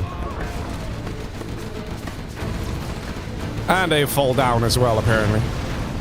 We got the napalm MiGs coming in. This is just so nice to watch, man. Seeing this, like, sort of tug of war. Of one army strength of nuke MiGs and the other army strength of just pumping out the units. That being said, Massacre might be ahead. Blue, see the stupid map. It says Goldfish. Oh, Goldfish, man. It's like, Cameron, stop this 1v1, please. Actually, interestingly enough, Goldfish's income is much higher than that of Targaryen. Goldfish has the ability to kill him. And I'm not entirely sure what Goldfish is implying here, because, again, we have red and purple kind of beating each other back. We got no man's land over here, just literally this section. Purple and red, both fighting, cannot break through. Constantly sending units to their inevitable deaths.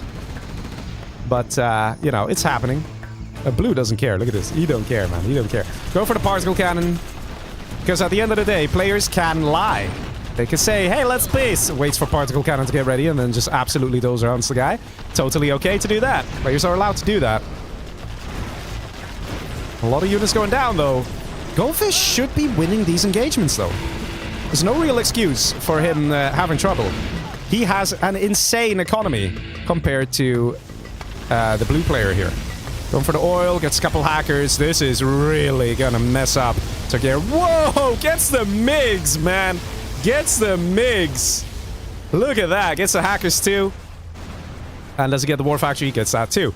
Amazing particle cannon beam here. Check the income per minute here. It's already less than 3k. It was 3.2k, and it's dropping, boys. It's dropping. So this actually really hurt. Okay, peace.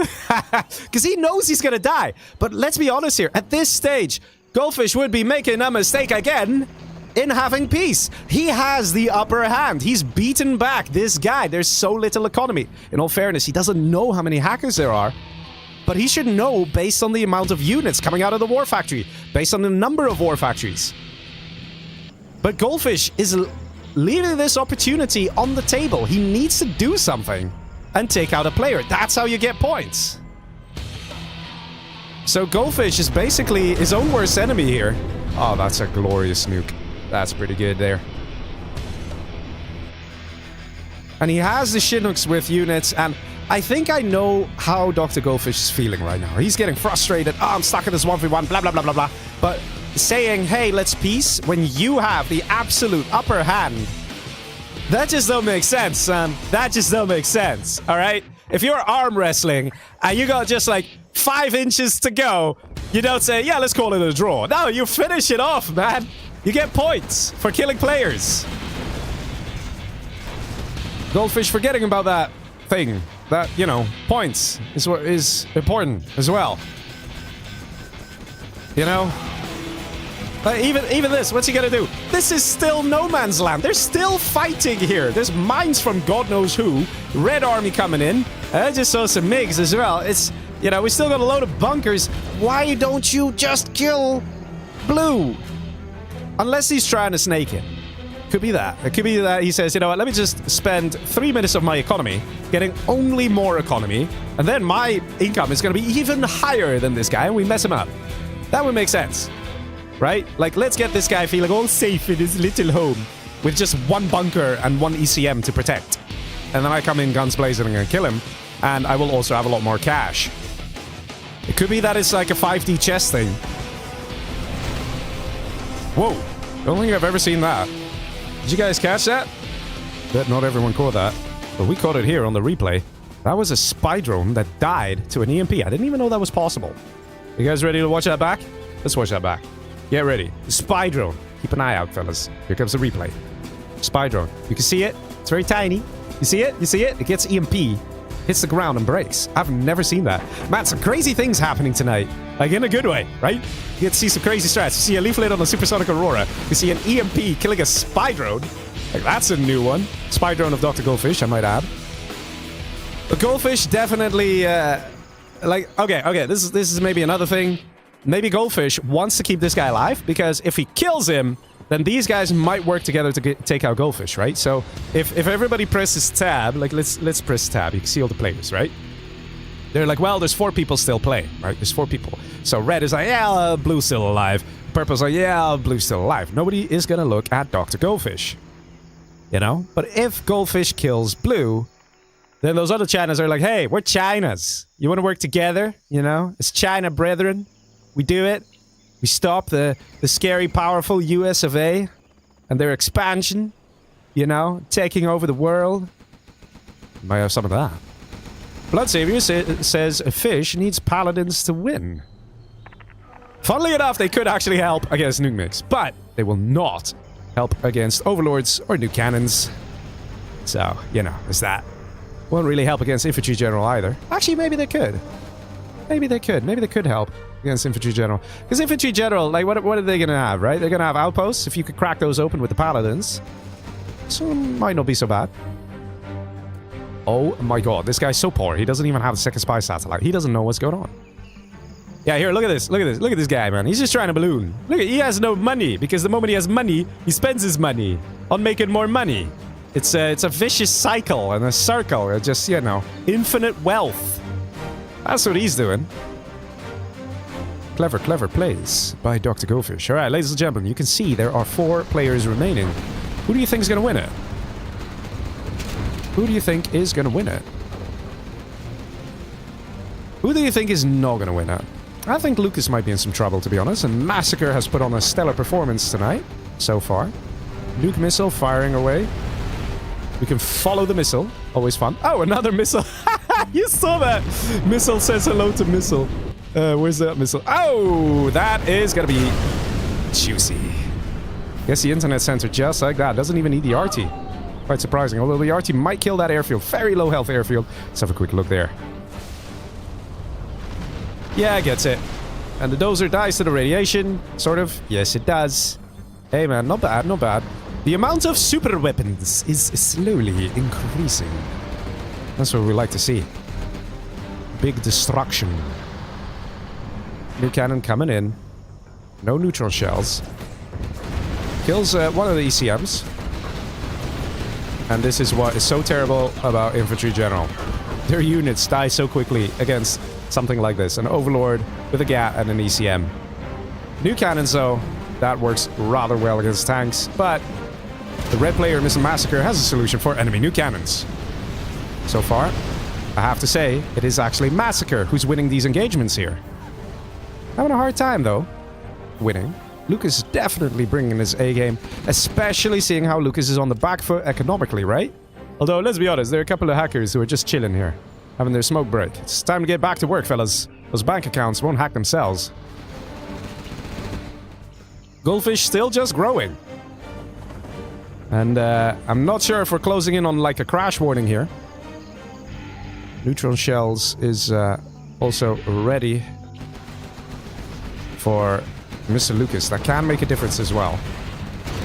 Neutron shell can unman the unit. Let's see, not too many units here left for purple.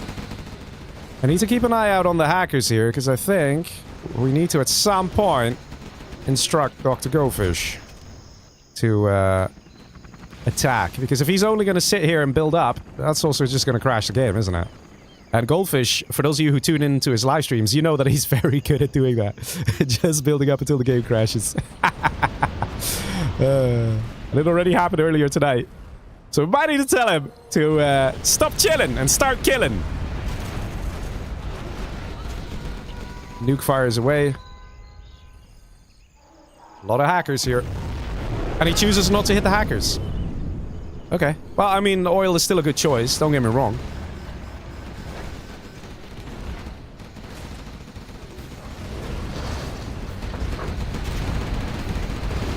Yeah, the thing is this. I don't know how long Lucas will survive here.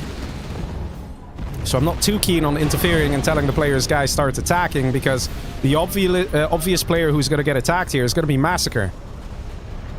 That's obvious. And Massacre is very close to killing a player here. But man, what is this guy doing? Oh my god, he got Paladins. Oh my god, he got Paladins. Guys, you asked, he delivered. What is he delivering? Freedom, that's what.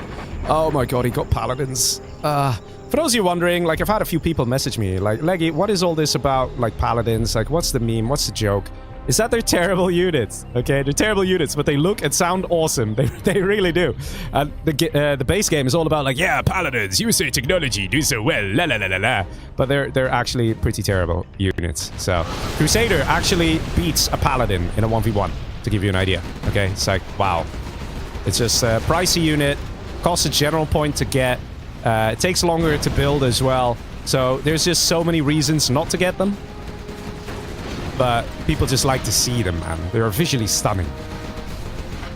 Alright, I really don't like where this is going, so I'm gonna unmute myself because the players are really taking the time. Guys, please attack. The game is probably not gonna hang on for that much longer.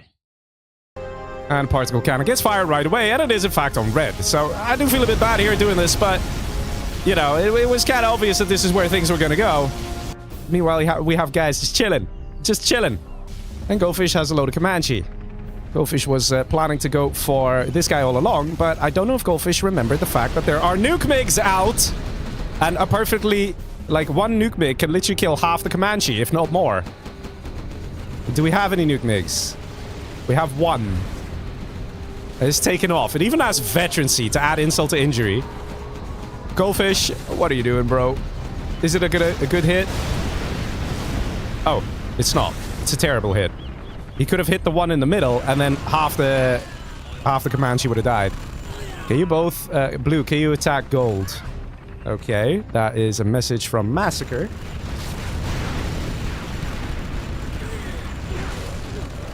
And that is a lot of dead hackers. I can't believe it, but Goldfish is making it work. There should be no reason for this strat to work. Look, this is what I'm talking about. One nuke MiG, fellas. One nuke MiG takes out so many. One freaking nuke MiG. Alright, now you tell me, how much money did Goldfish spend there on those Comanche? They cost 1,500 each. They're not cheap. And they should have literally died up here. Okay, there's no excuse. Massacre, not paying attention. You should have done that. Because if he killed all those Comanche, it would have changed the outcome of the game completely. And now, Massacre has suffered heavy losses here.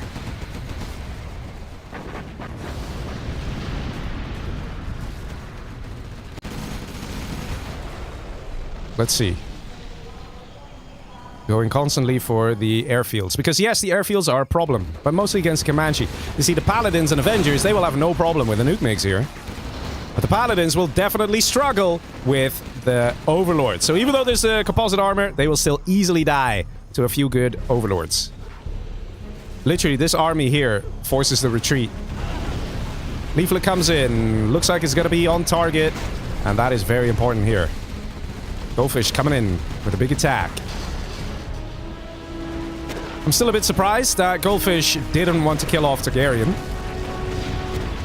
But it could just be what I said, that he was hoping that if Targaryen stayed alive, that Goldfish would not become a target as a result. And it looks like he was given a space to grow. He's made use of that. Look at that, 23k per minute. And Targaryen is still somehow only on 6.6. How? How is that possible?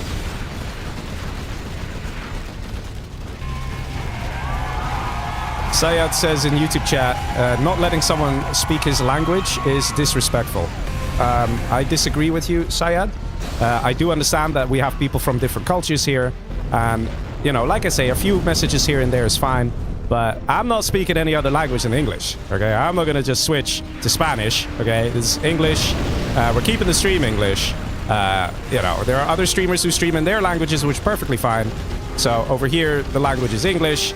Sorry you disagree with it, but that's how it is. So again, if you want to write a couple messages here and there, that's fine. But no, we're not going to have whole conversations in other languages because then it's a bit annoying for the other viewers. So there's that. So, too bad. Too bad. And that is a lovely carpet. Look at that. Glorious hit.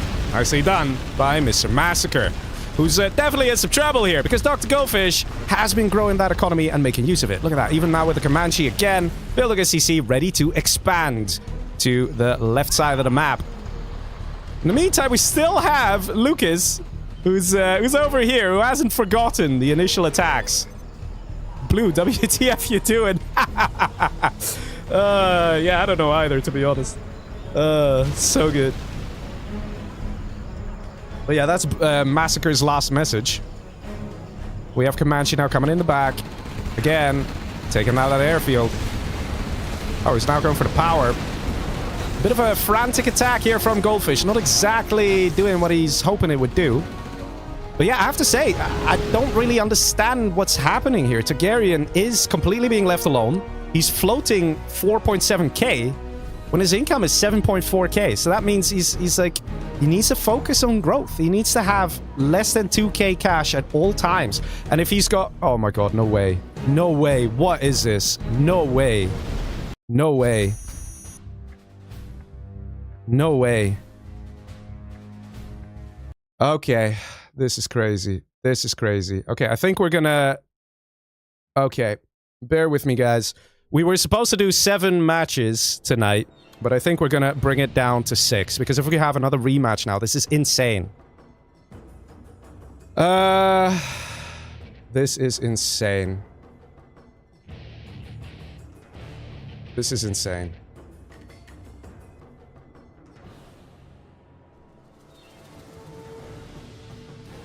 Oh my god, can't make this up.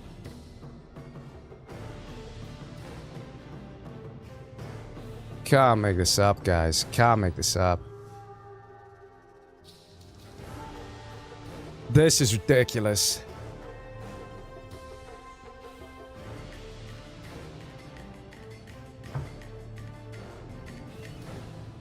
So, there's a chance that 2 of the players didn't restart their game. And that's why this happened.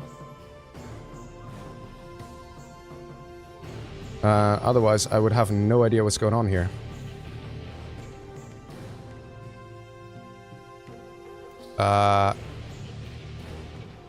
Guys, please respond to the private messages.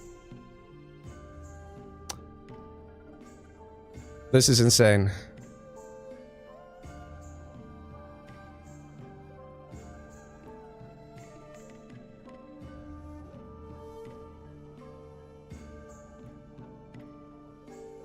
This is insane. Gotta figure this out.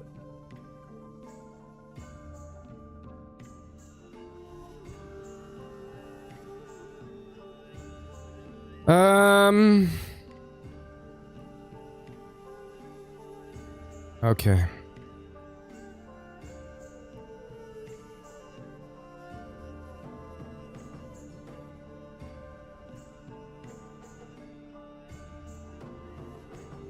This is crazy, man. The thing is this, again, it's very difficult to figure out what happened. And I'm actually just flabbergasted here, guys.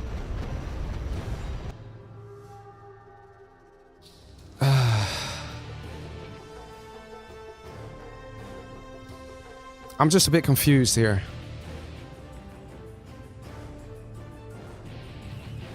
We have 2 players causing it at the same time. So that can happen if both players didn't restart the game, although both players are claiming they did. Give me a second here, guys, as I have a look at what we can do.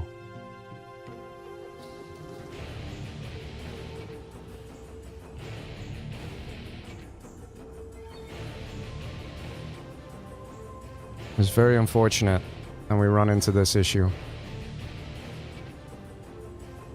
Yeah, I simply cannot find any patterns here.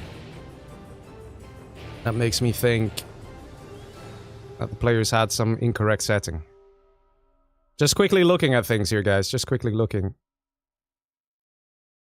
It's very bizarre. Very bizarre indeed.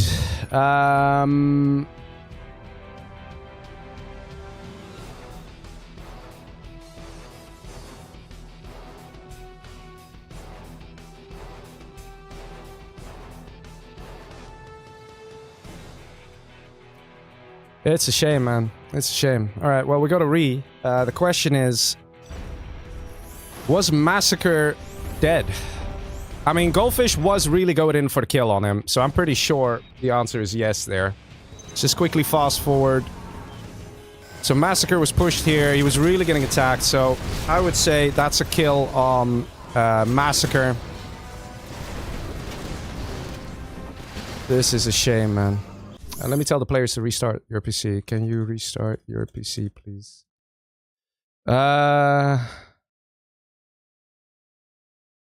Okay. Can you restart your PC, please?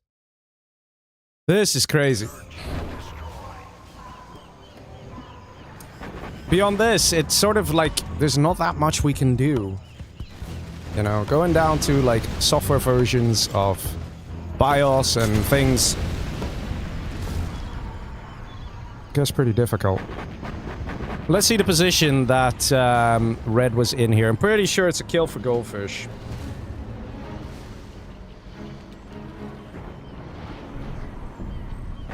Pretty sure for that. Because Goldfish was not dropping this guy. He was constantly attacking. Yeah, there were initial fights here with Purple, but Purple didn't really continue to deal more damage. Right. So let's see how much Purple actually did when Goldfish decided to come in. Let me also double check here what the people are saying. Okay. That's crazy though. That's crazy. Yeah. Let's see how the next game is gonna go, alright? We might cut it shorter. How about this? If there's one more mismatch or crash, then we're gonna drop one of the games and switch it to 6 matches total.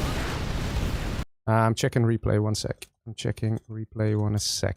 So yeah, there's no real aggression from Purple. It's very mild. And Goldfish did come in. Let's see, it was around here when the Comanche came, right? Let's see the damage that was dealt. And let's see what was left here for Massacre. And we decide based on that. So let's see, the Comanche, we're gonna die if I recall, but this guy doesn't even have a command center. So let's see, we had another army anywhere of Goldfish. Doesn't look like it. He got Moabbed in the... I mean, he got nuked in the back there. Beer fun for fish, says Kiarish. Yeah, let's see, it was around here. We did see this coming in with an attack.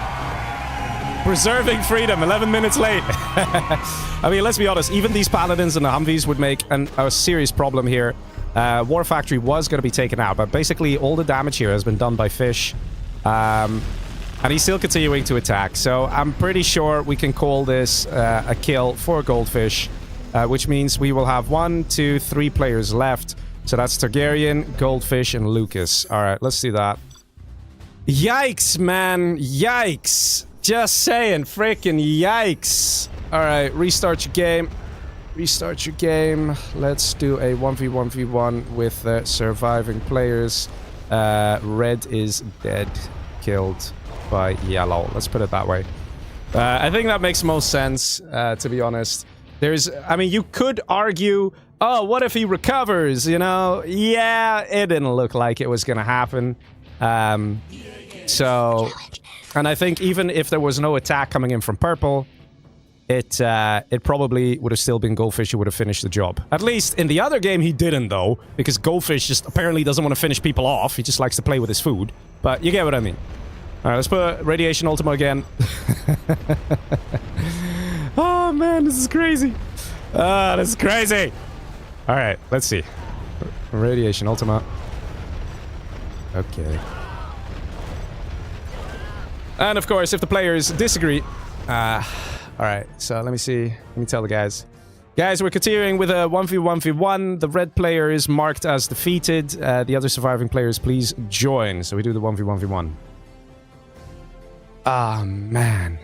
I also feel bad for you guys, man. We really try. All the players try as well. We got some amazing sponsors, Wild Communists and NeoGod, like making this possible with the cash and all this stuff.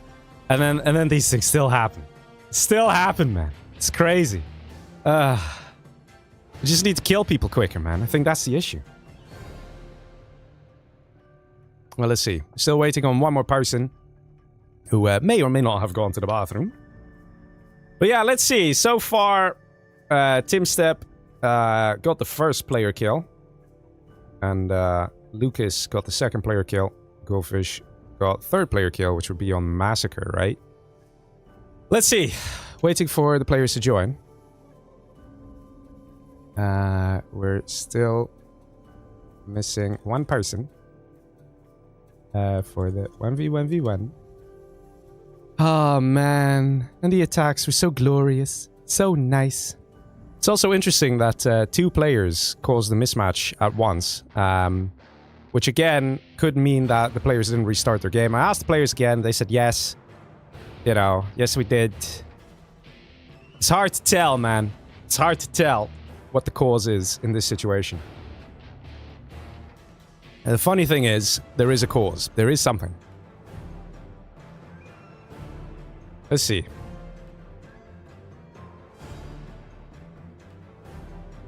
Still waiting on that one player. But yeah, it looks like we're in a 1v1v1 again. Which, trust me, none of the players want either. We could have done a 4-player free-for-all, but that definitely would have been unfair because the red player, Massacre, was not going to live for very long. He had literally 1 or 2 minutes. That was going to be it. That was going to be it. So, there was no way we should do a 4-player free-for-all here. The Comanche here was quite nice by Dr. Goldfish. To my surprise, they did a really good job until the nuke finally came in. Let's see. You all restarted. Double checking with the players. Alright. Waiting for the final person. Where is he? What's going on, people? I don't know. Alright, let's say it again. We're still waiting for the last player for the 1v1v1. Well, let's see, guys. Let's see. Omar says how. I'm under the exact same impression. How? How is it still possible? How is it still possible? With everything we've done. What is the cause of the mismatch? Can it be fixed, says Lucas? Different Lucas in Twitch. There is a cause. There is a pattern. That's the scary part. Okay? The fact that 2 players at the exact same time caused the mismatch, that is scary. Like, you know, it's just...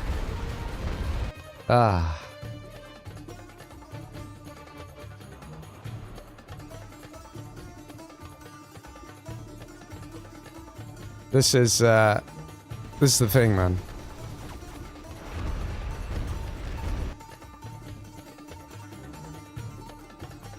There has to be something. Last time we had this, right? We were casually playing some nice games. Just offline. It wasn't streamed or anything. Just me, a couple other players. And the game mismatched, right?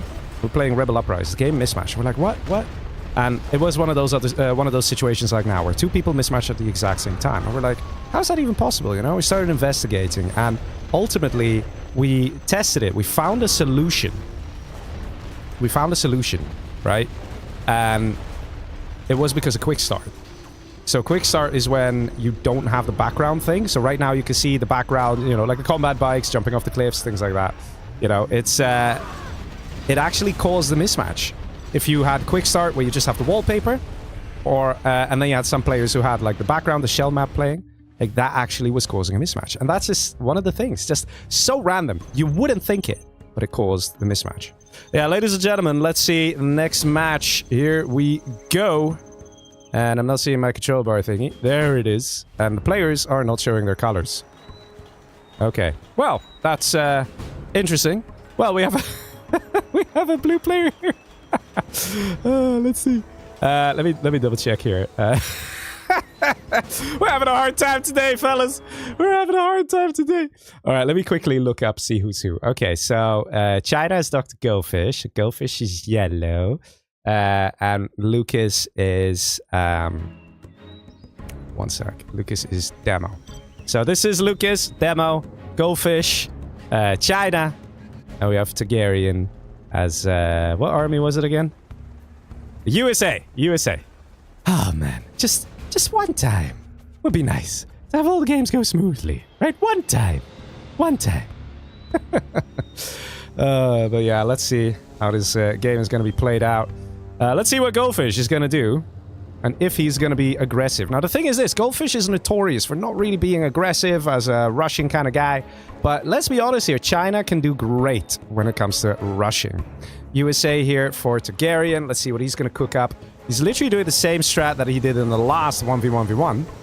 So let's see if that's going to work out for him, right? He wants to get the oil grabs, I think. And he's already sending a Humvee out. So I think he's planning to dozer hunt the China, who did in fact sell a CC. Going for a Helix? Well, he's going for a war factory and an airfield and an oil grab, which I don't think you have enough money for that, Dr. Goldfish. But let's see what he's going to do anyway. Let's have a look. In the meantime, there's an attempted oil grab over here that's instantly denied here by Mr. Lucas. Very good. Getting the TNT charge placed on the oils. So there's that. Airfield going up and a dragon tank. Or is he going to try and do a dragon tank drop? Could that be what he's going for? And again, players are not being aggressive. Man, I tell you, man, where's Tim Step? Give me that aggression. Give me that aggression. Where's the aggression? Everyone's too freaking nice when they're free-for-all players. Nobody rushes anymore. What happened, huh? What happened to the good old days where everybody just sent a technical for the sake of sending a technical? Okay, he sent a Humvee and instantly lost it, even though we have an amazing ping. But we will not discuss it, don't worry. Alright, let's see. Helix. And again, he's doing it wrong. He's not waiting for the Horde bonus to activate. Horde bonus gives 50% increased attack speed. Okay.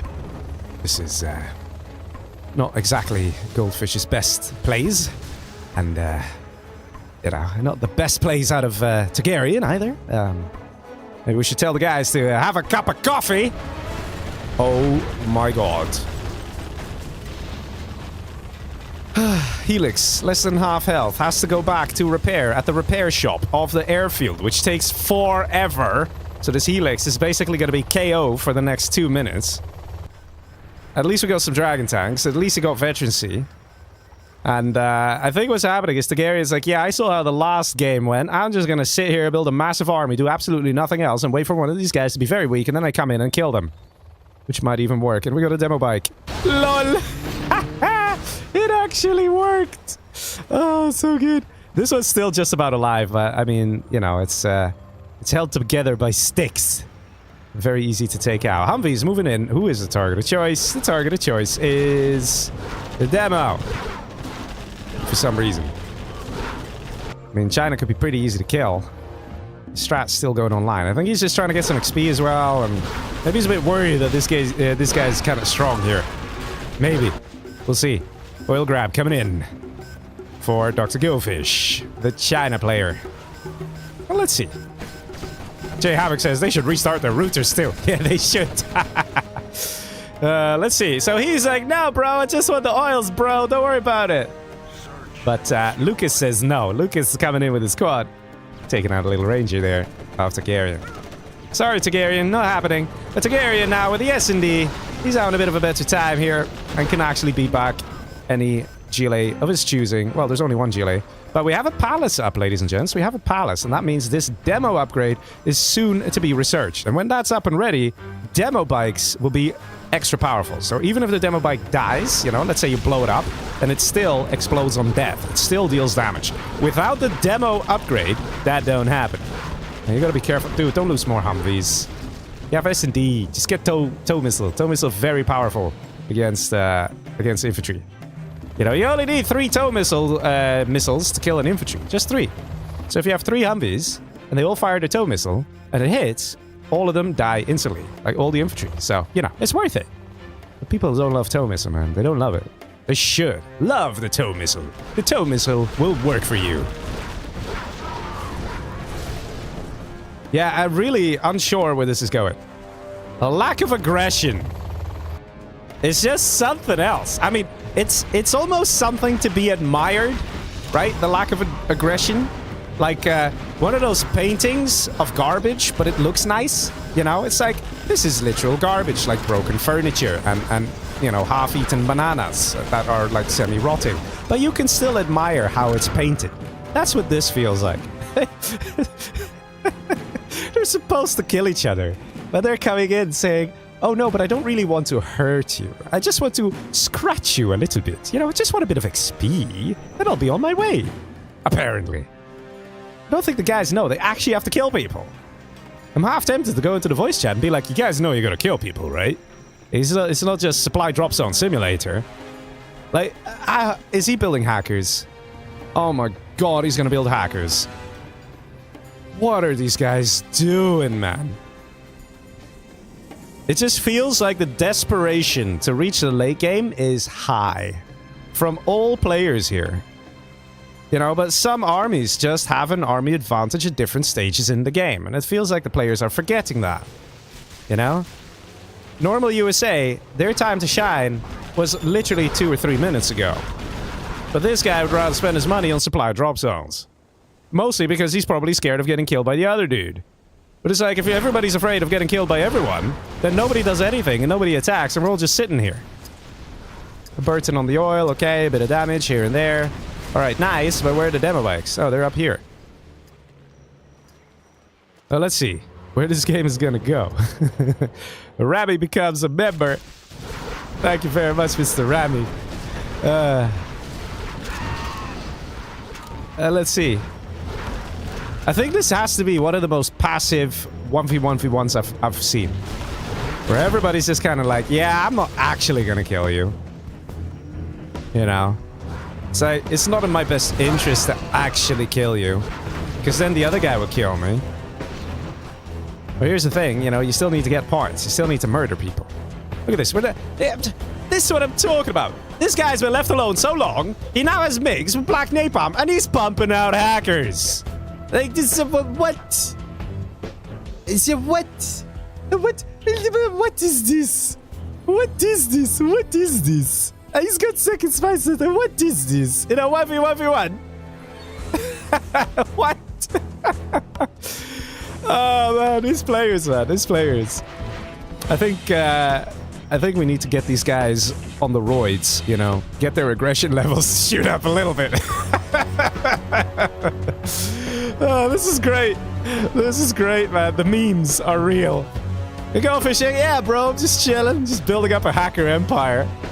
I've got no plans of anything aggressive. Just got my elixirs in the back.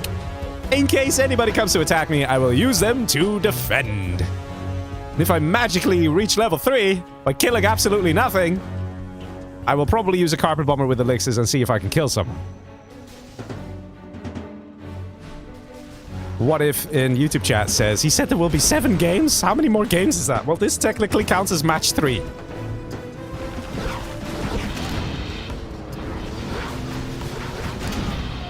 I mean, yeah, I don't know. It's so hard to tell who's gonna win it, because look at this. You know, I blow up your oil, and then you blow up my oil, and now we're both without an oil. Like, okay. So, this is the thing. They just want to... Whoa, that is pretty sick, though. That's pretty crazy. They're so wanting to reach a late game. All these guys. You know, and they're just a bit too afraid to attack. Here comes Goldfish with an attack.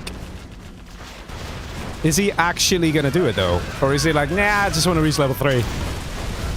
He's flame walling down a lot.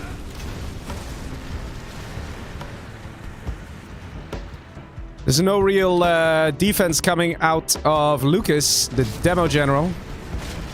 In all fairness, he has been sort of facing off against Targaryen, but, I mean, Targaryen hasn't even attacked him now for a couple minutes. It's just, you know... Oh, there we go. He had rocket buggies. And quads. And only now is using them. In the meantime, we do see Lixes in the back. Looks like Goldfish is planning to clear out this player. Very good. Very happy. See a bit of firepower coming out of the normal China. And in fact, Lixes are very powerful against a demo general. Because they don't really build too much anti-air as an army. They like to use Scud launchers, they like to use demo bikes. But quads, they don't really build them. The quads are also more expensive. They cost $750, right? They're quite pricey in that sense. And their anti-air capabilities are pretty terrible. Against something like this, you can't do it with 3 quads. Look at that. Deleted. So, Goldfish has the opportunity to kill the player. Please don't tell me you're now going to sit back and build more hackers. He's building more dragon tanks. You know, but... And he's got an arty coming in. Right? And we got supply drops, so many of them coming out over here. And the Goldfish is already switching target.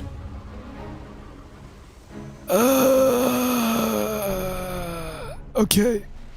Okay. And now he's like, oh, I'll go for this guy then, I guess. And the carpet bomber gets stopped because all these units are anti-air units. Wait a minute. There is a CC out. He could do a dozer hunt. That is the only thing that he could try and do. And then literally 2v1 them both and actually kill them both. And that dozer is getting to safety. And Goldfish is not planning to do the dozer hunt. He's just hitting the economy here. There's still a couple drop zones remaining, and Targaryen still has 11k, so he can easily rebuild.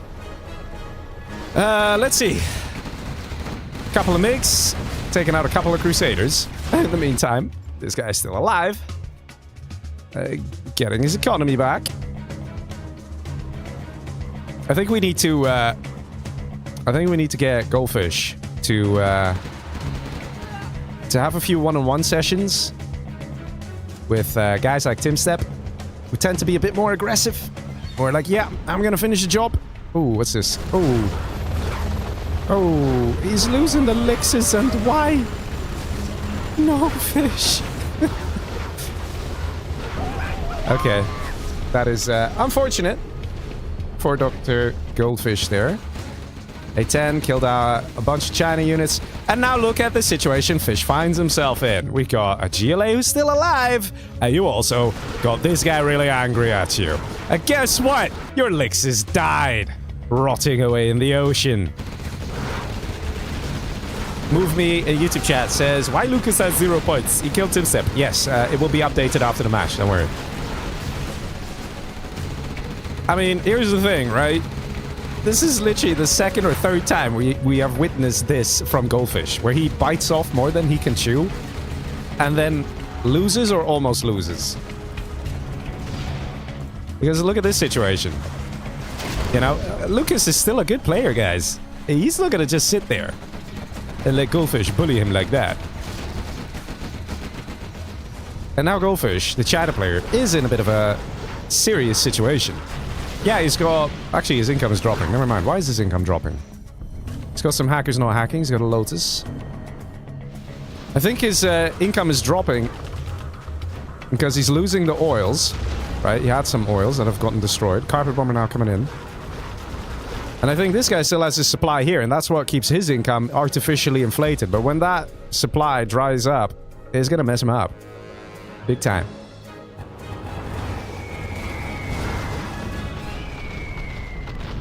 Yeah, I'm just not really feeling this here from Goldfish. Because Targaryen is still a level 4. When Targaryen, the laser, the normal USA, when he gets to level 5, he can use so many general powers and Goldfish will be absolutely screwed. On top of that, there's still a demolition general who's also building Scud launchers on the top side of the map. So, yeah, this was poorly planned by Goldfish, and he's suffering the consequences for it. Lucas is level 3, getting a command center. That means he can do Demo Rebel Ambush. So even if there's like a blob of tanks coming his way, he can literally use the Rebel Ambush and call it a day. Literally, just wipe the entire army from the map. Existence deleted. Flamers trying to deal damage where they can, but... And again, the game is stabilizing. Oh, the Burton did some good damage here, though. That's a nice Burton. I don't know. To me, this feels like one of the weaknesses of Goldfish. We've said it before, literally in the intro. I said that his survival skills are not as high as some people might think because he always gets himself in a 2v1. The way you're seeing this match unfold, the way you're seeing it happen, it's only logical it's a 2v1. An attempted EMP here got shut down because these are all anti-air units, and also very good micro from Targaryen. And now Goldfish is kind of screwed. To my surprise, we haven't even seen too much aggression coming out of Lucas. Maybe Lucas isn't entirely sure what to do. And the MiGs are not successful in taking out the Humvees. And to be honest, it looks like Targaryen is going to kill Goldfish right here, right now. And all Goldfish had to do was cycle his helixes over here back into the base of blue and take him out. Because he had almost nothing. You killed his anti-air, you killed his quads, you killed his RPGs. He had nothing. And Goldfish was thinking, oh, I can just fly around the back here, kill a load of drop zones. He's saying I'm dead. Oh, lovely response by Lucas. Lucas saying, yeah, I don't care what you're saying, bro. Carpet Bomber is called in by Dr. Goldfish. Could hit the target. Could hit the target. Could hit the target. Could hit the target. Red not paying attention. Losing a big chunk of units. Question is it enough? I don't think so. He's trying to make a run for it with the hackers, but as it stands, if this command center is destroyed and these dozers are taken out, that is the end of Dr. Goldfish. Targaryen now needs to focus. Please don't randomly drive home and be like, oh, but I don't really want to kill you. You know, just do the job. Seal the deal. Okay? You got Chinooks. They're chilling. They're chilling. Just send them across the map to find the last dozer. Oy. Anyway. Let's see. Targaryen, level 5. He's got a general point to spend as well. I swear, man. I swear. Don't tell me he's going to build a CC. Don't tell me he's going to come back. Oh, he doesn't have money for a CC. All the hackers said, why do you care about the hackers? He has nothing. Okay. I'll stop ripping on Targaryen here and ripping on Dr. Goldfish. Ah, Mikau, thank you very much for the super chat. So congratulations on the 40k subscribers and then a bunch of other things. Thank you. Thank you very much. My check is a little rusty there, but I see what you did there, fella. Very nice. Winky face, winky face. He got no CC. Go, go, go. If I swear, man, I swear. If I, oh my god, just yes, yes, yes. Go. No, don't stop. Don't stop. You're stopping. You're stopping. Don't stop. Go. Go. Go. Go. Go, go, go. Go, go. Yes. Okay, almost. No stopping. Go. Come on. Come on. Just do it. It's right here. Just, yes. No. No. Wait, don't kill your own Humvees. Don't kill you. Almost killed your own Humvees. Don't kill your own Humvees. Don't kill your own Humvees. Just kill it. Thank you. Oh my god. Whew. All right. We can finally say that a free-for-all player killed another free-for-all player. That only took 20 frickin' minutes in the 1v1v1. But we got there, people. We got there. Oh my god. Goldfish comes third place. Okay. Alright, now we have a 1v1. 1v1 people tend to be like, well, it's just you versus me. We might as well try and kill each other. Spectre gunship comes in. Targaryen still with one general point left. Oh my god. It's quite something, ain't it, fellas? Ain't it? It's quite something, these games. Sometimes you just need a bit of Tim Step in your life to ooze out just a little bit more of aggression. Don't tell me you tried to steal army. Oh my god, he tried to steal army. Yeah, these guys are thinking way too much for like late game and stuff. Like at this point, you know, maybe this is a problem because a lot of the players, they play a lot of free for all. You know, you wouldn't think so, right? But yeah, they're not thinking about like the 1v1v1 and the 1v1 aspect too much. Oh, demo rebel ambush, very nice. Killed some Humvees, not too much though. You see, the thing is this, right? Yes, army stealing is nice, but you need to have a game plan to win it. And army steal is one of those strategies that's nice, but it's not something that allows you to win the game on the short term. It allows you to win the game in the long term. But in a 1v1, right now, it's the guy with the most cash who's gonna win it.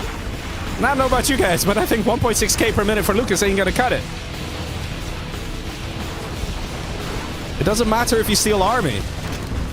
The distance between the incomes is too large. This is a game going to Targaryen, hands down. I can guarantee it for you guys. Even if he builds a power scaffold or not. Even if there was money here and he took it, no difference. We literally have drop zones out, quite a bunch of them. You know, Targaryen had the advantage with USA in the mid game.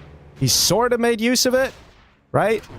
And, you know, ultimately, the only reason the game went in this way is because of Goldfish's plays. The way Goldfish played it, it sort of messed him up, right? He tried to do too much. But at this point, the income per minute here, it's a done deal. It's a done deal, fellas. I don't know if Lucas knows this. He's trying to get some markets, right? He's got a couple. He's got the power, and the power can help, but this is what you need. What is happening here? This is what he needs to do. Do some actual damage and make his units count, right? Killing a Comanche here is still nice. He's force firing the ground. He's trying to kill a drop zone, and that will help him because he will get XP from it. And with XP, he can do a bit more every time. Okay, Lucas is still level 4. Targaryen is still level 5 with the general point spend. But basically, this game goes like this. Targaryen has the upper hand right now. He just needs to pump out an army and attack. Okay? One of the problems right now that he faces is that the blue player, Lucas, can use Demo Rebel Ambush. Demo Rebel Ambush is an absolute killer against any army, right? So the moment that gets killed, it gets used, he needs to come in with an attack. Here we go.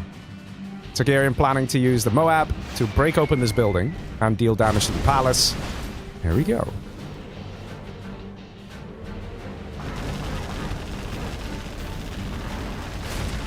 Just Tovies. I hope he's not building drop zones because there's literally no... Like, even there's no need for it.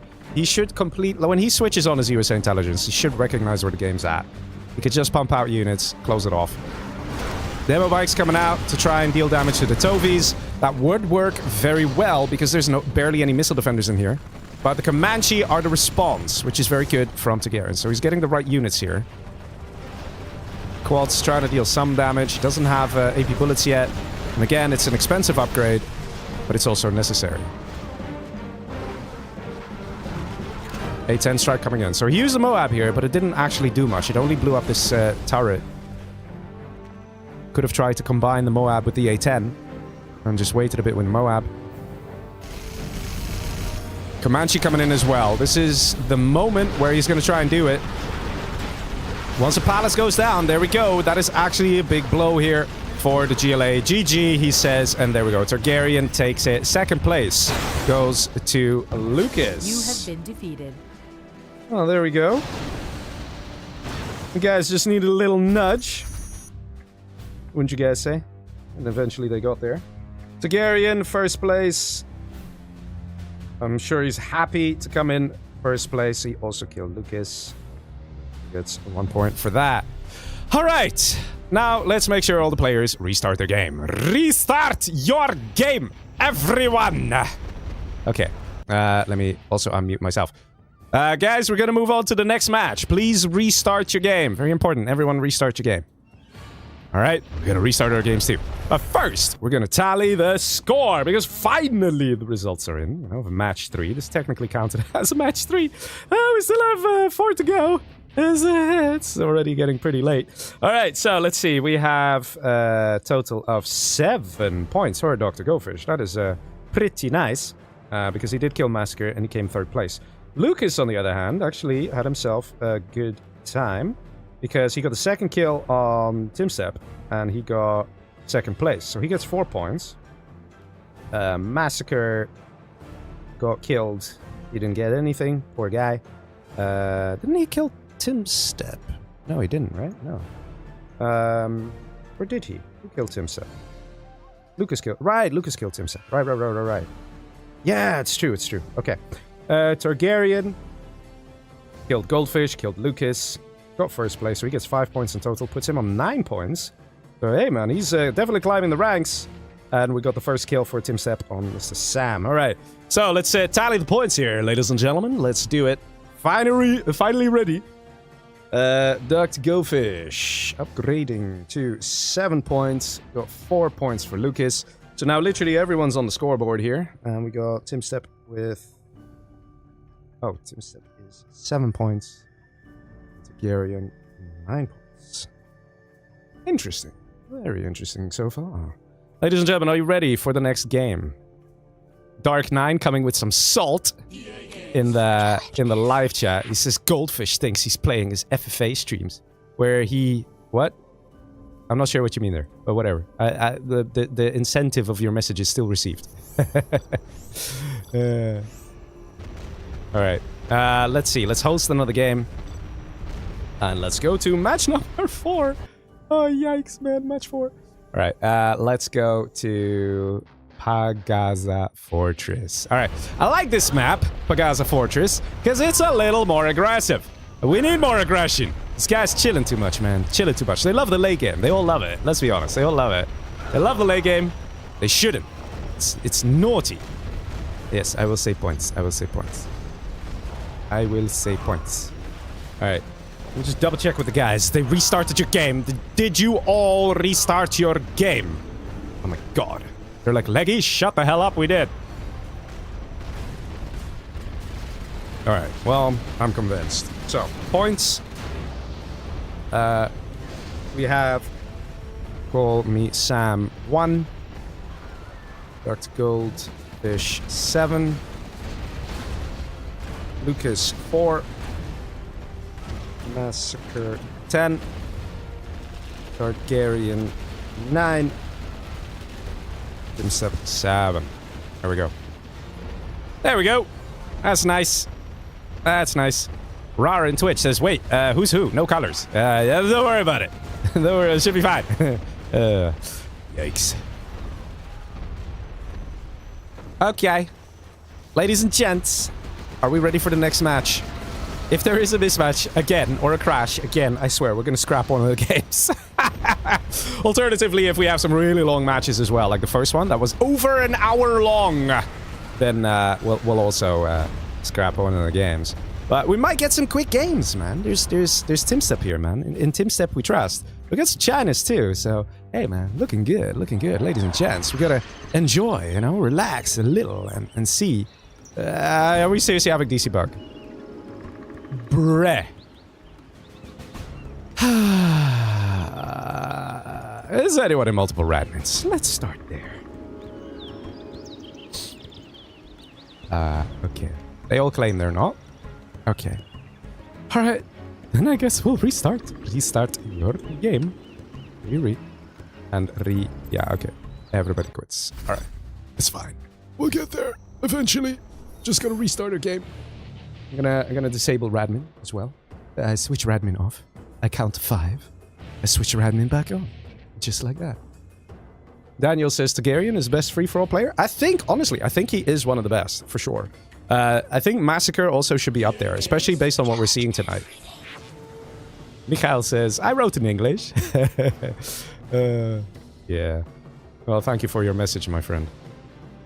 Thank you for your message. Still appreciate it. Always fun, right? Always fun. Alright. Attempt number 2.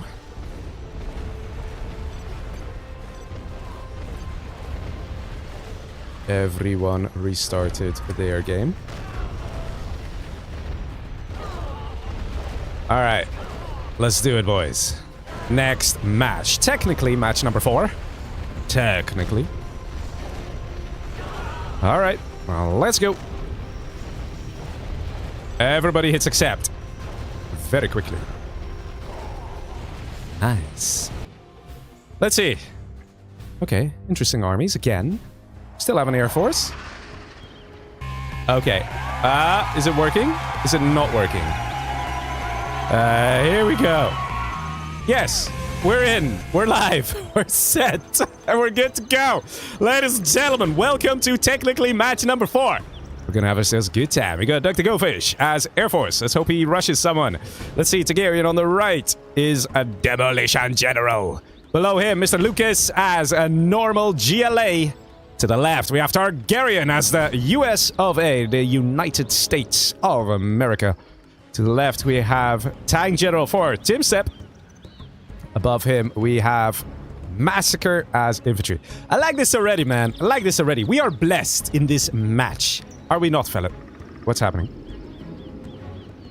What's that? Fish? What the hell was that? Did he just go AFK?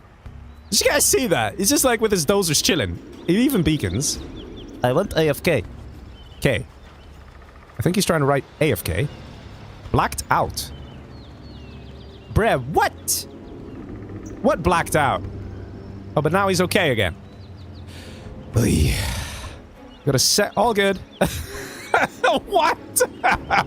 Hey, man, we're not questioning it. You're building an airfield, and we love you for it. But anyway, let's see what's happening down below with the Chinas. Of course, we have Mr. Tim Sepp, who is the absolute powerhouse of rushing tonight. And definitely putting on a show. And he's gonna gently embarrass Mr. Targaryen. Or will he? Let's see how this is gonna go down. Very fast laser lock. Targaryen doing a good job. Discount for bananas with the super chat saying, Leggy, how many beers did you have tonight? It's more about how many beers I'll have after this. I mean, 2 reasons, right? Gotta celebrate the 40k. But also, the good games. They are good games. Hey, nobody say otherwise. They are good games. Oh, he sees the mines. Go to Spydro. They are good games. But also the crashes, man. Oh, that's a dozer hunt. Wait, why is there... What's going on? Hello, you are the wrong nationality. Why are you here? Okay, well, that's happened.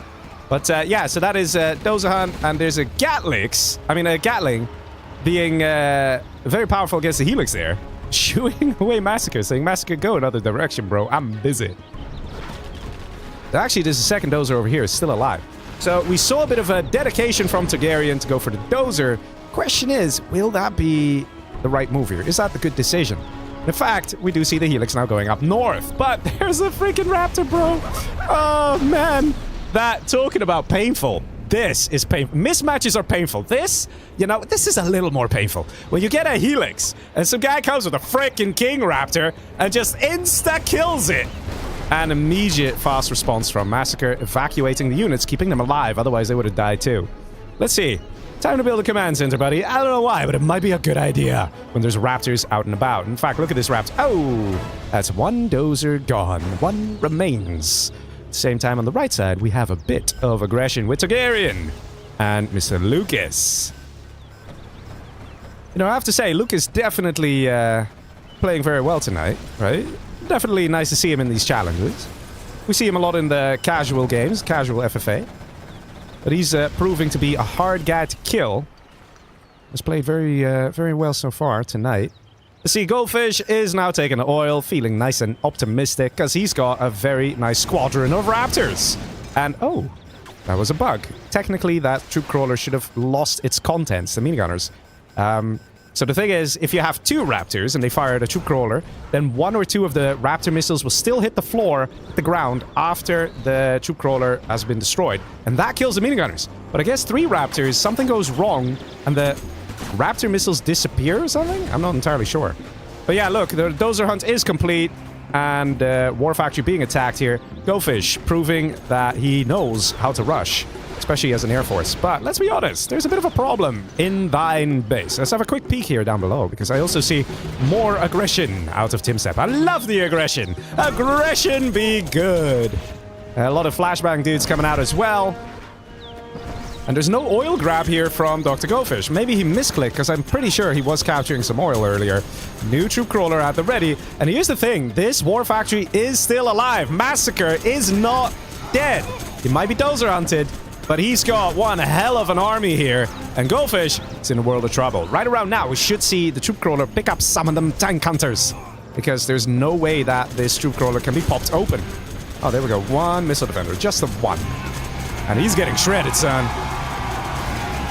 Michael says, or Mikael says, sorry for bad translate. It was probably my mistake. Nah, man, no, man. It's all good. It's all good, man.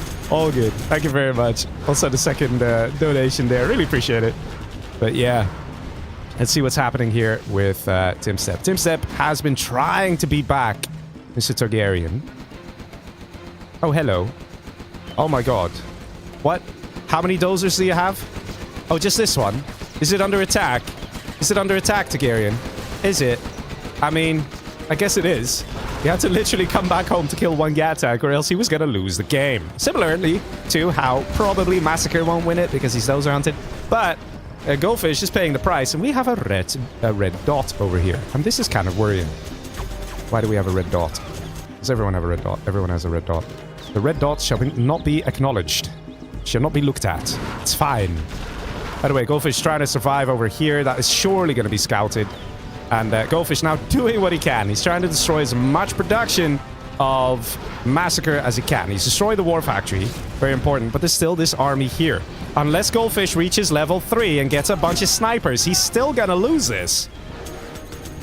That's for sure. Goldfish captured this oil. He's trying to collect over here. He's doing what he can. In the meantime, these guys are still having their fight. And the tank general, hey guys, he still has a dozer. GG, says Targaryen, and surrenders. He had a dozer as well, but I think he's just like, yeah, I can't do it. This guy is going to come in. I just lost everything. He was only on one Chinook as well, so that's probably why he surrendered. But that is 3 points going to Tim Stepp again. Tim Stepp, very good in securing those 3 points. The first player kill.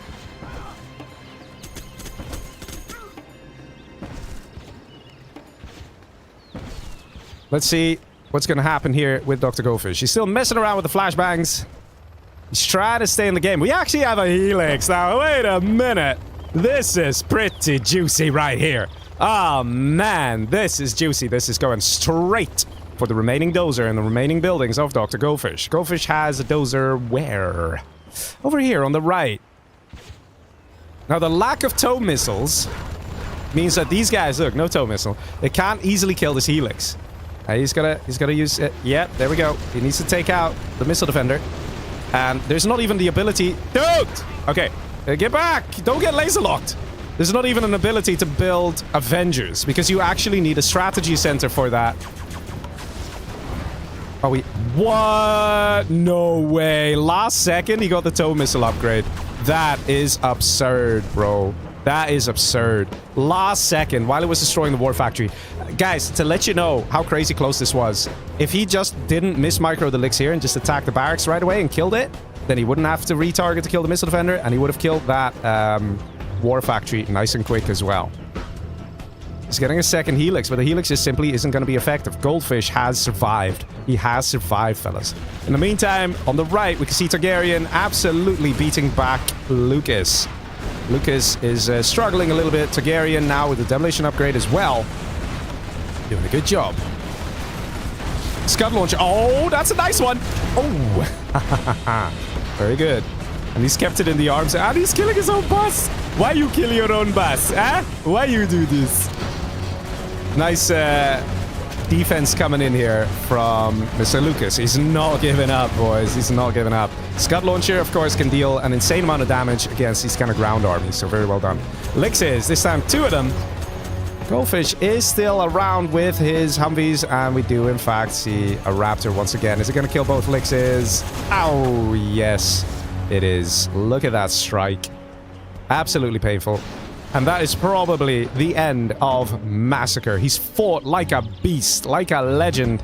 But now he knows there is no way he can get another helix out because Goldfish has Raptors. The Raptors now will take out the barracks or the power. It doesn't really matter what he goes for. Oh! Lol, he almost crushed a couple of infantry. Look at this. This is still alive somehow. Goldfish is level 3. Do you have a command center, sir? Nobody's building one. And Goldfish, man, he struggled hard, but he's done it. Massacre is going to be the second one out. Power gone. That cuts production speed, or that doubles production speed. No, it not doubles production speed. It halves production speed and doubles the amount of time to produce a unit. That's accurate. That's how it is. See some MiGs, try and deal some damage. But I'm pretty sure this is the end here of Mr. Massacre. In the meantime, we still have some aggression down south on Mr. Lucas. Lucas trying to hang on. You can see how difficult it is to kill a GLA, right? But Targaryen is trying. He's doing a good job. Targaryen also preparing for the next stage of the game. Getting a lot of economy here. Dang Manny says, what? Match 3 finished after almost 4 hours? And, oh, we have the surrender here of Lucas. But I would say that... yeah. I would still say this guy had less. I would still say this is the second kill for Goldfish. And that is the kill on Massacre. It's not often we see Massacre dying early in the game, right? It's he's been hanging on very well, and against an Air Force too, right? Getting those hunted like that, it's pretty difficult. And let's see, that would mean that Targaryen gets a kill on Lucas. I have a feeling Targaryen is not going to agree with me on that one, but we will discuss it after the set. Basically, there wasn't anything really here for Massacre. Whereas over here, there was still a base. You know, there was still income, there was still stuff. Over here, there was just, what, a barracks. It's just a barracks, you know. Even an airfield literally doesn't mean anything against an Air Force general. So it's literally useless. Whether you had the airfield or not, the difference doesn't matter. I don't even know if the guy had snipers here, to give you an idea of how dead Massacre was. But let's see, man, let's see. El Sayed in YouTube chat says, hey, Leggy, long-time viewer, first time catching you live. Just want to thank you for everything you do for the community. Well, you're welcome, man, you're welcome. Ooh, look at this, Mr. Big Boy, Targaryen. Coming in with a nice attack. We should kill Red, says Tim Step. Tim Step, I think you read Goldfish's mind, because he's coming to help you with a carpet bomber, my friend. Carpet bomber, is it on target? Kills a quad. The other stuff is basically dying to the napalm anyway. But it's about the feeling of, you know, doing something, I guess, more than anything else. Spectre gunship coming in, because guys, don't forget, Goldfish did kill a lot of stuff. A lot of stuff. So he's a level 4 already. Let's see. We take out 2 black markets here. And we got Mr. Haranos coming in with a Prime subscription. Thank you, thank you. Always nice when you guys are enjoying the good games. Hey man, this is a nice game. It's also nice to see Air Force, man. Air Force is always just one of those armies. To be honest, I think Goldfish is going to be the next one to die here. Goldfish does have 10k per minute. He has no excuse. And he's building drop zones, right? He's not building anything apart from, like, you know, there's been drop zone stuff. It's, you know, maybe get some Comanche or something. Comanche would be the best way to clean this up. Especially seeing how Humvees will probably die to the demo bikes. And he's quickly trying to get some... oh, that's a nice sneak attack, actually. He's quickly trying to get some fire bases up. That's not really going to help. We need to see some serious quad spam here out of Targaryen, just in case we do see a whole fleet of Comanche coming out. I'm dead, says Goldfish. Well, then why are you playing? Hey? Hey? He is under serious threat, though. But we've seen Goldfish say, I'm dead, about 4 or 5 times, and then become the biggest player. So it ain't over until it's over, fellas. Let's see, no junk repair, but he does have AP bullets, no AP rockets. Definitely could do with AP rockets, because it also affects Scud launchers. Let's see on the bottom side here, we have a bit of a nice assault coming in from Timsep. Arty barrage on the building. Bit of a strange target, I might say, because, you know, you got all these dragon tanks. You could literally scorch it and clear it. He's kind of suiciding his units bit by bit here. And we do in fact see the Comanche, and we hear them too, and they're fighting here. Look at that. Look how powerful they can be. Especially when they get a veterancy, man. They get very difficult to kill, and quads are terrible anti-air units. You need to have a whole lot of them if you want to shoot down them Comanche. That being said, Goldfish is beaten back hard here. Doesn't have that much going for him. There's only around 2k or 3k left in that supply dock there. So Goldfish is in some trouble. In the meantime, we actually see Targaryen here with the ground army as well. This is very nice play from Targaryen. So what he's doing is he's attacking here. He's sending random units in these places. He's beating back the attack here. So imagine you are purple. Imagine you're Tim Step, and you're looking at the situation. Just looking around. You're like, oh, I got units to deal with over here. Oh, he's coming in over here, shooting my MiGs and supply trucks. And oh, he's pushing here. It is just overwhelming. It is very difficult. The tank general units are slow, so you have to plan well in advance where you're going to position your units so you can deal with an attack. So these little annoying aggressions, right? You can even see he's using MiGs here to try and deal with them. It's very clever of Targaryen to keep Purple at bay. Purple's going to think twice about coming in with a big attack because he's like, I can get attacked from anywhere along the border. Anywhere. An attack might just come in. And that's going to make things very difficult. In the meantime, though, I think that Goldfish should be the prime target of Targaryen here. An Air Force, if left alone, if he gets enough Comanche, he can sort of reach that critical mass where he can simply always rocket pod what you send. And you're going to be in for it. In fact, look at this. Look at the veterancy already, man. Look at these guys. They're having a great time. Okay, Goldfish, stop doing this and kill stuff. Just stop. Stop. Goldfish being shooed away by 4 quads. You're carpet bombing 4 quads? You can engage the quads, bro. Goldfish being too nice once again. Not being aggressive enough. Just rocket pod it. Thank you. There we go. That rocket buggy really wanted to die.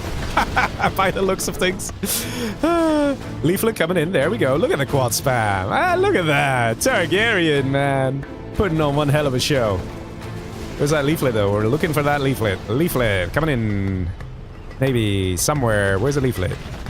Leaflet really taking long. And look at it. This is what I mean. The critical mass. Once you get enough Comanche. 1, 2, 3, 4, 5 quads. Dying. Oh, there's 2 Targaryens on the control board. Yikes. Okay, that's a good point. All right. The Targaryen is Demolition General. So the red Targaryen is the real Targaryen. So who's the other Targaryen? Oh, man. We have some light issues every now and again. So the other player must have been Sam. Yes. Oh, must have been Sam. Okay. Sam. Okay, there we go. Sorted. I can double check that too. That is M4C. Let me just have a quick look. Yeah, okay. That should be... Yeah. Okay. There we go. All sorted. I think. We can have a look though. So yeah, it might it might be Sam.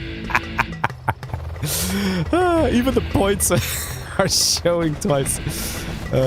Let's assume it's Targaryen. Oh man. Let's see. This is what I'm talking about. Look at this, man. Look at how many Comanche. Let me message. Actually, you know what? It's fine. We'll sort it in a bit. We'll sort it in a bit. So that is ping. I do have to keep a note of this. Thank you for pointing that out. Lol. But yeah, let's see. Red is playing very well though, and we saw Scud launchers, right? From did we see Scud launchers? Actually, we saw some buses. I'm pretty sure this is Targaryen. Well, we'll see. We'll see. We'll see. Right? Some people say, "Oh, you can always tell who's who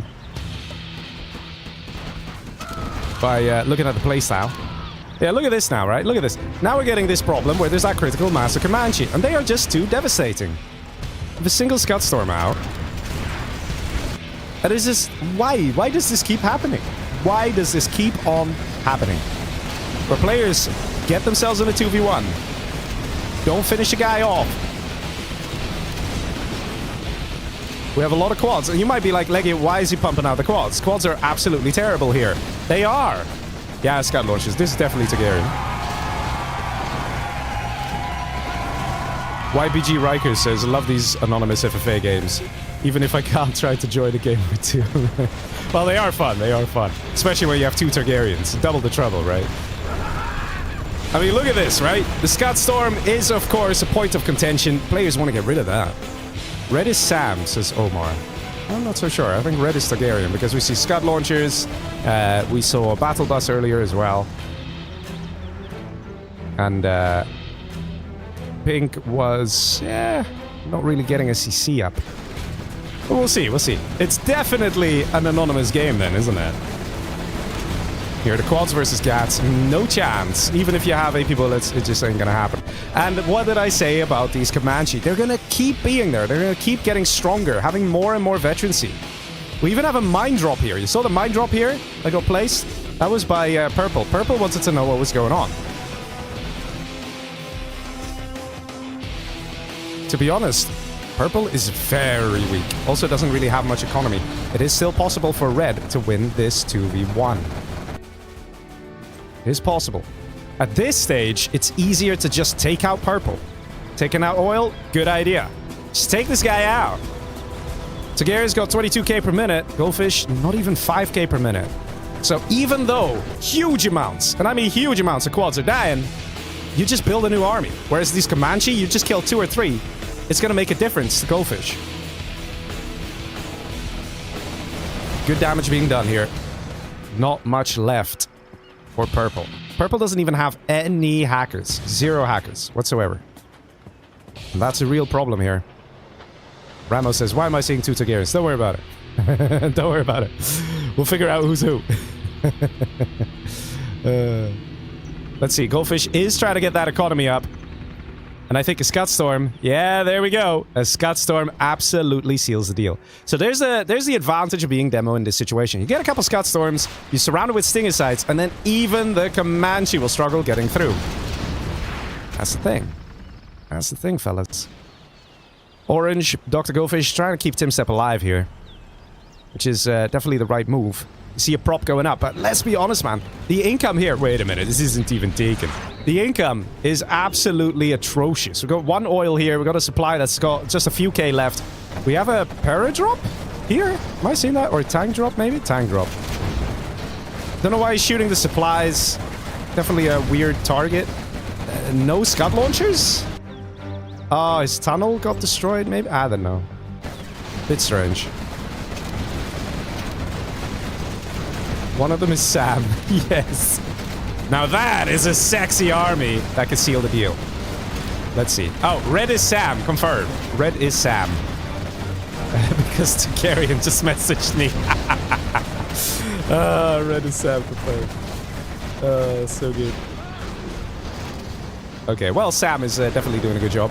Carbon Bomber is going to be used here by Purple. And again, you see the power of the Comanche. But look how many Comanche going down here. 1, 2, 3, 4, 5, 6 Comanche going down. You might say, wow, that's horrible for Red. Yes, he lost a lot. But seeing the income per minute for Dr. Goldfish is so low, those Comanche, especially the vetted ones, are very important. Let's see. A10 clearing up that sneak attack. But here's the thing, man. It's this money. There's only like 500 bucks left here. This is about to finish collecting. That means there's going to be 1 oil. 1k per minute. And on top of that, you got... Yeah, this is done. This is mined out. A 2nd oil. So 2k per minute. This is the literal income of Purple. Look at the size of Red. Sam, apparently. He's going to do it. He's finally getting the Scud Storm online. And that Scud Storm will seal the deal. It's covered in beautiful, luscious Stinger Sights surrounding the area, looking nice. He's even building a supply. Look at this cheeky guy, huh? Look how cheeky. But yeah, look at that, Sam. Doing a great job. Oil grab coming in here for Tim Step, but as he grabs an oil, he loses another. Although, there's an EMP coming, there's an EMP coming, there's no Sam! I paid attention! Look at that! Only half the quads are EMP'd. You might be like, oh, that's horrible. Half the quads are EMP'd. But there's still so many that Goldfish can't come and defend. Not really. Is Goldfish going to send his Comanche? Even if Goldfish's USA intelligence activates and he sees this, he might think twice about sending his precious Comanche. Leaflet coming in from Goldfish. So Goldfish is paying attention. The leaflet has come all the way from up here. Look at that orange dot. That's the leaflet plane. RT Barrage coming in as well. The panic stations are real. Sam absolutely doing it, carrying the 2v1 and securing himself a victory. This right here is the end for Timstep. He is losing ground rapidly. He's losing everything. Comanche coming in, but look how few Comanche, right? The other bunch have died. And Goldfish, kind of relying on Comanche, is now in a world of trouble. Now also calling on a carpet bomber. But let's be honest, there's barely anything left of purple. The command center under attack. There's one oil over here, and there's one oil on the left there. Comanche coming in. He's trying to do it again. So many quads. They actually do shoot down the carpet bomber. GG. And there we go. Pre-surrender. But it's definitely going to be second place for Goldfish here. Because that's not how that works. So Goldfish recognizes it. He saw with USA intelligence. It was like, that is it. So Sam gets the kill. Wait, did he kill Lucas? Now we gotta check a few things, fellas. Now we gotta check a few things. But he gets the kill on Thumbstep. Gets the kill on Goldfish. And he did kill... Yeah, he was the one who killed Lucas. He was the one who killed Lucas. +1 Lucas. He wins the match. Boys, Sam is rocking it here tonight. Look at that. 6 points. Definitely bringing up the levels here. Goldfish killed Massacre. Came second place. Even though he quit out, I think Goldfish just wanted to move it along. So he gets 2 points for coming second place. I think he was just waiting until the moment where Timstep was dead. And he looked at the map and was like, yeah, he dead. Either way, Timstep still comes third place. So he gets a point. Hey, man. Not bad, not bad. Okay, guys. Gonna start the next game. Please restart your game if you haven't done so already. All right. Hey, that was a nice game. Nice match. All right. Let's update the points. Mr. Call Me Sam. Coming in like an absolute legend. Dr. Goldfish also did pretty well in this game. Let me tally the points for the rest. Lucas didn't get any points. Massacre didn't get any points. Massacre. Can you check your DM, Leggy? Lol. Okay, the problem why we saw Sam as Targaryen, the problem has been sorted. That's pretty funny, man. That's pretty funny. I knew you were red towards the end. Sam messaged. So good, man. So good. Okay, thank you. All right. We're still tallying. We're still tallying. So let's see. Targaryen didn't get any points. And Timstep gets a point for coming third place. And he did the first player kill. So he's still doing well, guys. He's still doing well. But yeah, let's see. Dr. Goldfish is on 11. Lucas on 4. Massacre 10. Targaryen is on 9. Timstep is on 11. I have to say, points are looking mighty fine.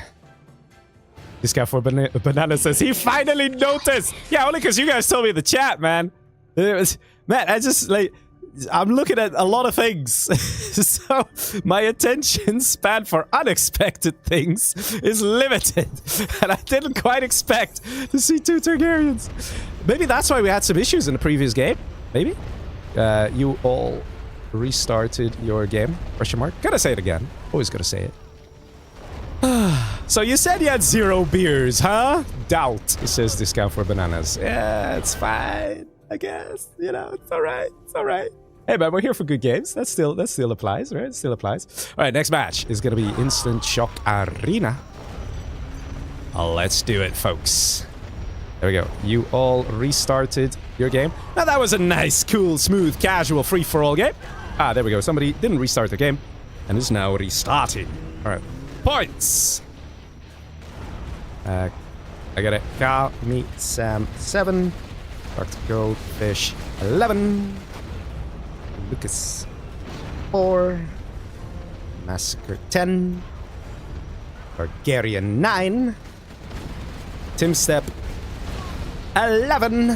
All right, we good to go, folks. 1, 2, 3, 4, 5, 6. Yes, I'm counting. I want to make sure I wrote them all, okay? Gosh. Gosh, people, gosh. Omar says, dude, everybody pointed it out. Okay, well, that's why I saw it, all right?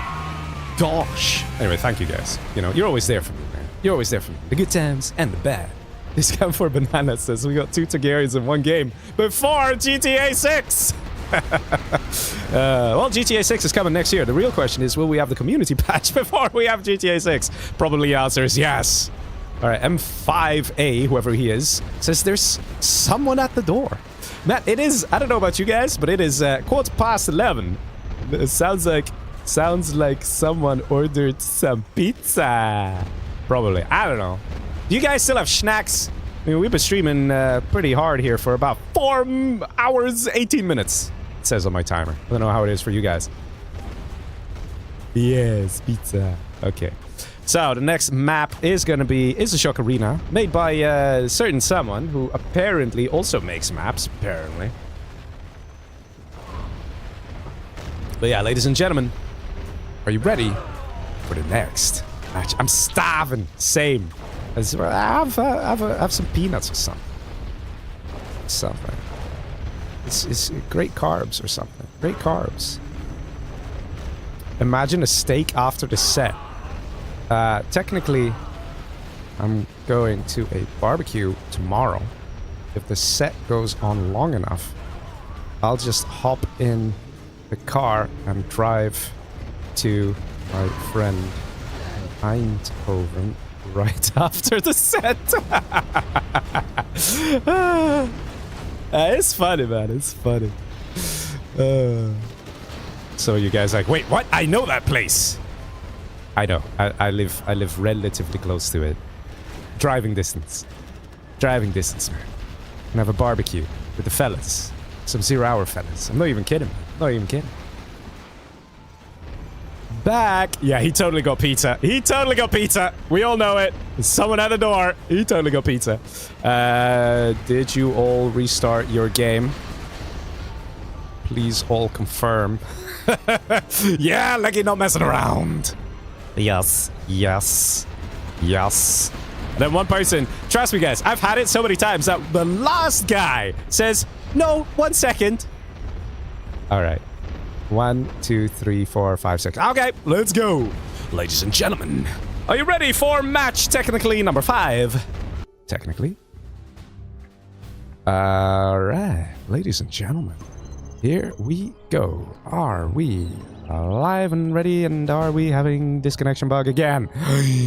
I swear, people. It looks like... Oh! Oh! Well, that's lovely. What? Okay. Right. What was that? Oh my god, what the hell was that? What the hell was that? Okay. I pressed quit by accident.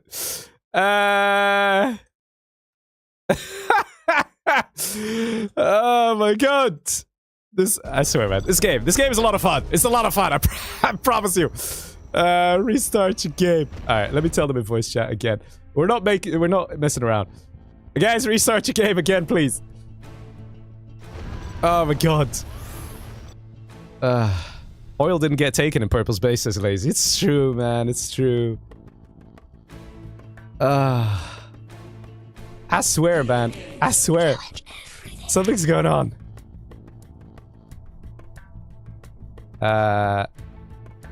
Yeah.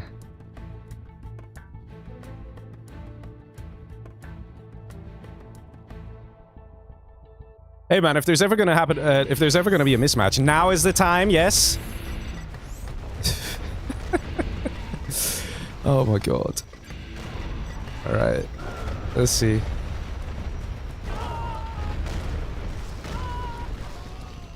Let's just double check here. I think we'll be good to go. All right. Let's go, ladies and gents. Attempt number 37. We'll get there. We'll get there, folks. Whose idea was it to do 7 matches anyway? Oh, man. Here we go. Here we go, ladies and gents. Are we off to the races? Yes, we are. We have normal US of A for Mr. Massacre. Down below him, we have another normal US of A for Dr. Goldfish. Below him, we have another US of A laser flavor. It is Call Me Sam. To the left of him, we have a Toxin General, Dr. Thrax himself for Mr. Lucas. Above him, we have a stealthy stealth lad who we just simply cannot see. He's invisible. He is Mr. Timstep in the blue color. So, you know, we know who he is. And then we have Cyan for Targaryen, who's also Stealth General. Only one Targaryen. Can we do a Targaryen check? That's one Targaryen. I'm counting one Targaryen. 2 USAs, though. 2 USAs. But that's perfectly A-okay. We don't mind the USAs, especially since there are excellent GLA deterrents in the mid-game. So let's see where this game is gonna go. We got some beastly aggression already between the 2 Stealth Generals. Mr. Targaryen and Timstep. Already saying, I want this money. And, you know, let's see how that's gonna work out. For, okay. Targaryen like, okay, you're the boss. I'm back. He sees a spy drone. And that means Mr. Targaryen is a little concerned, because he knows he's next to a USA. Now, all the players here are good players. So what if this guy rushes? You know, it's Massacre. Massacre has been more on the rushing side of life in this set.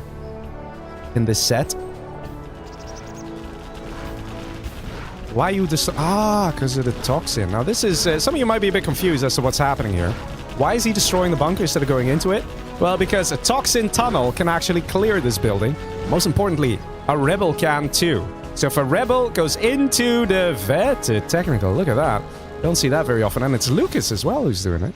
If a rebel goes in, you just drive here with a technical, pop out the rebel can clear the building, and then you put in some RPGs, and the USA is in a very bad position.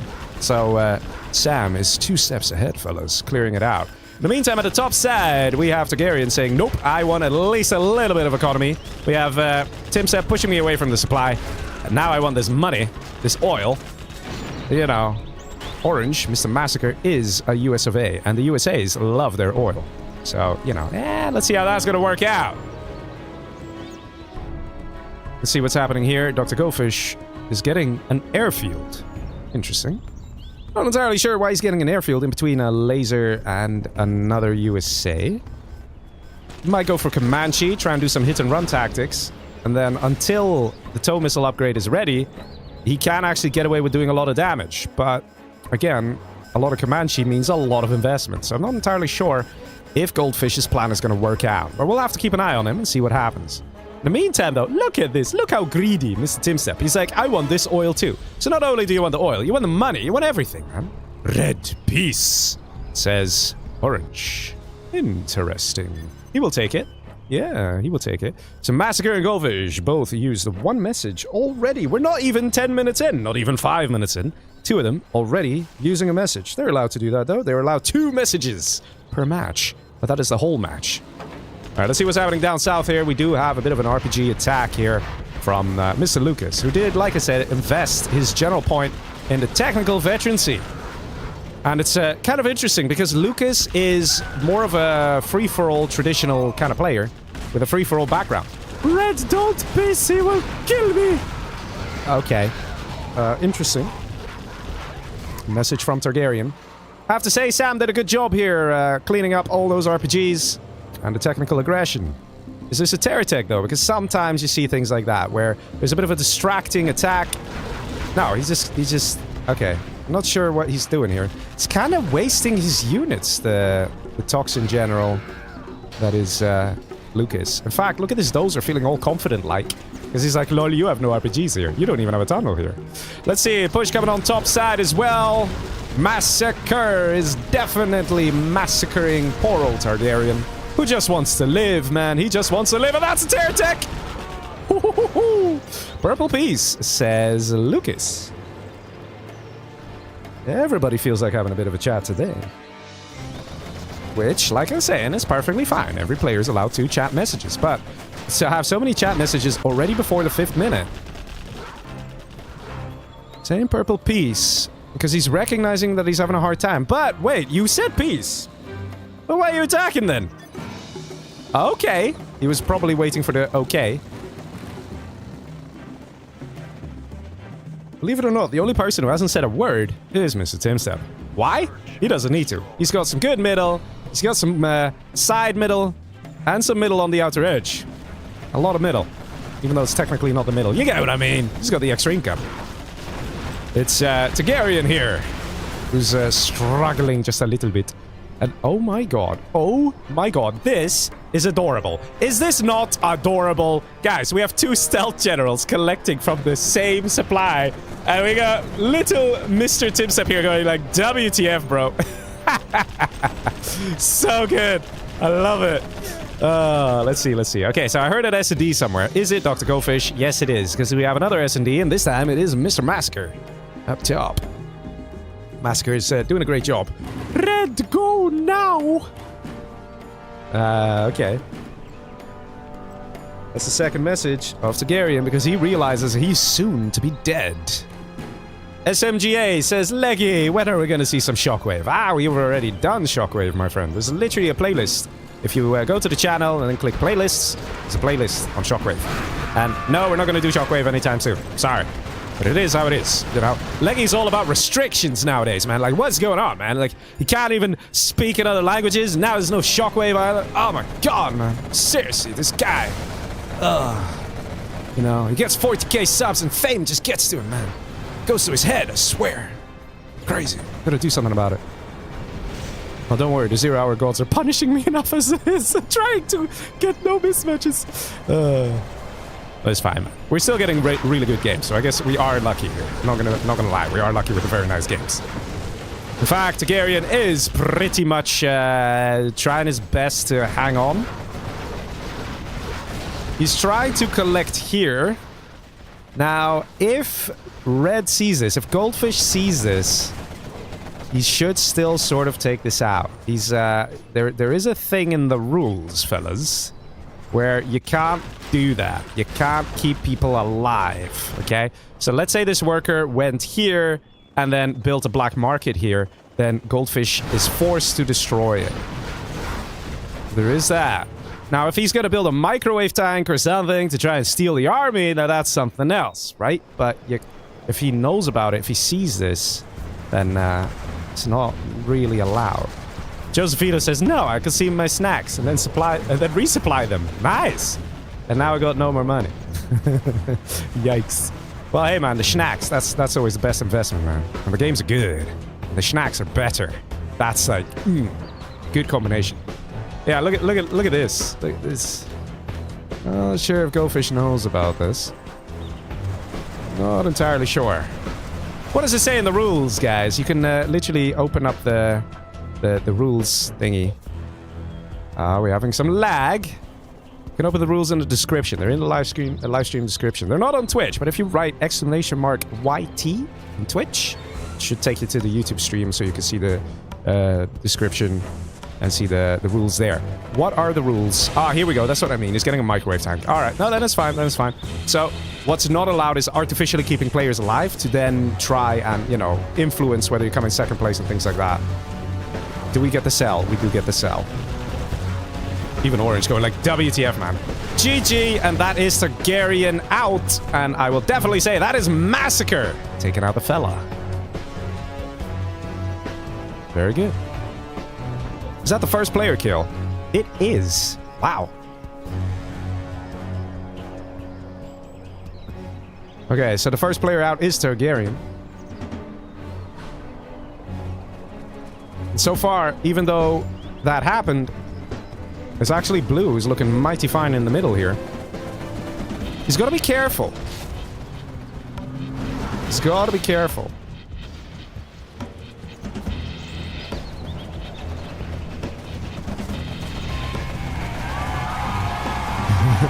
Eindhoven die Gexty.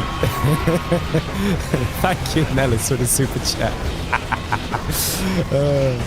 Let's see. Big Humvee push on the right, big Humvee push on the top side. Both Massacre and Dr. Goldfish squeezing out the middle presence of Mr. Timstep. Timstep should just sell everything at this point.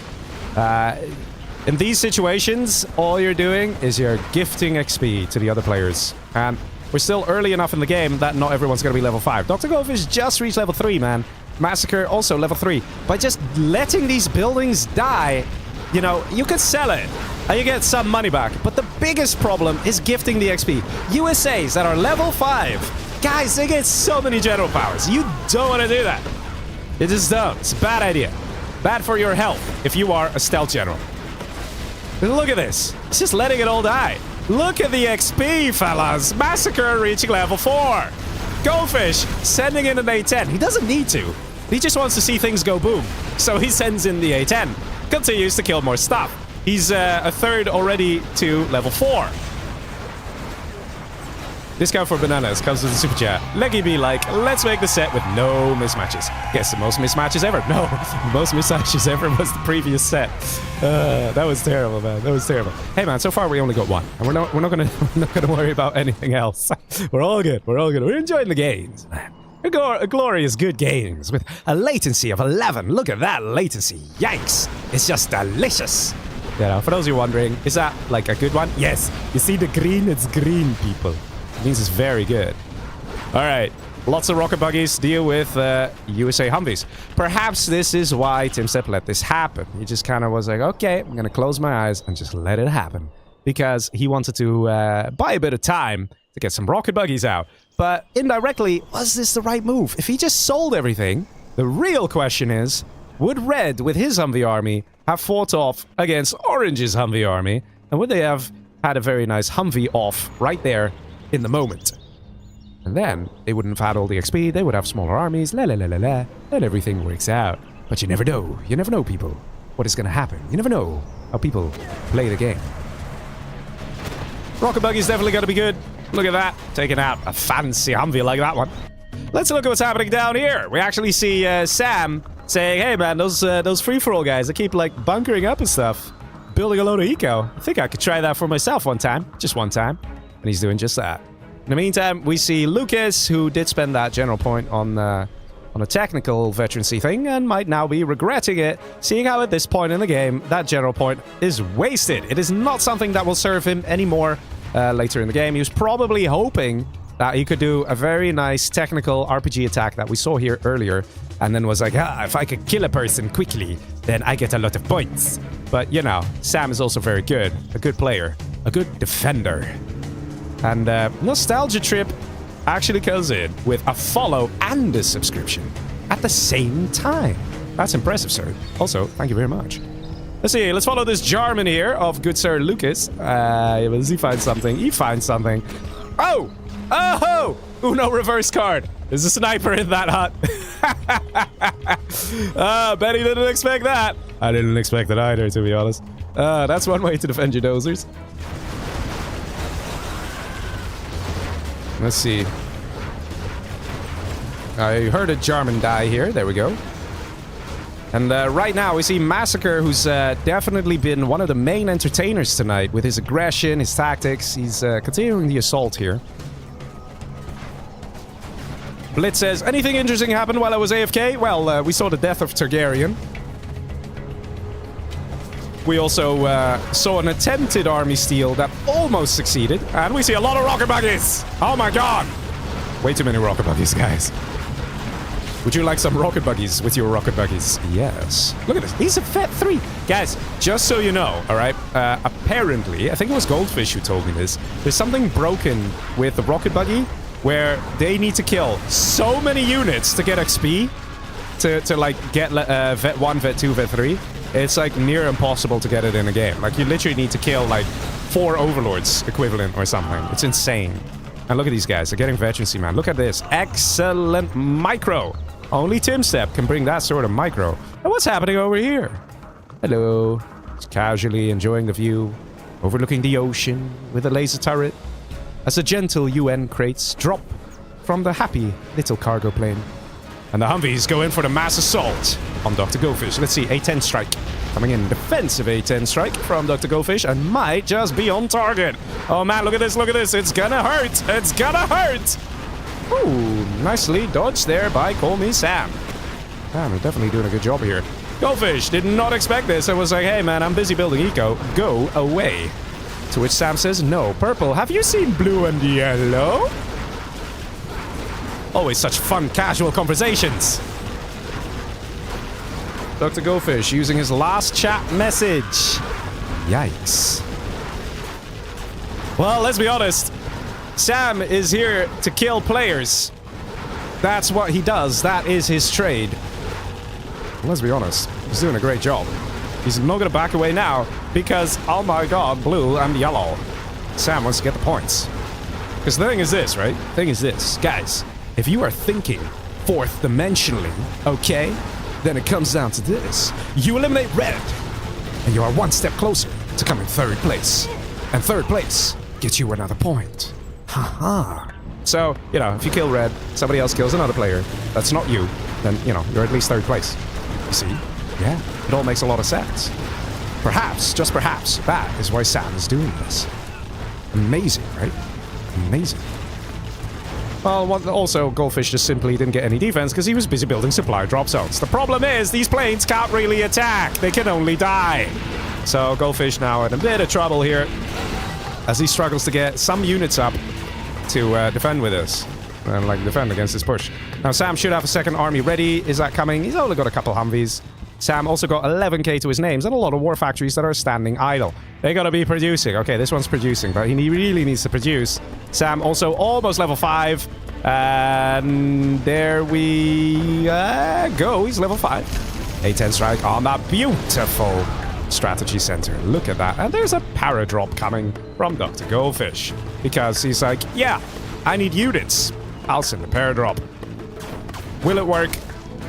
Well, there are snipers out of Sam, so it shouldn't work.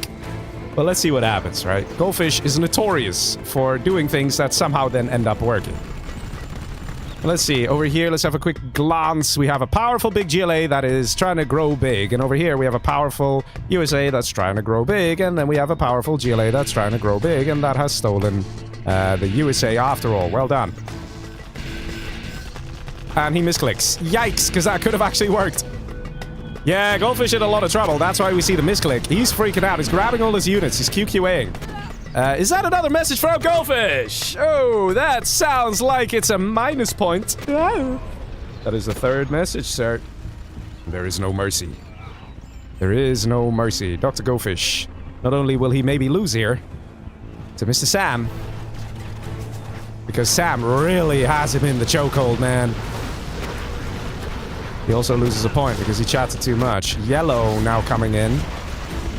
Recognizing the opportunity. Oh, yikes. Oh, yikes. Oh, yikes. Is Goldfish actually making use of that extra, of that point he lost? Because if Sam now dies, Goldfish can survive a little longer. Like I said, if you reach third place, hey, that's the point. Goldfish now trying to do a bit of a counterattack. And there's actually a leaflet coming here.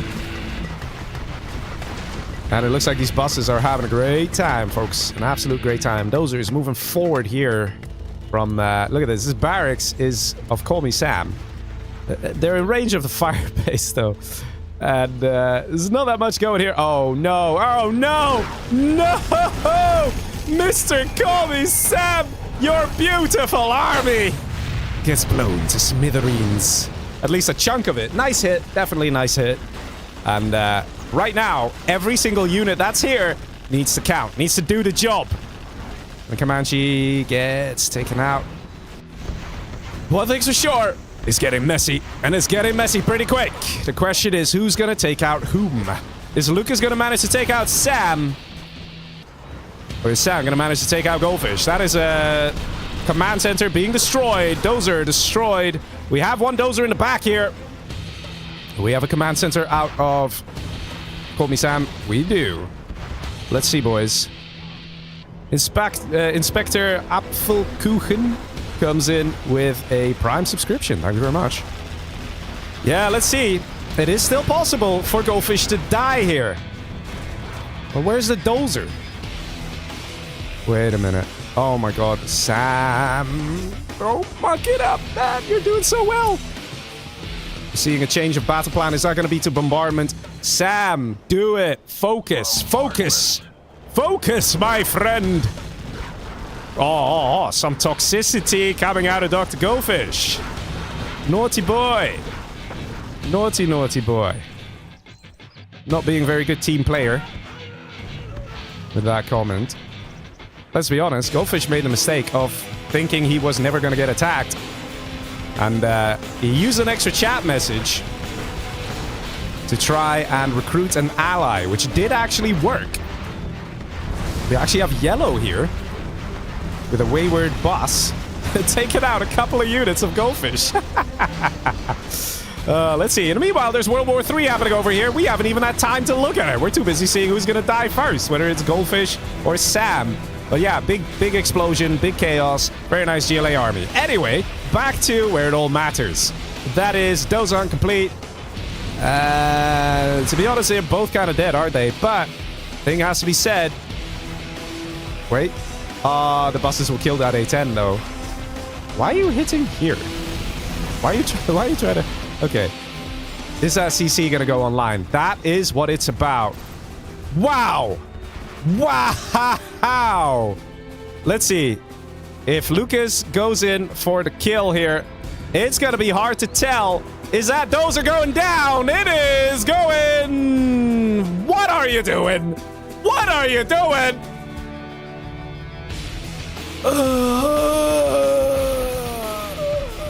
Seriously, people? What is this? Man, sometimes, man. Sometimes. Do I get the kill on red if he dies in 2 minutes? Yes. I would say so. The question is, who's going to be the second kill? Oh my god. Are you for real, Yellow? Lucas! Bro! What is this? What is this? What is this? Lucas! I swear, man, I need some serious therapy after this. What is this, man? What am I watching? The real question is why? He's gonna suicide his dozer in the anthrax, lol. No, it's just about survive. Why? For real, man. He still has an oil as well. He still has income. Why? Okay, I should really look up here. I'm kind of neglecting, you know, these guys are doing a great job and, you know, putting on a great performance, etc., etc. But, why? Okay, I gotta stop. Okay, focus. All right. Well, it looks like Dr. Goldfish somehow recovered from that and might just reach 3rd place, which validates his message that cost him a point. What? Okay. All right, I need a moment, though. Do you guys need a moment, too? Tell me in chat. Tell me in chat. Or are you like, no, this is crazy. This is absolute crazy. He's literally letting this guy come back in the game. Absolute crazy. Absolute craziness. But okay, let's see. At least Timsep's having a good time. You know, we can focus on that. So yeah, Lucas killed Sam. So Sam is the 2nd player out. Ooh, was that a Moab? It was.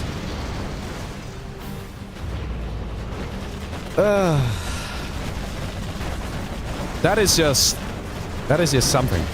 Oh, the YouTube command doesn't work? Oh, then try exclamation mark YouTube. Maybe YT doesn't work. Sorry, people on Twitch. This is just... Why? Unless he's thinking it like this, alright? He's like, okay, we'll wait for red to come back into the game, and then we kill him, and then I get a point for killing him. That might be it. Does that make sense? Does that make sense, guys? Are we onto something there? Is that a plausible theory? But I mean, he's risking it. Oh no, he's coming now anyway.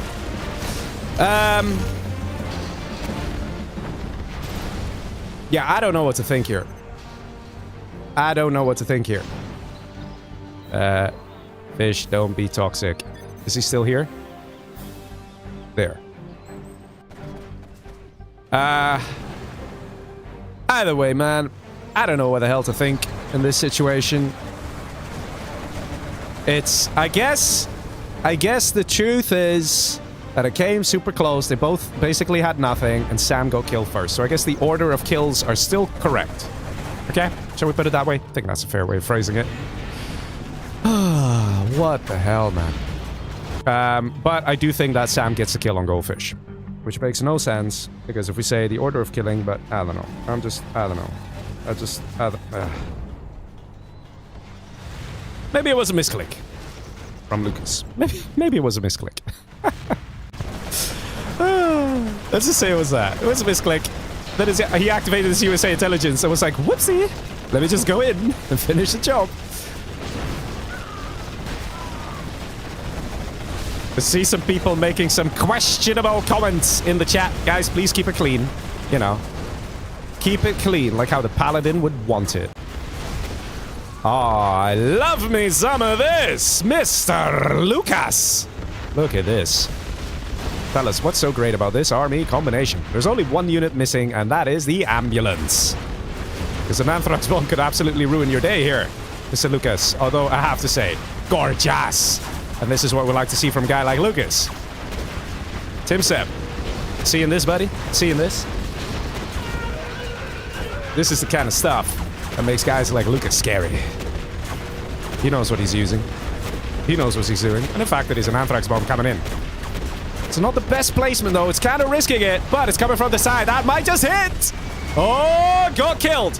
Got killed. Ambulance joins the fight and was already force firing. Lucas! Ha ha ha! Look at that, ladies and gentlemen. Let's have some Lucas plus plus plus in the chat for coming with these great strats. Look at this. Production camped. Absolutely camped. There's nothing that can happen here. Where's your sneak attack, Lucas? Over here is a great spot. Just saying. Oh, man. How the tables have turned. Once again, it's Lucas, a free-for-all player, coming in with some really nice strats and shooing away someone as powerful as Tim Step in this match. Tim Step rapidly losing sections of his base. And the thing is this, right? Tim Step, we kind of missed a lot of it because, you know, the other stuff and drama. Tim Step did a great job pushing Mr. Massacre back into this one section here, right? That did a great job. But now, you know, he kind of forgot about the other guy. There you go. The Avengers here are an excellent addition because it helps keep these buses alive a little longer. Look, this doesn't do anything. The rocket buggies are way less effective. Yeah, okay, this one's out of position, but look how difficult it is for rocket buggies to kill an Avenger. 3 rocket buggies firing away, Avenger doesn't even die. Where's that sneak attack, though? Oh, he doesn't need one. He built his own. Coming in with a further push. Love the stuff, son. Love it. Let's see, at this stage, you could just literally switch it up to quads. Throw in a few USA units to get scout drones because the guy might just cabinet everything. You can easily clear off everything there is. And oh, the buggies! The buggies trying to escape. Very good stuff. Omar says we want paladins. Well, I mean, the USAs are kind of dead.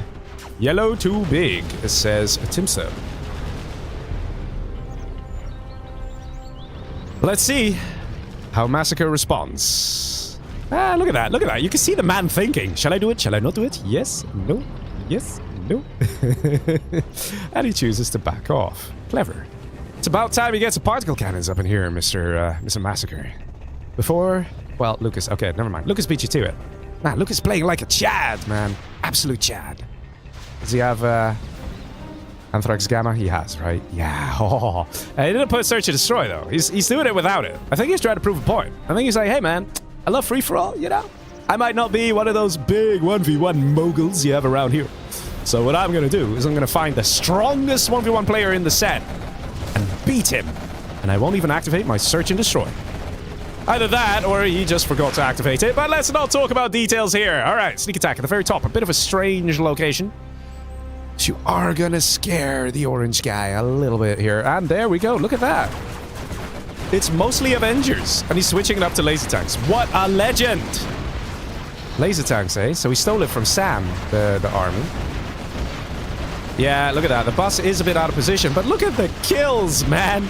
Look at the kills. Lucas has no problems here. He has a electricity problem, but it's fine because these Avengers... Look at this. Nothing can break this. One bus, and it's still alive. Crazy. And he's using the dozer to repair the sneak attack. That's kind of cute. In the meantime, we have a grand marching of the army. Oh, Mr. Massacre. Look at that. Oh, man. Oh, just when the music kicks in. Ah, yeah. Ah, yeah. Yeah, look at that. USA, man. USA. Okay, let's see. So far, Lucas is having himself a good time, but let's hurry things up. We've been here before, people. We've been here before. Look at this stealth building. Tunnel here will help because a tunnel network does do a tiny bit of stealth detection, and it's big enough to detect this building, probably. So yeah, there's that. Are you sniped? You are. Interesting. Let's see. Can Lucas do it? The Stealth General is notorious for being hard to kill because they can hide here, hide there, hide everywhere. They're very annoying. He built a war factory here. Look at this. It's so brutal. All right, something happened to one of the Scud Storms. Let's have a quick look. Oh, I see. It was a Moab A-10 Spectre. Took it out. Look at that. You have a little puddle of Anthrax still. And the push coming now on the right-hand side. Are there enough laser tanks to deal with this? We need Avengers and laser tanks, and they will be able to beat this back. However, Lucas still didn't activate his search and destroy, which is going to be rather devastating. Have a Toxin Rebel ambush, killing 1 unit. In the meantime, he's still trying to focus down Mr. Timstep. Timstep still has around 5k per minute, which you might say is not too much, but it's still 2 black markets per minute that he can reconstruct, so he can bounce back. Massacre and Lucas roughly tied on income, but guys, you gotta remember, Lucas has cash bounty, alright? That is glorious stuff. Cash bounty is the kind of thing that can make a difference in economy, but it also means that if you stop fighting, you stop getting money. So if your armies are not effective, you're not gonna get that cash bounty money that you so crave. Why is there an Avenger here? Okay, there's an Avenger here. We're not... Oh. Lol, even he noticed. He's like, why is there an Avenger here? Don't worry about it. Sneak attack in the back here. Coming with the buses. Reinforcements have arrived, General. And it is a bus army. Look at the screen shaking away at all the tank shells hitting them buses. Some of you might be surprised to see the buses getting eradicated like this. But this is the thing, man. That's why I said he needs laser tanks with Avengers, because there's so many Avengers here from Orange, they can actually stop a bus attack like what you just saw. This army still alive, now having a lot of veterancy, and that makes them very hard to kill. We do see composite armor from both players, but we don't see the search and destroy. Definitely a mistake. In the meantime, though, we're gonna see a very quiet little Timstep just sitting there, looking pretty, not gonna make too much noise. And he's probably gonna cabinet every single thing he can. And maybe do some light harassment. Sneak attack. Oh, that's Aurora's taking out the Scud Storm. Where was that sneak attack? That was a blue sneak attack, wasn't it? Yes, it was. Blue sneak attack over here. You have a tunnel here! Stop showing off using a sneak attack. And those rocket buggies that remained alive from before are proving to be a real nuisance. Timstep trying to get a larger and better KD by picking off things and then getting the hell out of there. Laser tanks are now coming into the mix, and I swear, guys, if this fella had activated his strat center, it would have changed so much. Also, fun fact, laser tanks deal, I think, 33% more damage than a Crusader. That's quite a difference in damage. So, probably the best tank you can build in-game is a laser tank. Not sure if this was wise. I would say this was a mistake from Mr. Massacre. The thing is this, there was no search and destroy active. Massacre should have been able to see that. He's not relying on Strategy Center to build Auroras of his own or something. But now he's going to build a new Strategy Center, and then he will remember to switch on search and destroy. Or he might forget to build a Strategy Center. Ooh, is this a nice plane I see? Yes, it is. Yeah, he's building a new Strat Center, and this is what I mean. Is there an ambulance ready for this guy? Yes, there is. Do we see the force fire? We do. Excellent stuff. It didn't drop, but even if it did, it would have zero impact whatsoever. Munchki comes in with a super chat. In tonight's challenge, we see some of the best players making the worst plays. Wow. Well, I mean, we also see good plays, right? So, for example, the army combination that we saw out of Lucas was pretty dope. But then again, we saw like the Helix rush of Goldfish, where he kind of had himself in a good position and then forced the 2v1 to happen. Power plant's getting targeted for some reason. He's trying to hit the strat. That's understandable.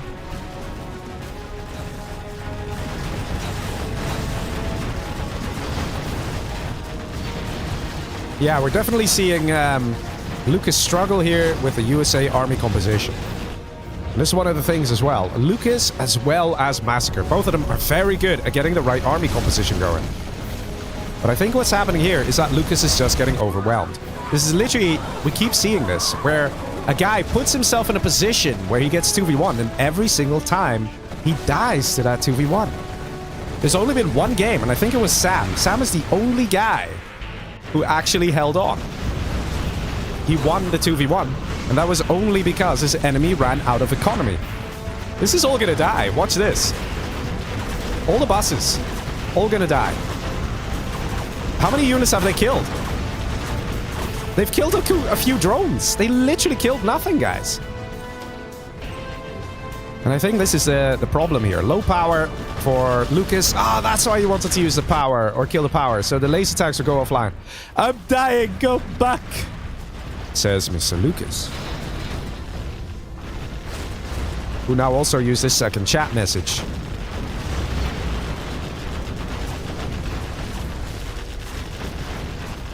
Let's see. I don't know if Orange is going to go back. One thing's for sure, though, Timstep might be in the situation where he's like, lol, I'm dead anyway. There's no way I can beat anyone else back. Might as well kill Mr. Lucas and punish him, right? Could be that.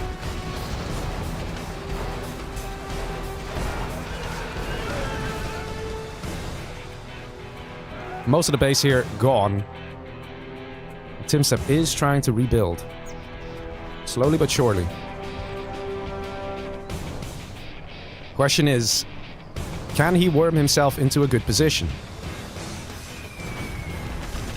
Aurora's taking out the strat center.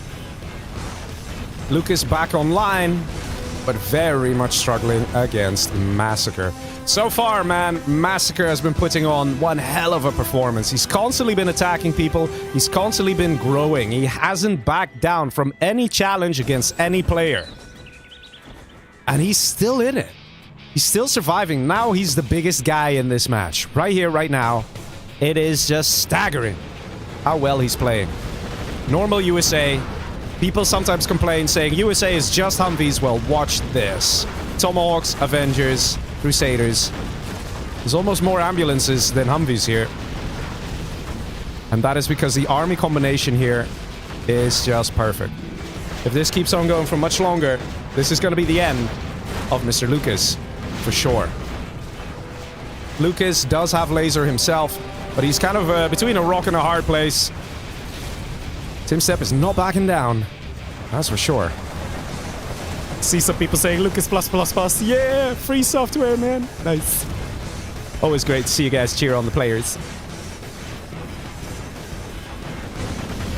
See Xvon also saying Lucas plus plus plus. Yeah, man. He really did a good job. He really did a good job, Lucas, with that attack.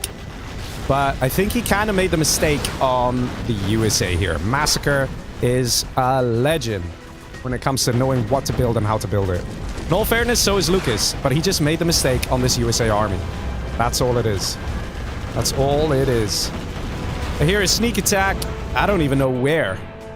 I mean, there's no way you can sneak attack here. So this is sort of one of the defenses that a player can go for. Look how tight this base is. You might say, oh my god, it's terrible. If a Scud Storm strikes, you lose so much. Yeah, but where is a sneak attack gonna go? Oh, you mean next to these Comanche? Or next to these Comanche? Like, there's no room to sneak attack this guy's base. You know, you're gonna do a sneak attack here, you're gonna have this bunker fire at it, and the fire base as well. And that's the beauty of this strat. The downside is, one Scud Storm will hurt a lot. That's why we probably see a lot of Auroras as well. They are the insurance policy to make sure that doesn't happen. And look at this. Traditional plays out of Massacre. He's got just one army, normal USA, and he's making it happen. Great plays. Great stuff. Question is, will Lucas surrender? Or will he try and hold? Rocket buggies on the side here, still continuing the aggression. It's a tough call whether this is a 2v1. I would say it is, because we saw blue still clear this section up here, right? We can't deny that. We can't deny it. Yes, the majority was cleared by Massacre. But blue still made an impact here. Even here, taking out the strat center again. It helps, because there's still a strat center active for Massacre, the orange player. Gorgeous to see these kind of USA armies, isn't it, guys? Isn't it gorgeous? Finish him, then me. I only have 2 black markets.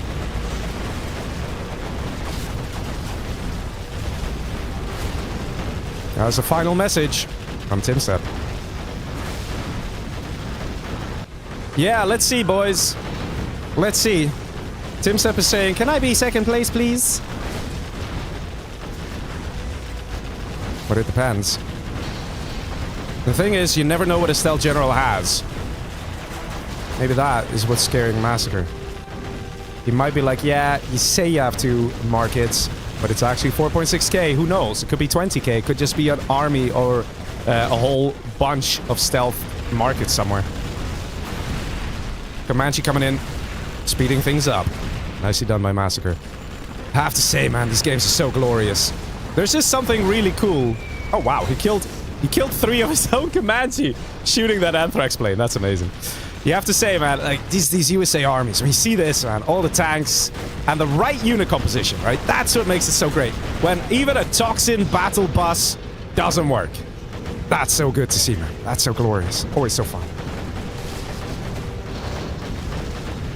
And the question is, who does orange want to kill first? He might suspect that blue is trying to grow here. But it's really... Lol, sneak attack, try to escape. Oh, the Aurora! Is it a Fargo pop? No, it isn't. Would have been something though. But it's really up to orange. Massacre can choose who he wants to kill in this situation. He's big enough that he can literally focus down one guy over the other. Now, let's see. TimStep has 2.3k. I mean, 2.2k. He still has a base over here. Look at this. This is what I mean. It's all stealth. It's all stealth. I mean, 1.8k. You know. It's, I mean, 1.7k. He still has something. 1.6k. He's still sort of here. Whereas Lucas is over here. It is so hard to tell at this stage. I think maybe we should just ask. Maybe we should just ask. The palace is getting revealed here because the units are being killed. But it looks like... It looks like he's literally trying to kill both at the same time. This is last base, though. And that is literally it. Whereas there's still technically income and the ability to produce units here. So, if this is it, that means TimStep comes 3rd place. Wow, a lot of stuff dying here, though. And there we go. Is he worker hunted? I'm pretty sure he is. In the meantime, we still have the ability to construct workers, dozers, and there are markets out. I know we are splitting hairs here, fellas, but we gotta choose who comes 1st, 2nd, and 3rd. There is literally a rule saying you cannot have just a barracks and sit somewhere. Just gonna quickly look around, and that is the Stealth General out. All right, there we go, ladies and gents. That means that TimStep, he played very well, but still comes 3rd place. Gets himself a point for that.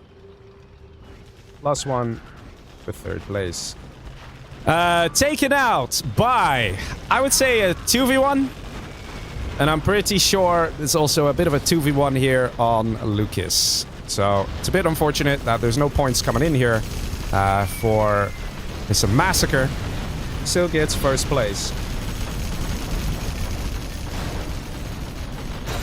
Very well played indeed.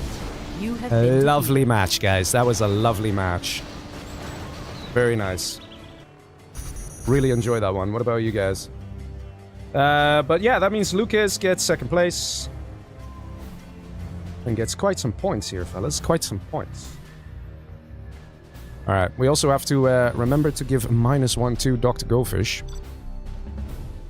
All right. Restart your game. Okay, there's only one person here. So I'll tell the guys.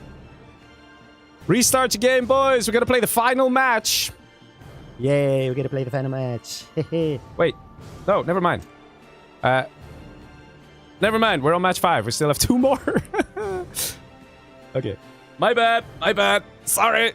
All right, let me see. What time is it? Okay, it's getting pretty late though. Should we cut it short? I will check with the players. I will check. Let's see. Shall we do the 2 more matches or bring it back to 1 more? So we do 1 or 2 matches because we've been going for a while here, and I'm pretty sure it's quite late for the players as well. Let's just do a vote. Actually, guys, if you could write in the Discord whether you're cool with 2 matches or whether 1 match is enough, you know, don't worry, just whatever's more convenient for you. All right, let's see. Let me tally the score here. So we have Call Me Sam gets 1 point for killing Dr. Goldfish, so he gets a total of 8. Goldfish loses a point because he used chat too much, and unfortunately for him, that means he lost a point. But the rules are the rules. Lucas has killed a bunch of stuff. He killed Sam, came 2nd place. So he has a total of 8 points. Garion got killed by Massacre as the first kill, and Massacre's 1st place. So that is 16 points for Massacre. Ha, damn. 9 points for Targaryen still, and we have Tim Stubb, who is 3rd place. So he gets 12 points total. All right. All right. Let's see what the players are saying. So 1, 2, 3 people are saying 2 matches. Okay. 1, 2, 3, 4, 5. Okay. We're also missing someone in the voice chat, which is not the greatest. Oh, I forgot to update the score. Give me a sec. Let me restart my game because I already opened it up. Let's see, man. I have to say, it's pretty cool stuff so far, right? That was a nice match. That Insta-Shock Arena match, you know, it totally has nothing to do with the map, right? So, you know, totally, right? No? Nothing? Yeah? Nothing? All right. Let's see. Tallying the points again.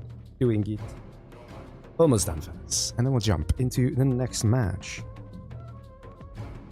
And I gotta figure out what the players want regarding the number of matches. Oh! I have a download speed of 0.5, says one of the players. IDK, what happened? Yeah. One of the players is having some internet difficulties. Let's see. How many people are saying 2 matches? Let me do a quick count here. So we got 1, 2, 3 people, 2 matches. 1 person, 1 match. And the other people are replying. Okay, so we'll go 2 matches. Alright. The person who is having issues is restarting his router and his computer. Very good.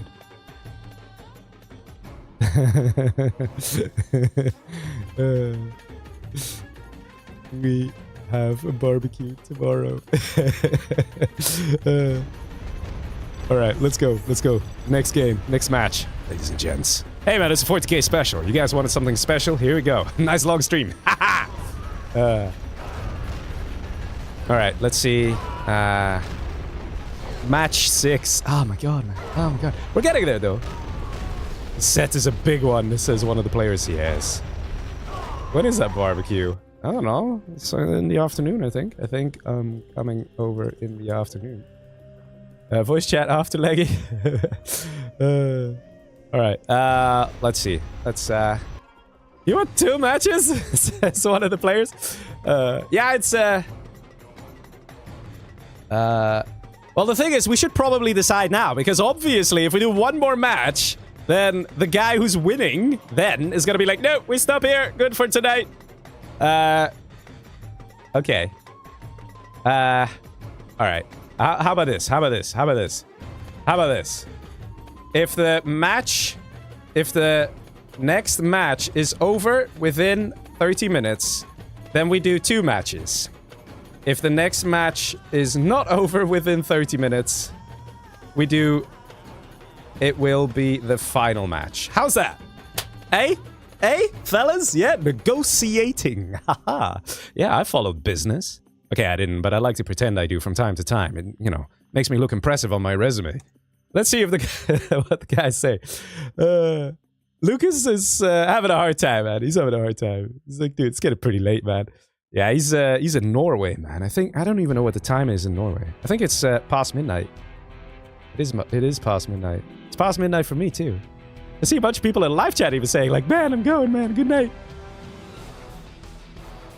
For the last game, everyone talks in VC. Oh, yikes, man. That would just... Nah.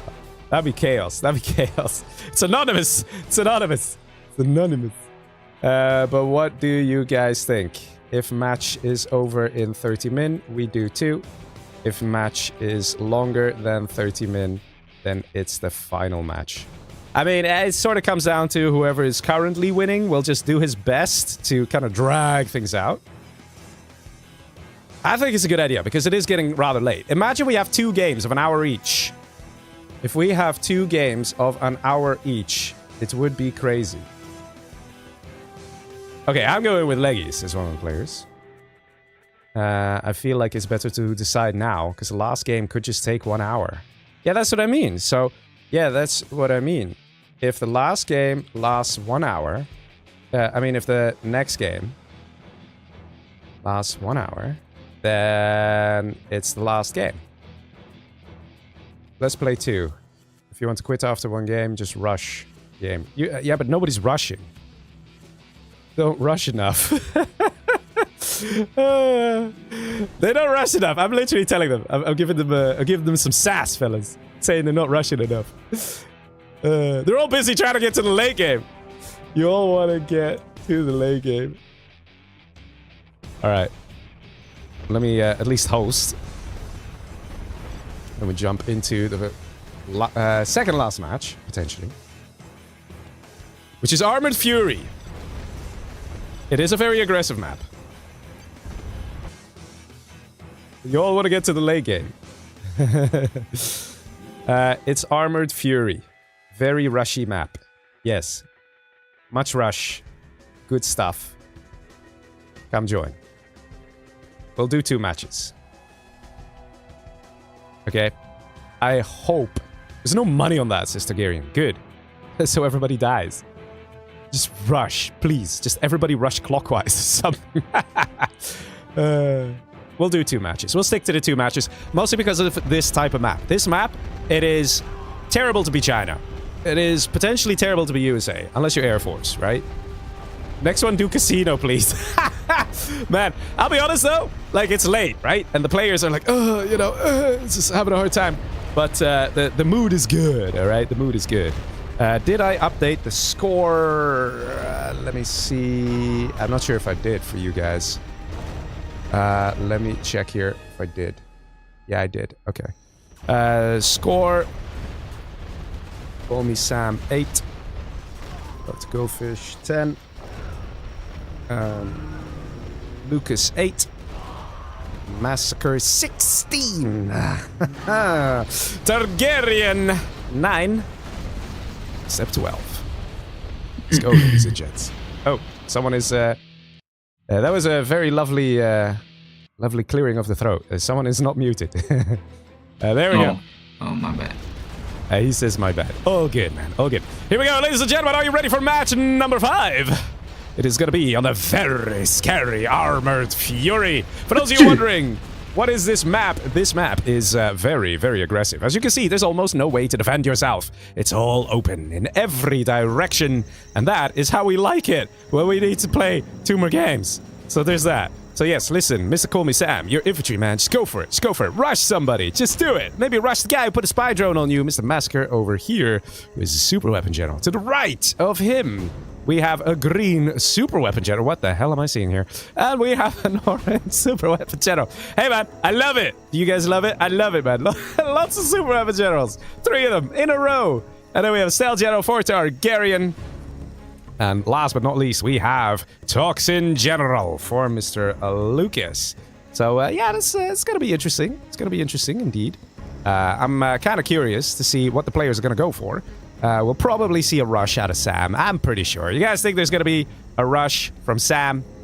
What are the points now? Says Mr. S. They're on the bar. They're on the bar, dude. Also, Mr. S, should I call you Stratos? Or would you prefer Mr. S? Just, you know, tag my name and tell me, you know. Curious. All right, let's see. Toxic Tuttle gets hurt by a guy who just comes to hug the construction site with explosives. It could happen, you know, it can happen. What's this? Wait a minute. What's this? Oh, it's a drop. Oh. Ooh. Now this is very naughty. I have to say, I love it. Massacre again, man. Can we have some Massacre +++ in the chat, man? He's actually been amazing this set. An absolute showman. 100%. You know, you can't deny it. Absolute legend, this fella.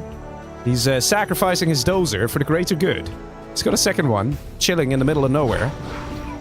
But here's the thing. He's kind of denying the supply here. There's still a supply here, and he's trying to deny that too. And what happens when both supplies of Dr. Goldfish are denied? Dr. Goldfish, no making, no money.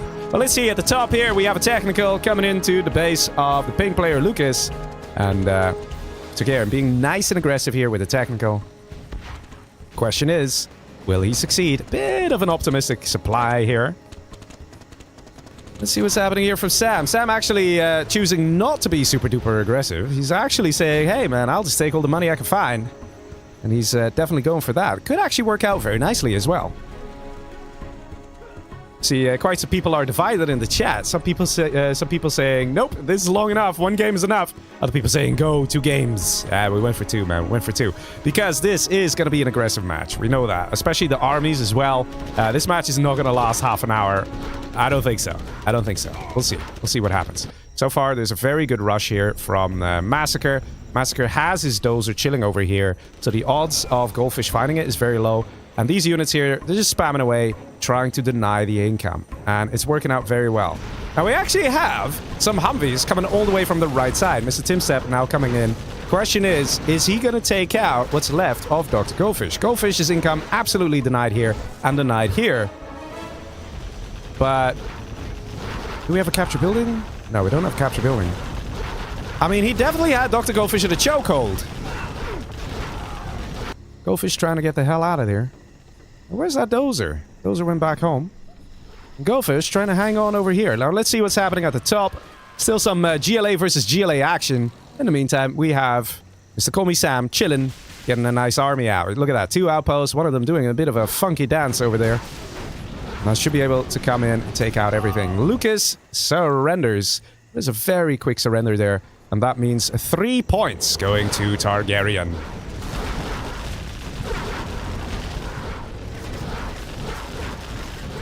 Let's see, down south here, things not looking too good for Dr. Goldfish. Capture building comes through. Goldfish is trying to reclaim some portion of the map, trying to get a bit of income in the middle. And AJ Simon, man, that's impressive stuff. He's saying, remember to like and subscribe in YouTube, but also in Twitch chat at the same time. That's impressive stuff. Thank you very much.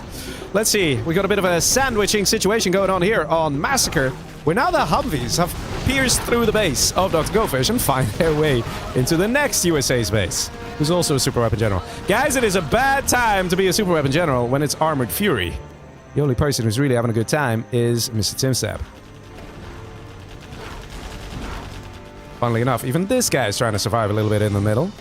But I have to say, Massacre is out of money. He does have the capture building upgrade, but there are no oils here for him to capture. So I would say that it means that actually Dr. Goldfish outlived this guy, Mr. Massacre. But we do need to see a bit more... is there anything actually he can do? Oh, I don't think so. I think he's literally dead. He doesn't have enough to make an impact on the game. Not really. Theoretically, even Goldfish could try and survive by just getting a couple of Rangers. I would say that at this stage, as crazy as it is, yeah, it is Massacre is dead before Dr. Goldfish. Came close, but that's how it is, boys. That's how it is. I'll mark Goldfish as a 2v1, but Timstep Actually, wait, there was a 2v1 here as well because we had the outposts. So they're all 2v1s. Everybody getting 2v1. Might be worth checking a replay on that one, though. If it's how much damage Sam actually did. So, let me see. That is Tim Sepp who killed Massacre.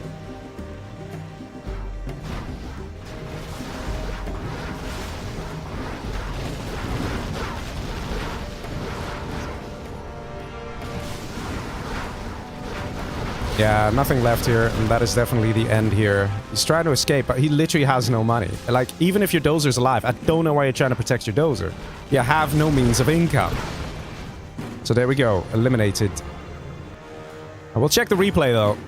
I'll definitely check the replay. Goldfish is still technically in it. He is able to build things, and he is collecting money. In the meantime, though, Sam now choosing to go for Mr. Targaryen, the stealth general.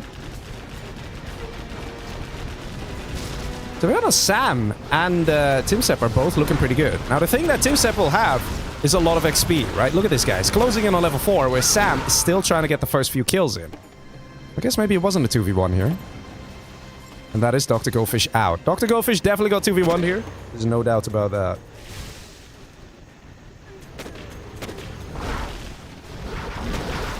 Ooh, respect to gunship coming in. Now we have a 2v1 on this guy. Man, everybody's being hyper aggressive. Everyone is dying hard. We are not even 7 minutes in. Not even 7 minutes in, people. RQ at YouTube chat says, dude, we have to sleep, though. Volham says, update the points. They are updated. God. All right, let's see. Mixed strike actually coming in. Everyone's attacking everyone, man.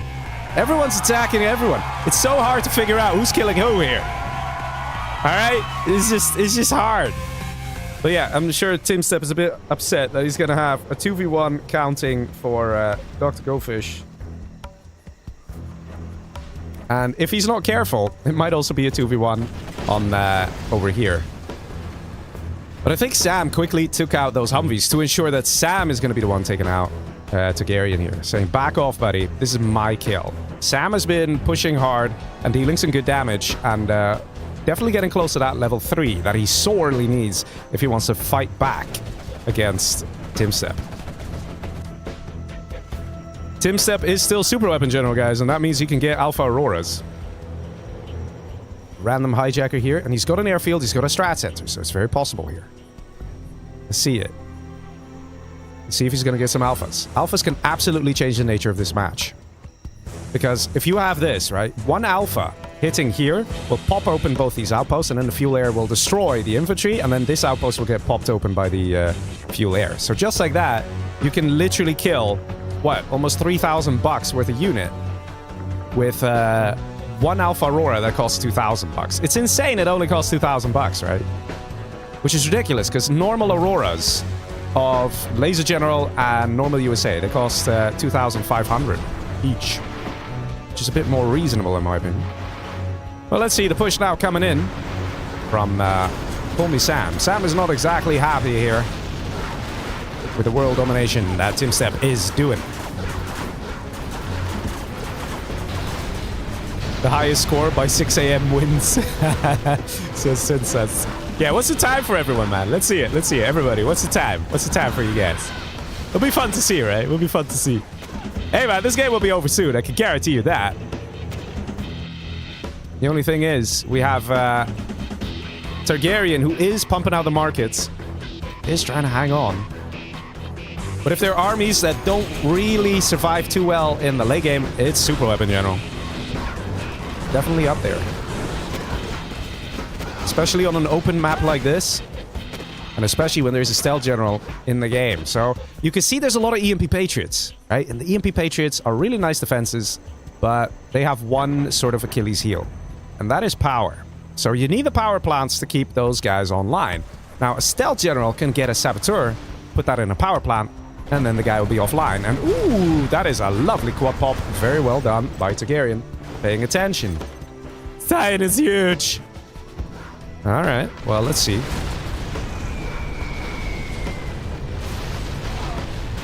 Nice hit. Kill some stuff. Super weapon general versus Inf. I am cooked. Ooh. What kind of cooking? Medium rare. Well done. Very curious, Mr. Sam.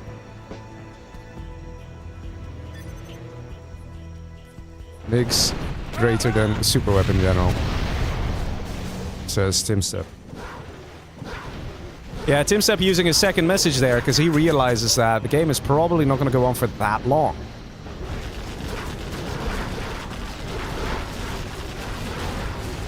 Easy Peasy in YouTube chat says, Goldfish playing like a noob? Not gonna lie. Nah, man.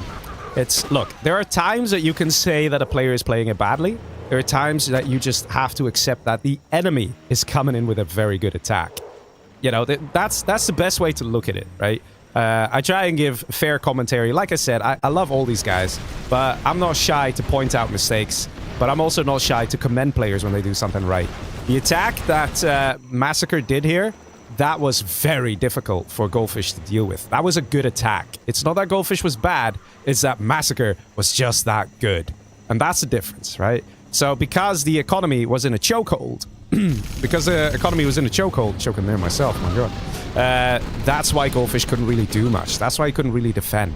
So it is a very good tactics, a very good planning from Massacre in that situation. Let's see, Rocket Buggy's out from Targaryen. Not too much. He's going to focus on economy, that's for sure. He wants to focus on economy. Look at that. And he's like, yeah, you guys fight it out. I'll deal with the victor. But theoretically, though, I think the super weapon general is still going to be the one that loses this. Unless we have literally no hackers out of Sam. Sam saying, I'm dying, and we do in fact have no hackers. Yikes. That could in fact change a lot. With no hackers, it means that Sam relies on regular economy through supplies. He's only got one supply truck here. There's around 20k remaining over here, so that will last a while. But this is soon to finish. There's less than $1,000 here. That is going to mine out very soon. There's only around 2,500 bucks here. That is soon going to mine out. And over here, there's still around 15k. So that will keep going for a while. But the thing is this, if he's relying on the supplies, then yes, over time, the Super Weapon General will win it, will take it. The thing is this, Sam also needs to spend a lot of money on getting units powerful enough to take out some of the stuff of the Super Weapon General, right? And usually, the Super Weapon General is the one who forgets to build supply drop zones because they rather build Auroras instead, and then not paying attention, they lose them. They have a few supply drop zones out. So even though the economy is drying up here for the orange player Timstep, he has some lasting economy in the form of drop zones. He also secured this money. He can take it for himself now. And we have a Spectre going in. So even though we see the retreating of the army, Timstep still choosing to remain aggressive to Sam. He's probably just regrouping. Yeah, he's lost most of his Humvees, so he's regrouping his armies. So these Avengers won't die anytime soon. Alpha's coming in. Do they hit the target? They kill one Inferno. It's not too bad.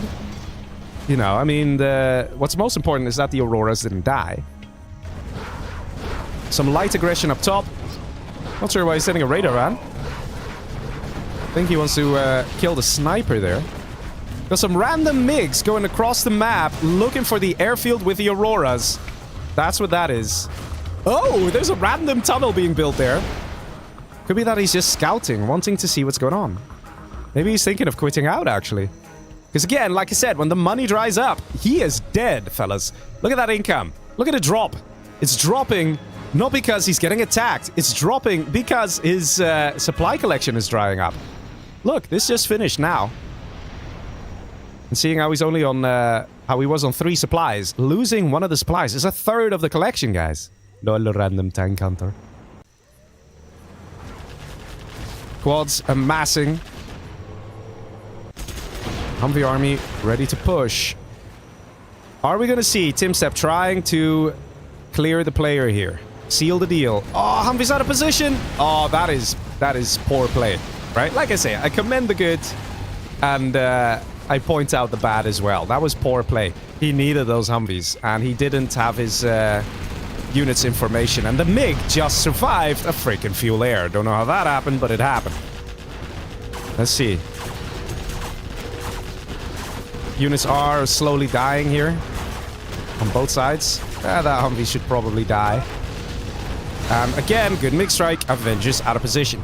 See, the only reason this is happening is because of poor micro, because there are still some attacks coming in from top side from Targaryen. And that's how you can see it. 2v1 really impacts a player, right? This game doesn't have a million automated features. Like, hey, units, don't engage things if it's like suicidal. No, you gotta control it. You are the general. You have to move your units around. You gotta pay attention to what your units are doing. You give them an order, they will do it, at least most of the time. So you gotta make sure you put your units in the right position all the time. And that means that if you're in a 2v1, you gotta look at two places at once. And that is where things get very difficult. Nice A10 strike. And Sam, look at that economy, boys. Look at that economy. He's finally got multiple supply trucks here. But look at that. All the supplies are running dry. There's only, like, what, 8k left over there?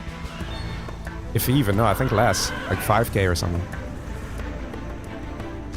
And that means when that mine's out, Sam is basically just gonna die. But it might not be a problem here. For Mr. Timstep. He needs Sam to die because he's busy dealing with these kind of attacks.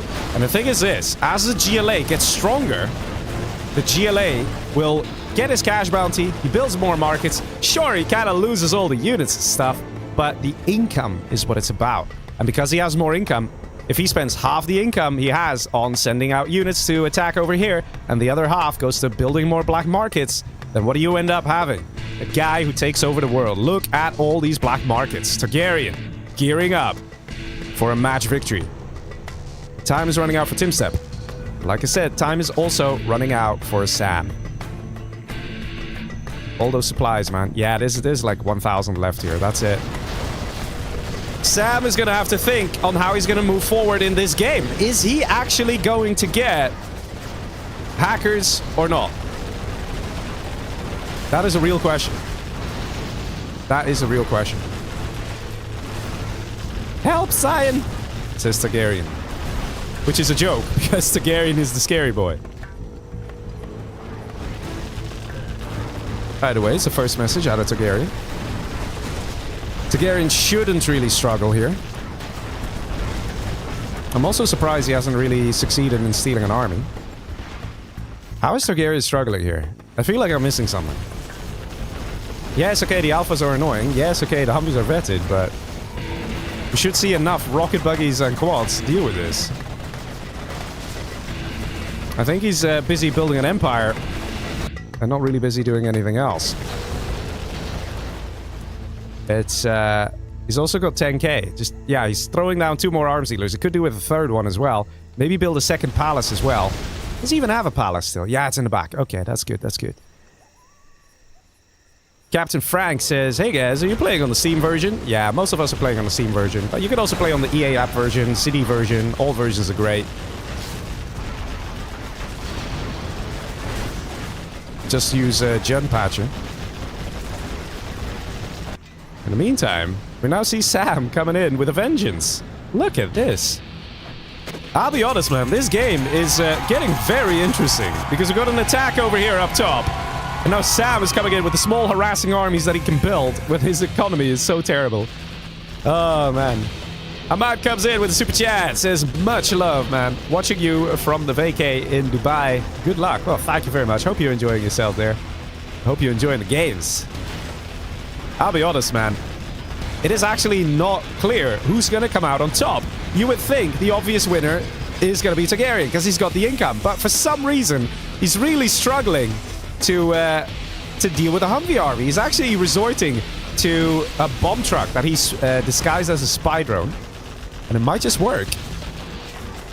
Lol, it actually worked. It actually worked. Now, the reason that works is because, again, we have Orange also looking down here. Because the few units that Sam actually has are making a huge impact in this game. Carpet Bomber coming in. And we got another super chat saying for Omar. Oh, thank you very much. I have to say, it's not looking good here for Timstep. The chat message used by Targaryen is proving to be very effective. And the few units that Sam did have are proving to be effective. Sam is now going for hackers, but it's, is it a little too late there? Is it too late? Sam's economy is terrible. He's relying on this, 500 bucks left. He needs to take the supply here. or there's no chance that he can do anything in this game. He's basically defeated almost. Let's see. Oh, people are saying what time it is. 2:35. 6:30 a.m. Hot damn. That is quite the dedication there to watch the stream, Mr. Alif. Yeah, look at this, man. Targaryen. He knows what he's doing. He's focusing on the economy. He's letting the other guys fight it out. He's planning to get big. And he's finally stolen the super weapon general. There we go. Let's see it. Where are the scaffolds? Here are the scaffolds. And this is the beauty of it. You steal a dozer, you place down a scaffold, then you tell the dozer to stop, and then you just grab a worker and say, hey, buddy, finish that construction, will ya? And the worker, with his magic hammer, suddenly gets you the USA technology that was stolen. So that was very nice. Mr. Mortuin coming in with a very nice donation there, saying, amazing stuff, Leggy, watching till the end. Well, thank you very much. Yeah, it's a long stream tonight, isn't it? We're already 5 hours in. Hot damn. Either way, though, it won't be long before Mr. Targaryen comes in with world domination. Can say that with certainty here, fellas. Can say that with certainty. We actually have the surrender here. I think that's a kill for Sam then, isn't it? Is that a kill for Sam?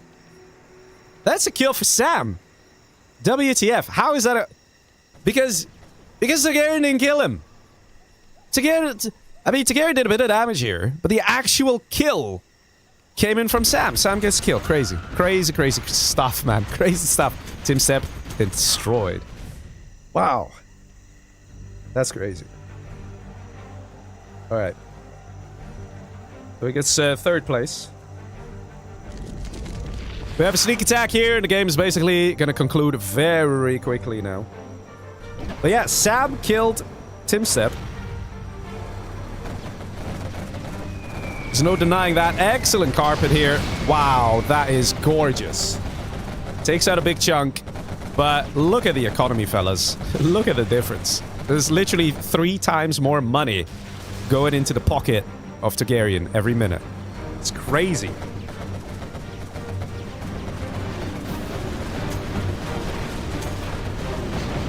But I'm sure Targaryen is happy. He's going to come in with a match victory.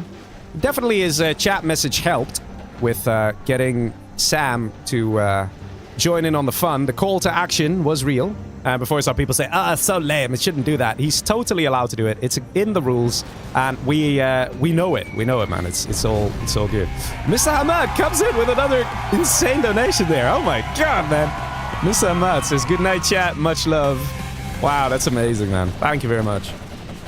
Always great to see you guys loving the games, man. I mean, even this game, right? It's been all over the place. But you can see the tactics. So Targaryen waited with his message and used it at the exact right moment. I'm very surprised that Tim Stepp was managing to push back Targaryen the way he was. Even though Targaryen had so much more income, it really just worked. Targaryen is going to come first place here. For sure. He just needs to build the units and seal the deal.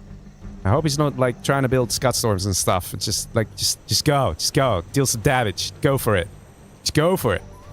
B-Task also comes in with Prime subscription and... or no, just a good, regular Twitch subscription. Yes, yes. Saying, yo, thank you very much. Yeah, we see a barracks here. And this is the thing. Targaryen, at this stage, he needs to recognize where it's at. He's got the world at his fingertips, so he can just close this out. And that's what he needs to do. He has a strat center very soon. And then he could just finish it off, man. He can finish it off. There's no super weapons out of Sam. There's nothing Sam can really do. Sam did reach level 5 here. Did a great job.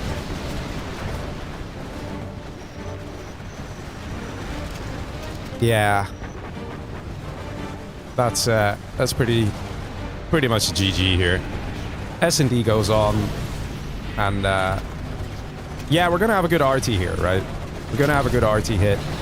But this is sort of the situation that Sam's finding himself in. He has to use the general powers to defend, and they have to be on target every single freaking time. And beyond that, Targaryen is still probably just growing his empire, getting stronger, whereas Sam is struggling to hold on to the little stuff he has. Selling some buildings here and there.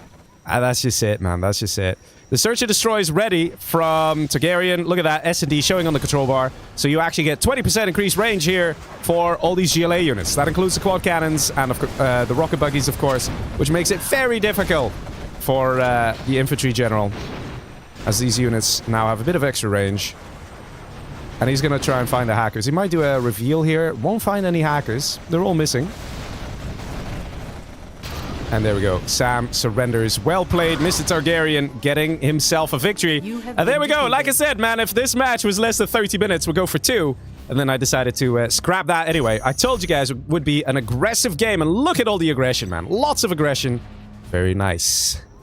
All right, I'm going to check the replay real quick here to verify if it was, in fact, a 2v1 or not on the person who was down below here. I don't remember who that was.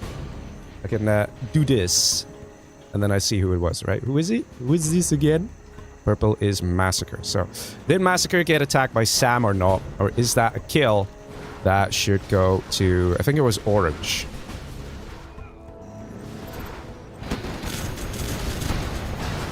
I mean... yeah. That was quite significant. I would say that's 2v1. I would say that's 2v1. Alright, so we'll mark that as a 2v1. Alright. And we'll tally the scores, ladies and gentlemen. Then we'll move on to the final match of the evening. So let's see. Tim Step. Was it a 2v1 on Massacre? Yes, it was. I'm sure he's not going to be too happy about it. But let's see. We got Call Me Sam. Got a kill on Tim Step and came second place. He gets 3 points. Puts him on 11. Got Dr. Goldfish is still on 10 points. Lucas still on 8 points. Massacre still on 16 points. Massacre definitely the favorite here. Let's see. We have Targaryen who got 3 points for the first kill on Lucas. And he ended up coming first place. Did he kill Sam? I think he did. I think we should still definitely... yeah, Sam definitely got killed there. It's Sam refusing to build economy that ultimately killed him, right? It's not that... all the economy kept getting denied by Super Weapon General Tim Step. It's not that. Which actually, very interestingly enough, puts Targaryen also on a total of 17 points here. And Tim Step is going to get 1 point for coming third place. I'm sure he's not too happy. But, ladies and gents, the scores are awfully close here. Anyone can take it, I think. Is it literally anyone? Hang on. Almost anyone. This is gonna be one hot finals, ladies and gents. Everybody still watching? Okay, I'm gonna tell the players, restart your game. Let's do the final match. All right, we're gonna do it. Oh my god, man. I can't believe it. Can you guys believe it? I can't believe it. I can't believe it. So the points, they will update, but I will verbally tell you here. Call Me Sam has 11, Goldfish 10, Lucas 8, Massacre 16, Targaryen 16, Tim Step 13. So the people who can actually win it, I would say, are Sam, Massacre, and Targaryen. Scop in Twitch says, I can personally verify that the Steam version works the same with this guide. And posted a link. Yeah, man. He says, Gen Patcher is the magic. Yeah, Gen Patcher definitely helps with the game and all that stuff. Hey, man, last few games in the mismatch. You see? You see? Gen Patcher actually does play a role in that as well. It helps prevent mismatches as best it can. Alright, so let's tell the players' points. Call Me Sam, 11. Dr. Goldfish, 10. Lucas, 8. Massacre, 16. Targaryen, 16. Step 13. Hey man, that's looking awfully great, isn't it? Isn't it, fellas? People in the chat, who do you think is going to take it? Of course, Massacre and Targaryen are both lined up at the very top there to get it. Points are not final. We can discuss after the set. Just gonna double check that. Also, restart your game. Please confirm. Definitely now, right? The final match, ladies and gentlemen. Final match. Are you ready? It's actually happening. Alright, who are we missing? 1, 2, 3, 4, 5. There's still one person. I don't care. We're gonna double check. Hello? Hello? Yeah, okay. Let's play, ladies and gentlemen. Are you ready for the final match? Match number 7. Hopefully, the voice can survive just one more game. But we'll see. They're great games, so it's all worth it. All right, ladies and gentlemen, here we go. We have Mr. Lucas as normal China. Not the army you want to be when you have 8 points and you're in this situation. We have Mr. Massacre over here as a stealth general in the orange. We have a tank general here for Tim Sepp.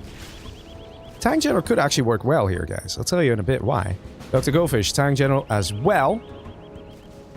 We have the blue player, Call Me Sam, as demolition. Targaryen as Air Force. Now, the thing is this, right? I was saying, why is Tank General, like, it's not even so bad to be Tank General. We have a Tank General here, Tim Sepp. Tank General here, Dr. Goldfish. Tank General has an absolute army advantage in the early game, especially against the GLA. So, Dr. Goldfish is starting it right. Now, here's the thing. The first player kill gets you 3 points. The second player kill gets you 2 points. And the other player kill, 1 point, right? So imagine this. Imagine Goldfish with 10 points. He comes in, obliterates this guy, flames him to death with a dragon tank attack, right? Be beautiful. He gets 3 points. Then moves on, kills this guy, gets another 2 points. Assume the other players are all still alive. That is very possible for Goldfish to climb up, get to the 15-point mark, and find a way to also win it and maybe kill 1 or 2 other players. It is possible. It's not impossible, guys. Look at this. Goldfish is spreading his chances. 2 dragon tanks, 2 locations. Same time down below, we got an outpost of the dragon tank coming out of Tim Sepp. Oh, beautiful crush. Nicely done. But the dragon tank is still a problem here. In the meantime, we have a dragon tank coming on the other side as well. Definitely not looking good for Massacre, the one with 16 points. He needs to hang on. He needs to survive. And maybe come second place or something. And that just might be enough to have enough points to come out on top and become a victor. You never know how it's going to go. And Massacre does have this. He does have a nice little bad boy over here who could build a supply. But he needs to do it now. He needs to sell everything. Just give up. Give up. Forget your base. It's on fire by 2 different colored dragon tanks. Get to safety, buddy. Or he's just going to call it. He's selling his arms dealer. That's going to be a lot of cash going into the bank. Selling his building here. Throw down a supply. There we go. He does it. Is there an outpost here? There isn't. So there is a chance, small chance, Lucas won't find this. And there's a chance that the tank general, that is Tim Sepp, might just start to focus over here. And try and take this cash for himself, rather than taking out the player. In the meantime, up top, what did I say about Goldfish, huh? What did I say about the dragon tanks? We actually have Call Me Sam go for a Marauder here to try and help taking out those dragon tanks, because they are so difficult to take out for a GLA in the early game. Let's see. Supply being taken down, but here we go. This is still alive, and he just cabineted it. But it gets revealed. There is a chance. There is an absolute chance here that we're going to see the 2v1 on Massacre, where Tim Sepp comes in with a flamer and takes it out. There's also a chance that Tim Sepp is looking at his next target already, and it's starting to look like a bit of Lucas over here is in trouble. We could see barracks. Okay, he could get a second supply. He could really try and find himself back in this game. Got a load of battle masters here, taking out the arms dealers. Goldfish going traditional. In the meantime, there's casual oil casually there. Capture building upgrade is ready for Goldfish though, so he needs to focus on that. And tunnel. It's focusing the tunnel, interestingly enough. So the Marauders can't escape. Not the best micro here for Goldfish. Didn't need to lose that. Could we see maybe a Helix out of Goldfish? Wait a minute. Is he dozer hunted? Oh my god, he is dozer hunted. GG, well played. Wait a minute, the first one out is actually Lucas. No way! Tim Sepp. Is he gonna do it? It looks like it. It looks like it. I mean, Goldfish still, even though he's dozer hunted, he's still in it. And even though this guy, he's still in it too. Congrats to 40k, says Lucas. Lucas says salute you, sir. Thank you for being a legend. He says thank you, NeoGod, and I'm sure he's going to say thank you, Wild Communist, as well, the sponsors of today's set. What a legend, man. Great to have him play as well. But somehow, Massacre escaped death and now has a super tech. Vet 3 double scrapped. And now there's a huge Humvee army coming in too. Oh my god. Oh my god. I might need to check the replay on this one already to see who did what damage. It's going too quick. One thing's for sure though, Tim Sepp got the kill on Lucas.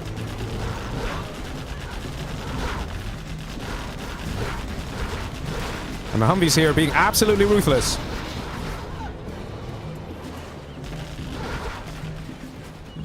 Let's see. Somehow, Call Me Sam is still in it. Red 2 spots. Oh wait, he did have a dozer. Ah, never mind. Well, I have to say though, Blue, Call Me Sam, held here and was building there. You kind of brought that on yourself. LOL. Oh, the shade being thrown. But it counts as a message. One thing's for sure, nobody really hurt Goldfish. I mean, this doesn't really count. There's literally a Humvee army. So it's actually going to be Targaryen who will get the second player kill. That's crazy. Because look at this, right? We still have over here collecting the super tech, which is making all the difference. Oh, you don't want to fight a Vet 3 Gat, dude. Killed it, though. And that is Goldfish out. That's the second player kill. These guys, both of them are technically still alive. They can build. He has collection. Not for too long, but he has it. He could try and expand here. So it's actually Targaryen who got the kill on Goldfish. Second player kill.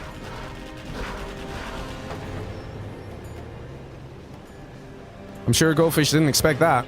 And Tank General, yeah, it sucks when you have to deal with a Humvee army like that. Lucas comes in with a donation saying, GG's well played, congrats Leggy on the 40k, NeoGold +++, while communist +++, big shout out man, Mr. Lucas, thank you for the games, and doing a great job there.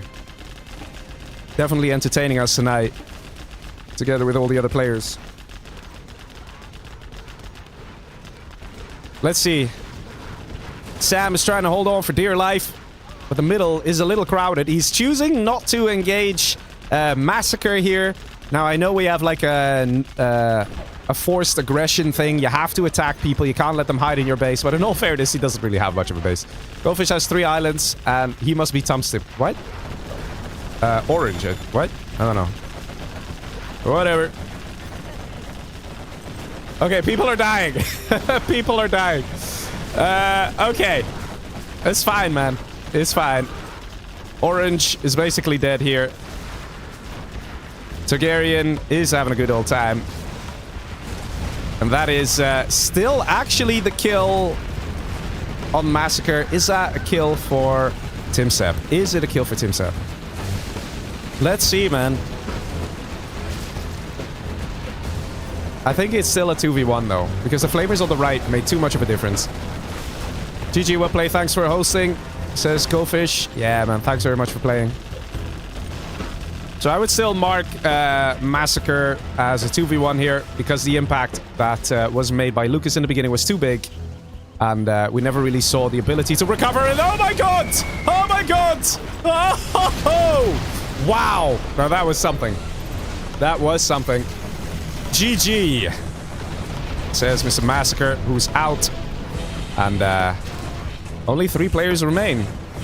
That's gonna be Sam, Targaryen, and Tim Sepp. But ladies and gentlemen, I think we know who is gearing up to have most points in this set tonight. Demobite coming in. Oh, that is beautiful. Beautiful hit. Armies moving on in. Tim Sepp is not waiting. He's not wasting time either. He's like, I want to go sleep. I am the point leader right about now, and you, sir, are gonna die. Mass flamer everywhere, and it's being super effective. Nice game. Nicely played. And that's what I said about the Tank General. The Tank General is an army that can do it. The rushes are insane. Targaryen kind of made the mistake here, underestimating the opponent. Underestimating the Tank General, saying, oh, it's just a tank. What's he gonna do? Well, you can set your base on fire. See, is that those are gonna die here, actually? Nope. It survives. Got some oil grabs coming in. And now the retaliating push. Targaryen wants to punish the Tank General for all that he's done. And Sam lives a little bit longer here.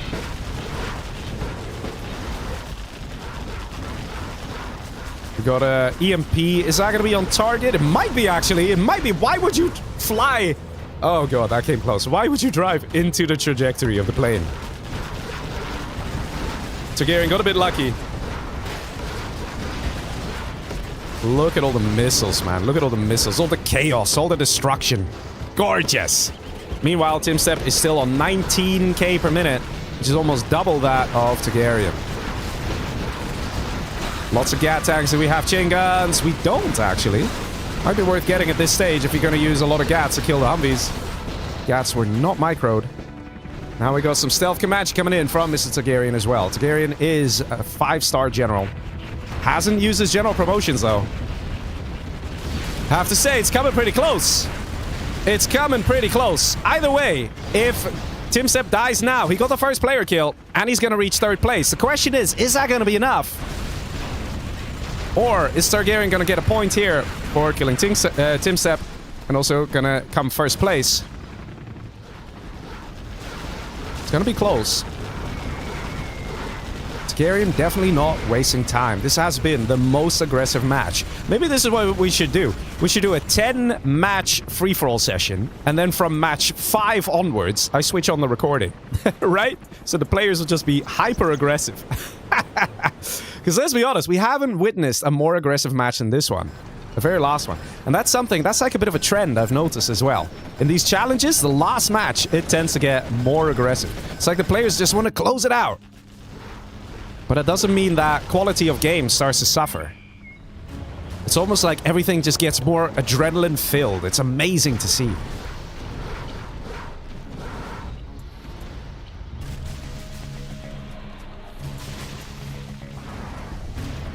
Let's see. Why are people saying points are wrong? Let me double check. Call Me Sam is 11, which is correct. Dr. Go Fish is 10. Lucas is 8. The points are right, people. Why are you saying points are wrong? Oh my god. Mr. Hank says, this is a great map. It is. It's cool, man. It's great. Comanche flying out back. Does he not have the stealth Comanche upgrade? Am I seeing this right? LOL! He doesn't have the stealth Comanche upgrade. Well, that might be something worth getting. Just saying. Oh, what's that? Fuel air taken out an airfield. Yeah, it's quite crazy to see where this game is going. Is Sam gonna actually win this? Right? I'll be honest, man. Sam, you are my power animal. Do it. I don't know why people in chat are saying points are wrong. Points are correct, guys. Or maybe they're just trolling.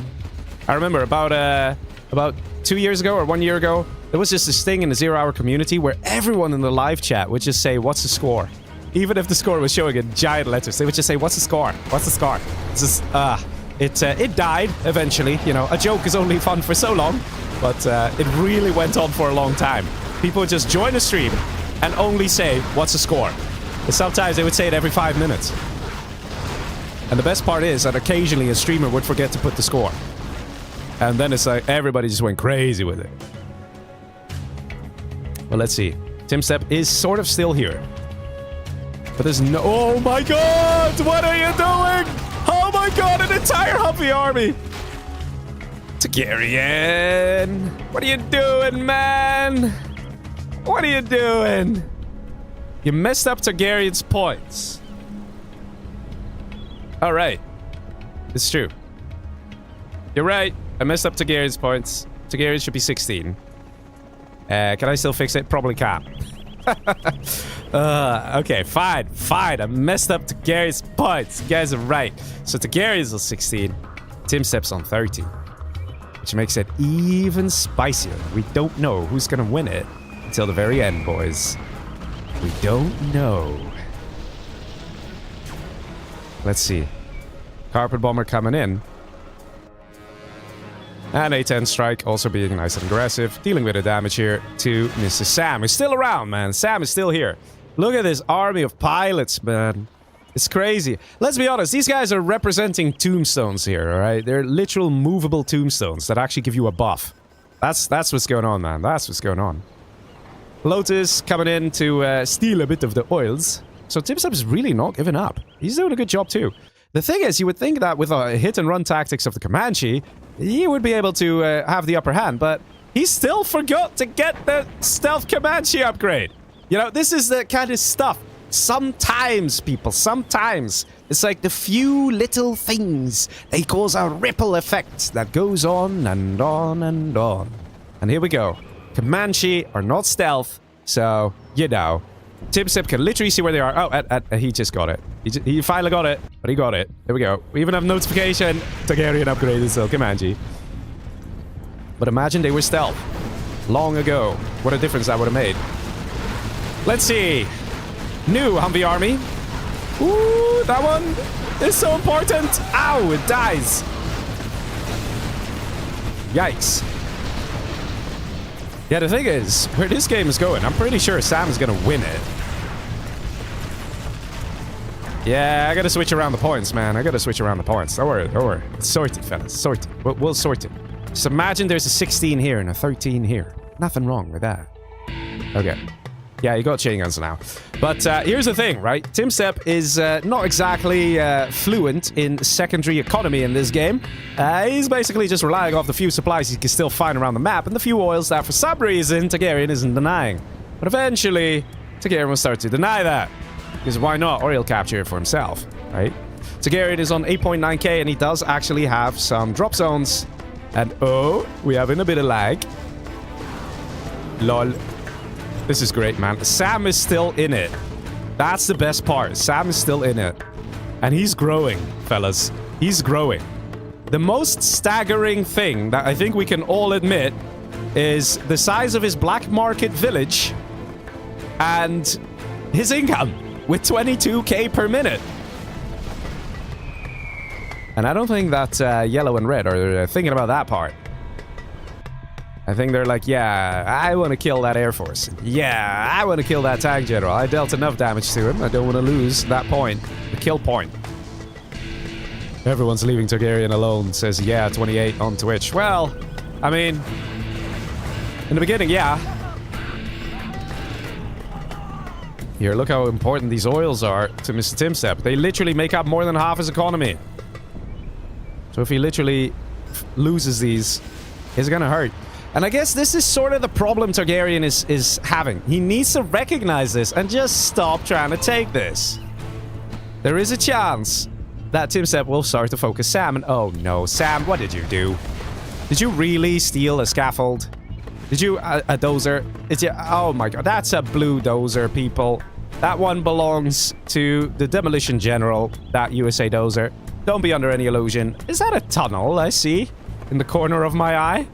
Why, yes it is. Oh, never mind, he's choosing to get out of there. Or, wait, yes? No? Too bad. Almost. I still give you a C+ for effort there, Mr. Sam. Would have been glorious if that went online. But, yeah, this tiff between TimSep and Targaryen over these oils. It's not a good idea. You know, I mean, here's the thing, guys. Here's the thing. You know, like I say, you guys always say, Leggy, you need to math correctly. Let's do some correct mathing, okay? Let's add 7.0 and 4.4. That gives us 11.4, okay? That is almost half of 21. Massacre, you're being the most lucky person ever. Massacre's dead, but I love that you think it's Massacre. Love it. Yeah. Woo, TimSep thinks it's Massacre. I love it. Love it. So good, man. So good. And the players, they always say, like, oh, it's so obvious to know who's who. They have such obvious playing styles, right? Omar saying, amazing games, Lucas. Thank you so much. Yeah, he did great, man. He really put on a show tonight. All right. Let's see. Air Force General versus Tank General. While you're dying. That's a good carpet, though. A lovely carpet. But what's the plan? It looks like Targaryen wants to take out the Tank General and get the point. And once he kills this guy, he actually gets a second point. Yeah, an invisible point. Because it means that Red is going to come second place. You see what I mean? Let's see what's gonna happen here. There's a bunch of quads. And we saw Sam spam in the past. He's an absolute legend. Can I kill yellow? That would be a poor decision. But it's cute. And all the players basically have used up their chat, I think, right about now. The question is, what is the plan for the Red Air Force General? Is he going to try and finish off the tiny bit that's left of Timsep? Timsep only 2k per minute, and his income is right here. This is his only income, fellas. It's his only income. That's going to be it. That's going to be game. Right there.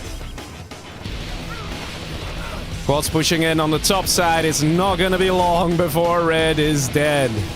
Artillery barrage also coming in. The little things that Timsep can do to squeeze himself to second place. But one can make an argument that Timsep died just now, losing those oils with no chance of getting them back. Still a drop zone here. I mean, looking at this, I mean, he still has units.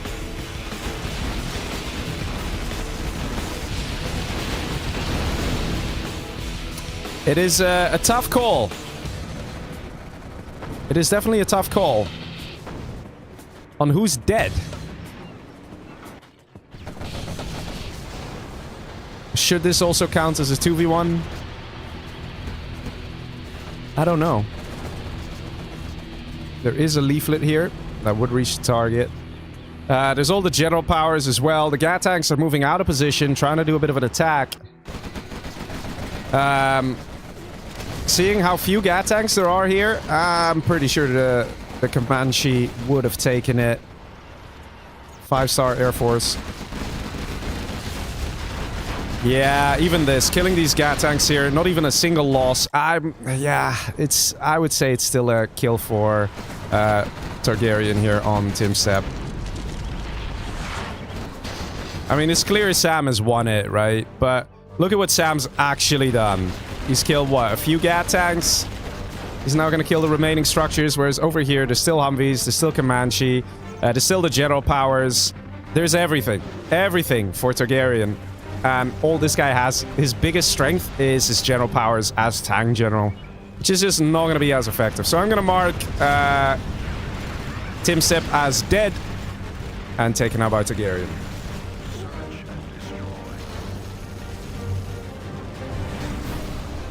Nice attempt to EMP the Comanche there. But yeah, there's nothing here. I mean, the thing is this. If this army didn't exist here, the Comanche would have taken this out. That's why I'm saying that as well. And only now the oils are getting destroyed, and only now the last dozers getting destroyed. So even though there's still a command center out, I'm saying that's a kill for Targaryen, who, as a result, reaches second place.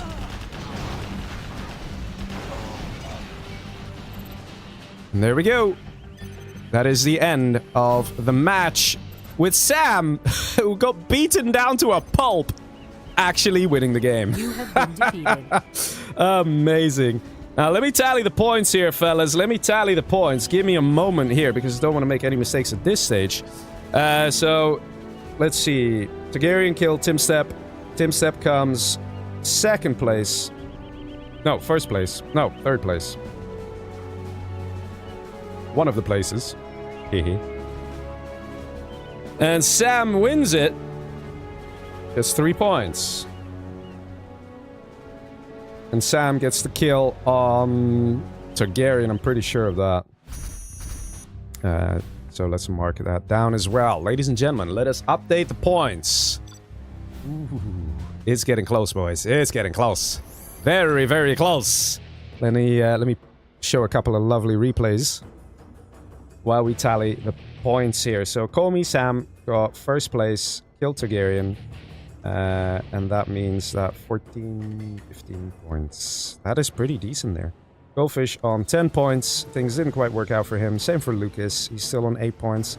Massacre got taken out pretty quick there as well. And Tim Step. No, that was a 2v1. Right. Okay, Targaryen gets 2 points for killing Dr. Goldfish, 1 point for killing Tim Step, 2 points for coming second place. So that's 5. That's 21 points for Targaryen. Ladies and gentlemen, it's coming very, very close here. And let's have a look at Tim Step. He killed Lucas with the first kill and came third place. So that gives him 4 points. That is 17. So the winner of tonight is actually Mr. Targaryen. Let's update scores here. I had shown him incorrectly. Let's see, does this work? No, that doesn't work. Okay, just give me a sec here. Give me a sec. Let me update the scores so you guys can see them in full glory. Okay, full freaking glory, guys. It's amazing. All right, so that's 16, 8, 10. All right. Maybe I need to start the game because I don't know when the score refreshes. It tends to refresh sometimes, but not always. What if I... Okay, yes, thank you. Yes, okay, do this. Okay, Sam is floating. I'm not sure how Sam is floating. Apparently Sam is floating. And there we go. The score is updated, ladies and gentlemen. There we go. We have a winner that has emerged after 7 very long games and 2 matches that got replayed. It's a total of 9 games, you could say. Hot damn. It's been one big evening for free-for-all. There's no way around it, man. There's no way around it. It's been absolutely lovely, right? Sure, we had a few crashes, but on the whole, most games went pretty smooth, right? Most games went pretty smooth. And then when I told all the players to restart the game and stuff like that, everything worked out okay. So very happy to see that. So big shout out to Mr. NeoGod and Wild Communist for making this all possible, sponsoring the money. Really nice. And of course, big shout out to all the players entertaining us. Call Me Sam, Dr. Goldfish, Lucas, Massacre, Targaryen, Tim Step. Really great to have everybody coming together here and giving us an amazing evening tonight. It is crazy, man. It is crazy. It's so difficult, these games, right? And if you look at the winner of tonight, that's Targaryen. He literally got the majority of his points in the last 2 games. Just like that. That's how quick it can go. But yeah, lovely set of matches. And I'm very glad we had no other mismatches and crashes. Ah, okay. Feel a bit better, right? Feel a bit better. Lomji says, what's the score? Thank you. Thank you, man. Thank you. But definitely an interesting set here tonight. And of course, you guys were watching the 40K special. We had an insane amount of matches, an insane amount of cool moments happening. You guys seen the replay clips as they're playing back now. Lots of cool stuff, right? Lots of cool stuff. And yeah, unfortunately, the mismatches that did happen got a bit annoying. Were a bit, especially the match on... Which one was it? The one on Naval Port Reyes. That one. That was just really difficult to tell. So we had to rematch it. But hey, man, we still enjoyed it. Still had a good time. And yeah, I hope you guys enjoyed it too. If you are on YouTube, if you enjoy this kind of stuff, we sometimes do this kind of cast. Not too often, I'll be honest. So if you're looking for just these kind of things, I don't know if it's worth subscribing. Probably not. But you can always just search the channel. If you type in FFA challenge, just FFA space challenge, you'll see there's a whole load of them. And we've done a bunch in the past. And we're a lot of fun, right? We're a lot of fun. But yeah, if you do like this kind of stuff, you like Generals, 0 Hour, I tend to play as well from time to time, usually stream on Tuesdays and Fridays. So you want to tune into those things and you like it, you can always subscribe. Same with Twitch if you want to follow. Hey man, you're more than welcome. You know, it's always up to you guys. And yeah, a big shout out to everyone who's been watching and liking the stream. But of course, I also want to say a heartfelt thank you for everyone who's been supporting the stream over the years. We try our best, man, like as a community, we really do. There's a lot of people who do a lot of things, like Setson, for example, has made Gentool. I've made Genpatcher as well. There's loads of other content creators like Dominator or Dr. Goldfish who stream or create tutorials, how to install the game, how to get things going in the game. And honestly, like, we try our best, man, we try our best. So We hope you were entertained tonight. That's all I can say. And thank you all for the great support over the years. 40,000 subscribers. Let's have the road start to 50,000, right? Let's have it happen. We'll be nice. We'll be nice. We'll get there eventually. Eventually. But yeah, so ladies and gentlemen, one final shout out again to WoW Communist and NeoGoat for making this possible. And yeah, I will be switching off the stream right about now. And hopefully I will see you guys again on Tuesday. This is Legionnaire signing off. Good night, everybody, and see ya!